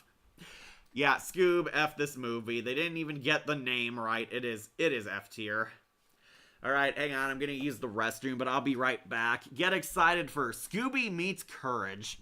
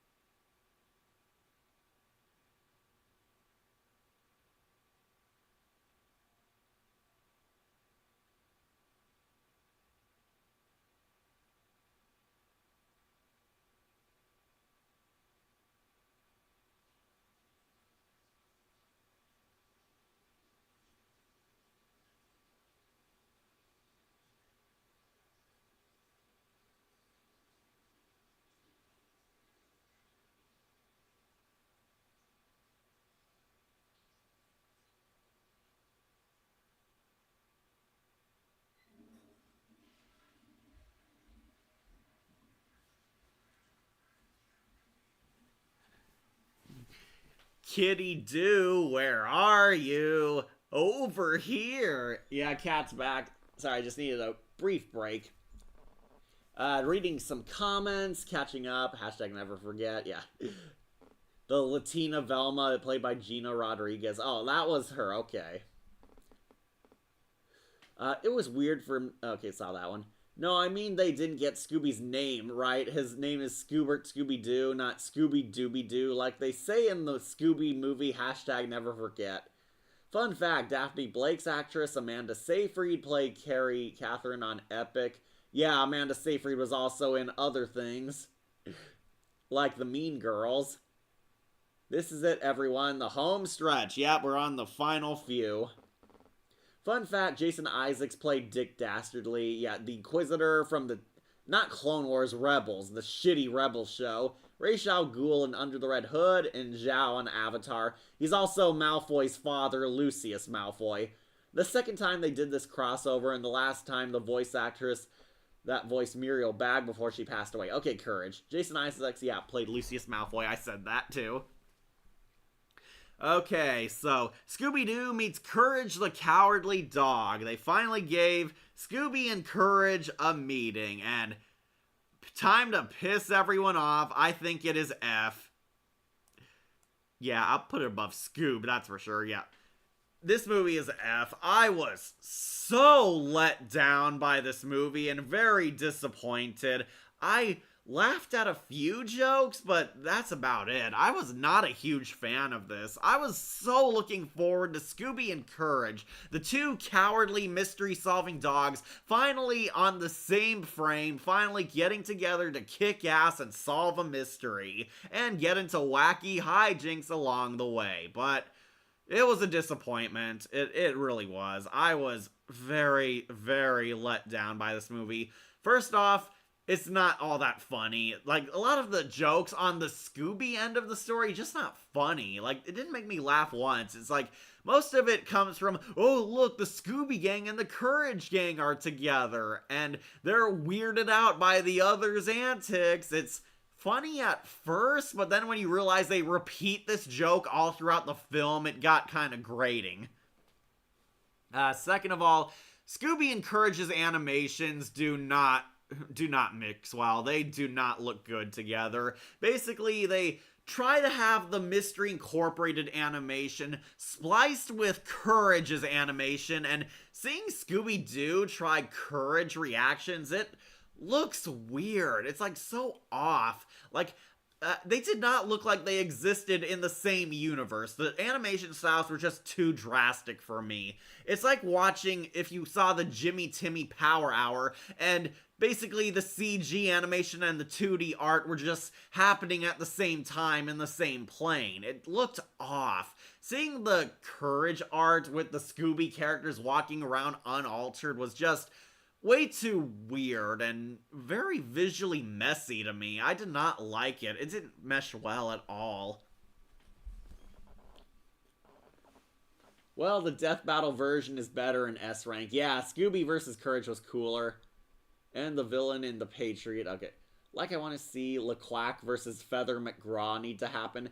Didn't Scooby and Courage appear on TV promos one time? Yeah, they did. That was during the Cartoon Network bumper days, but this film came out long after the kids forgot that. Basically, there's a killer bug in this movie, like an evil swarm, and there's like a giant monster that's terrorizing nowhere, and this movie decides to ruin the magic of Courage the Cowardly Dog by explaining why a lot of supernatural things happen in nowhere. There's apparently this magic space rock underneath, and in a similar vein to Pennywise, it's like causing supernatural stuff to spread, influencing nowhere, and why it's kind of a weirdness magnet in the show. And I did not need to hear that. I did not need an explanation why weird things happen on Courage the Cowardly Dog, because it kills the magic. And what do you know? It kind of killed the magic here, because by getting rid of this meteor, that they're basically going to stop Courage from dealing with supernatural freaky stuff. Oh, and how could we forget the famous scene, the farmer rap, where Eustace breaks out into a rap singing about money, and that is all I needed to see to know that these people did not care about Courage the Cowardly Dog. It's like, people say, oh, well, it's in character, it's funny. It's like, the problem is, it's not his character. The problem is, the song is cringe. It is cringe. It's got no beat, it's got no rhythm, it's not fun to tune into, and it is not funny. It's not funny. Seeing Eustace rap is not funny. It's just really cringy. It really made me wince. I did not like it. It didn't make me even laugh. It's not even so bad it's good. It's out of nowhere, and the fact that it's never brought up ever again made it even more pointless. Like, Scooby and Courage basically get chased by the killer bugs. We find out the monster was actually the mayor, but the mayor was impersonated by cats and Le Quack. Yeah, two iconic Courage villains were actually the masterminds of this crossover. They were trying to destroy that stupid dog. But Courage turns into a giant kaiju, saves Muriel, and beats the bad guys. And dance party ending. Did not like it. I was so let down. I know this is Thea White, the voice actress for Muriel's last ever time playing the character, her last ever project in general, and probably the last thing we Courage fans are ever going to get from the franchise, but did not like it. I just didn't like it. I don't think I'd recommend this at all. Was so let down. Don't want to see it. It is F tier. It definitely gets points above the rest of these, but it is a bad movie. Gonna check the comments, see if anyone said anything. Yes, they did. Yeah, Scooby-Doo and Courage appeared on TV promos. Daphne Blake's turned into Super Mario sprites look okay, but I didn't see the mud monster or snake like Lucy Hartfilia. Don't know what you're talking about. Sword in the Scoob. Never saw it. Scooby-Doo, where are you now? Never saw. Trick or Treat, Scooby-Doo. Never saw. The only thing I know about this movie is that Velma has a lesbian girlfriend. That is it. That is all I know. I never actually saw it. I only saw all the people talking about how Velma's canonly a lesbian now or some crap. Never saw it, don't care to. Scooby-Doo meets Crypto 2, and this one I actually did see, and I loved it. I'm putting it up straight onto A. No, Reluctant Werewolf was way better. I'll put it on A, okay. Scooby-Doo and Crypto 2. This is where Scooby goes to the Hall of Justice, and they meet Crypto the Super Dog. Rough and away. Sadly, they did not get Sam Vincent to voice Crypto from his cartoon, and I kind of wish they did. That was what I thought they were doing. Like, it was going to be a crossover of Scooby and Crypto, and I thought, hey, why not get the guy who played Crypto from that cartoon? But no, Crypto's an ordinary dog, but he becomes besties with Scooby. Basically, the gang goes on tour at the Hall of Justice. However, a mystery's afoot because the Justice League has mysteriously disappeared, where Scooby and Crypto are on the case to find where the Justice League went to, only to uncover a sinister villain scheme afoot. Excuse me. Yeah, it is pretty good. It is actually good. I am surprised that David Zaslav almost threw this movie away, because it's so much better than they gave credit for.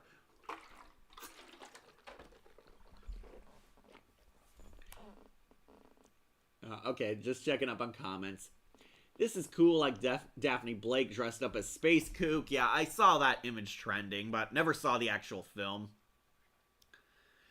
So, yeah, Scooby-Doo Crypto 2, really liked it, really loved it. Lex Luthor is in this, and we find out in a twist he's actually not behind the Justice League's disappearance. The gang mostly goes through a lot of wacky hijinks, encountering the weird DC mythos and lore. They go into like a danger room from the X-Men, they fight supervillains. Troy Baker and Tara Strong are the Joker and Harley Quinn in this. Get some cameos from supervillains, get the gang barely escaping with their lives. There's these weird ghost energy beings that are chasing them. We're supposed to believe that the Hall of Justice is haunted, but spoilers, the energy beings are actually the Justice League. They've been purged from our dimension, and they've been trying to attract attention so they can escape wherever they're trapped. They're like in a nether realm or something, and they're trying to get back into our plane of existence. The Justice League are alive. They're just trapped in the Phantom Zone. They try to fake you out into thinking it's all a Lex Luthor scheme, but no, haha, it was actually Mercy Graves, Lex Luthor's assistant. She did all of this to impress Luthor, and wanted to help him by killing the Justice League. And Lex completely gets turned on by this and joins her, where Lex Luthor takes over as the villain of the movie and decides to kill those meddling kids and stop them from saving the Justice League. And Scooby and Krypto work together to have a badass DC fight scene to save the day.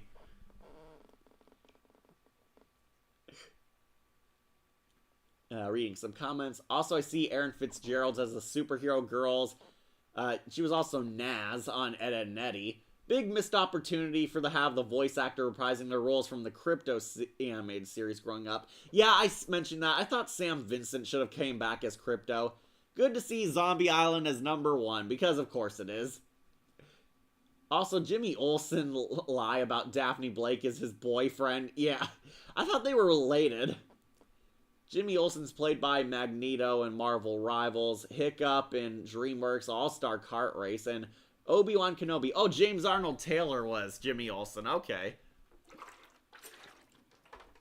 Yeah, as you can guess, Scooby and Krypto are both badass super dogs, and they topple Lex Luthor's scheme and release the Justice League from the Phantom Zone and their heroes and whatnot. Yeah, I thought it was pretty good, honestly. I thought this was a huge step up after all the crap we've been getting. Kate Micucci's thankfully not focused on, so she's not as annoying in this movie. And the Scooby Gang encountering DC weirdness is just delightful. It is just pure fun. I really like this movie, and I'm so happy we can at least say it ended on a high note. At the time of this stream, no other Scooby movies have been released or even announced, so it seems like Krypto 2 is where the movies are coming to an end. Supposedly there's a new show in the works, but we're not ranking those yet. And yeah, that's pretty much all our Scooby movies. All the Scooby movies. There's a huge chunk in the Never Saw. Sorry, we have not been keeping up with Scooby-Doo because the quality has fallen off a cliff lately. Yeah, Scooby-Doo, it's a great franchise and had a lot more good movies than bad, I would say, but Never Saw, there are a ton, and it's that middling era we just didn't care for. The F-tier movies, the god-awful garbage, Happy Halloween Scooby-Doo is painful, Return to Zombie Island sucks, 13 Ghosts is terrible, Daphne and Velma, the worst live-action movie, Scoob, the worst misstep in Scooby history, Scooby-Doo meets Courage, it is a letdown. I was just not impressed by it. It is an F movie for me. D tier, Scooby-Doo and Kiss, Scooby-Doo and the Samurai Sword, Chill Out Scooby-Doo, and the Scooby-Doo Arabian Nights, which has nothing to do with Scooby, all D. I did not personally enjoy these movies, but they do have their fans. C tier, Scooby-Doo, Pirates Ahoy, Monster of Mexico, and Curse of the Lake Monsters. They're very flawed movies. They have issues, but I would say they're definitely fun watches. They don't destroy the franchise like these lower ones do. They have their fun moments, they have their fans, and definitely okay movies. B tier, fun but not essential. Scooby-Doo Goes Hollywood, Scooby-Doo Moon Monster Madness, Abracadabra-Doo, The Phantasaur, Scooby-Doo Where's My Mummy, Franken Creepy, The Spooky Scarecrow, The Haunted Holidays, Mystery Begins, The Yowie Yahoo Vampire Story, and Aloha Scooby-Doo. These ones are definitely decent. They're okay movies. They're above average, but still not super phenomenal. I would say they're good watches, and you're definitely not going to feel like you wasted your time watching these ones, at least. A tier, amazing. Scooby-Doo and Krypto, Return of the Night of the Living Doo. I keep saying return. Night of the Living Doo, Reluctant Werewolf, The Loch Ness Monster, Scooby-Doo meets Batman, Brave and the Bold, The Boo Brothers, and the first live-action Scooby-Doo movie. These are all amazing. These are all great. I know Emily's gonna hate that Boo Brothers made it too high, but what can I say? It's funny as heck. These are awesome movies. These are definitely required that you fans watch. Even Crypto 2. It was actually a solid return to form for fun Scooby hijinks. And S tier. What else? We have the quadrilogy on here. The Cyber Chase, The Witch's Ghost, Alien Invaders, Zombie Island. Zombie Island's the #1 Scooby movie because of course it is. Ghoul School made it up. It is the best of the Scrappy era movies. Scooby-Doo 2, Monsters Unleashed, highly underrated. It is awesome. Camp Scare, one of the best Mystery Incorporated era movies. And the Scooby-Doo Project, which I did a feature-length review on. I love it. You should watch my review if you want to hear more. Checking out the comments. Another problem, very few Scooby shows have lasted more than 2 seasons, and if they do, they're shorter seasons. Lex Luthor is played by Charles Halford, who played Vladimir in Tangled, the series which I don't watch because I'm a man. Constantine in Rise of the Tomb Raider, never played it. Also Eradicator on Reign of Superman, don't remember who that character was. Well, Scooby-Doo was my favorite. Like, it is a shame they never cross over with supernatural anime. They did cross over with Scooby-Natural, the supernatural, like, the Winchester Bros. Unfortunately, that one oddly didn't make it up on here. I guess it doesn't count because it's like an episode and not a movie or a special event. Yeah, sorry, Scooby-Doo Project made it on here, but apparently the Scooby-Natural did not. And neither did the Johnny Bravo crossover, but that's way too short. So, yeah, I guess that's it. That completes our Scooby tier. Take one last picture because there are so many movies on here that we can't squeeze it all into one image. Yeah, we did all the Scooby movies, and our Never Saw was huge. I want to convince Wolf to watch The Gruesome Gourmet, since it has his Bobby Flay idol in there. But yeah, some big ones I never saw, but we talked about all the ones people care about and remembered. Yeah, that pretty much completes our Scooby-Doo reviews.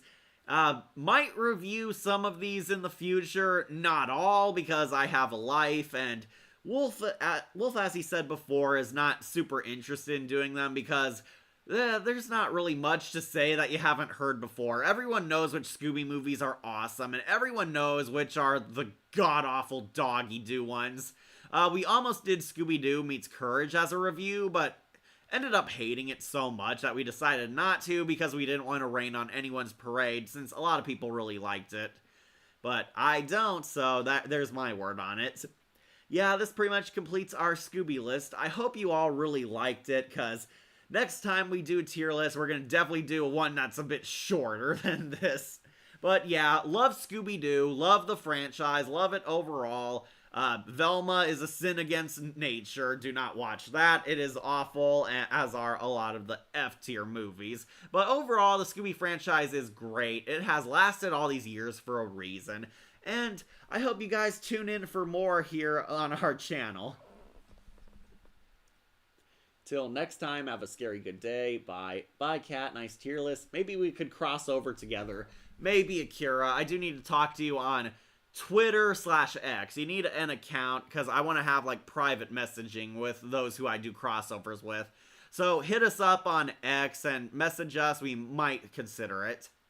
Anyways, that's the end of our Scooby-Doo list. Remember to like, comment, share, and subscribe, or just tune in for more videos posted here on Wolf Entertainment. I'm your host, Catastrophe, and unfortunately, Wolf left us, so he'll say goodbye too. But hope to see you all next time.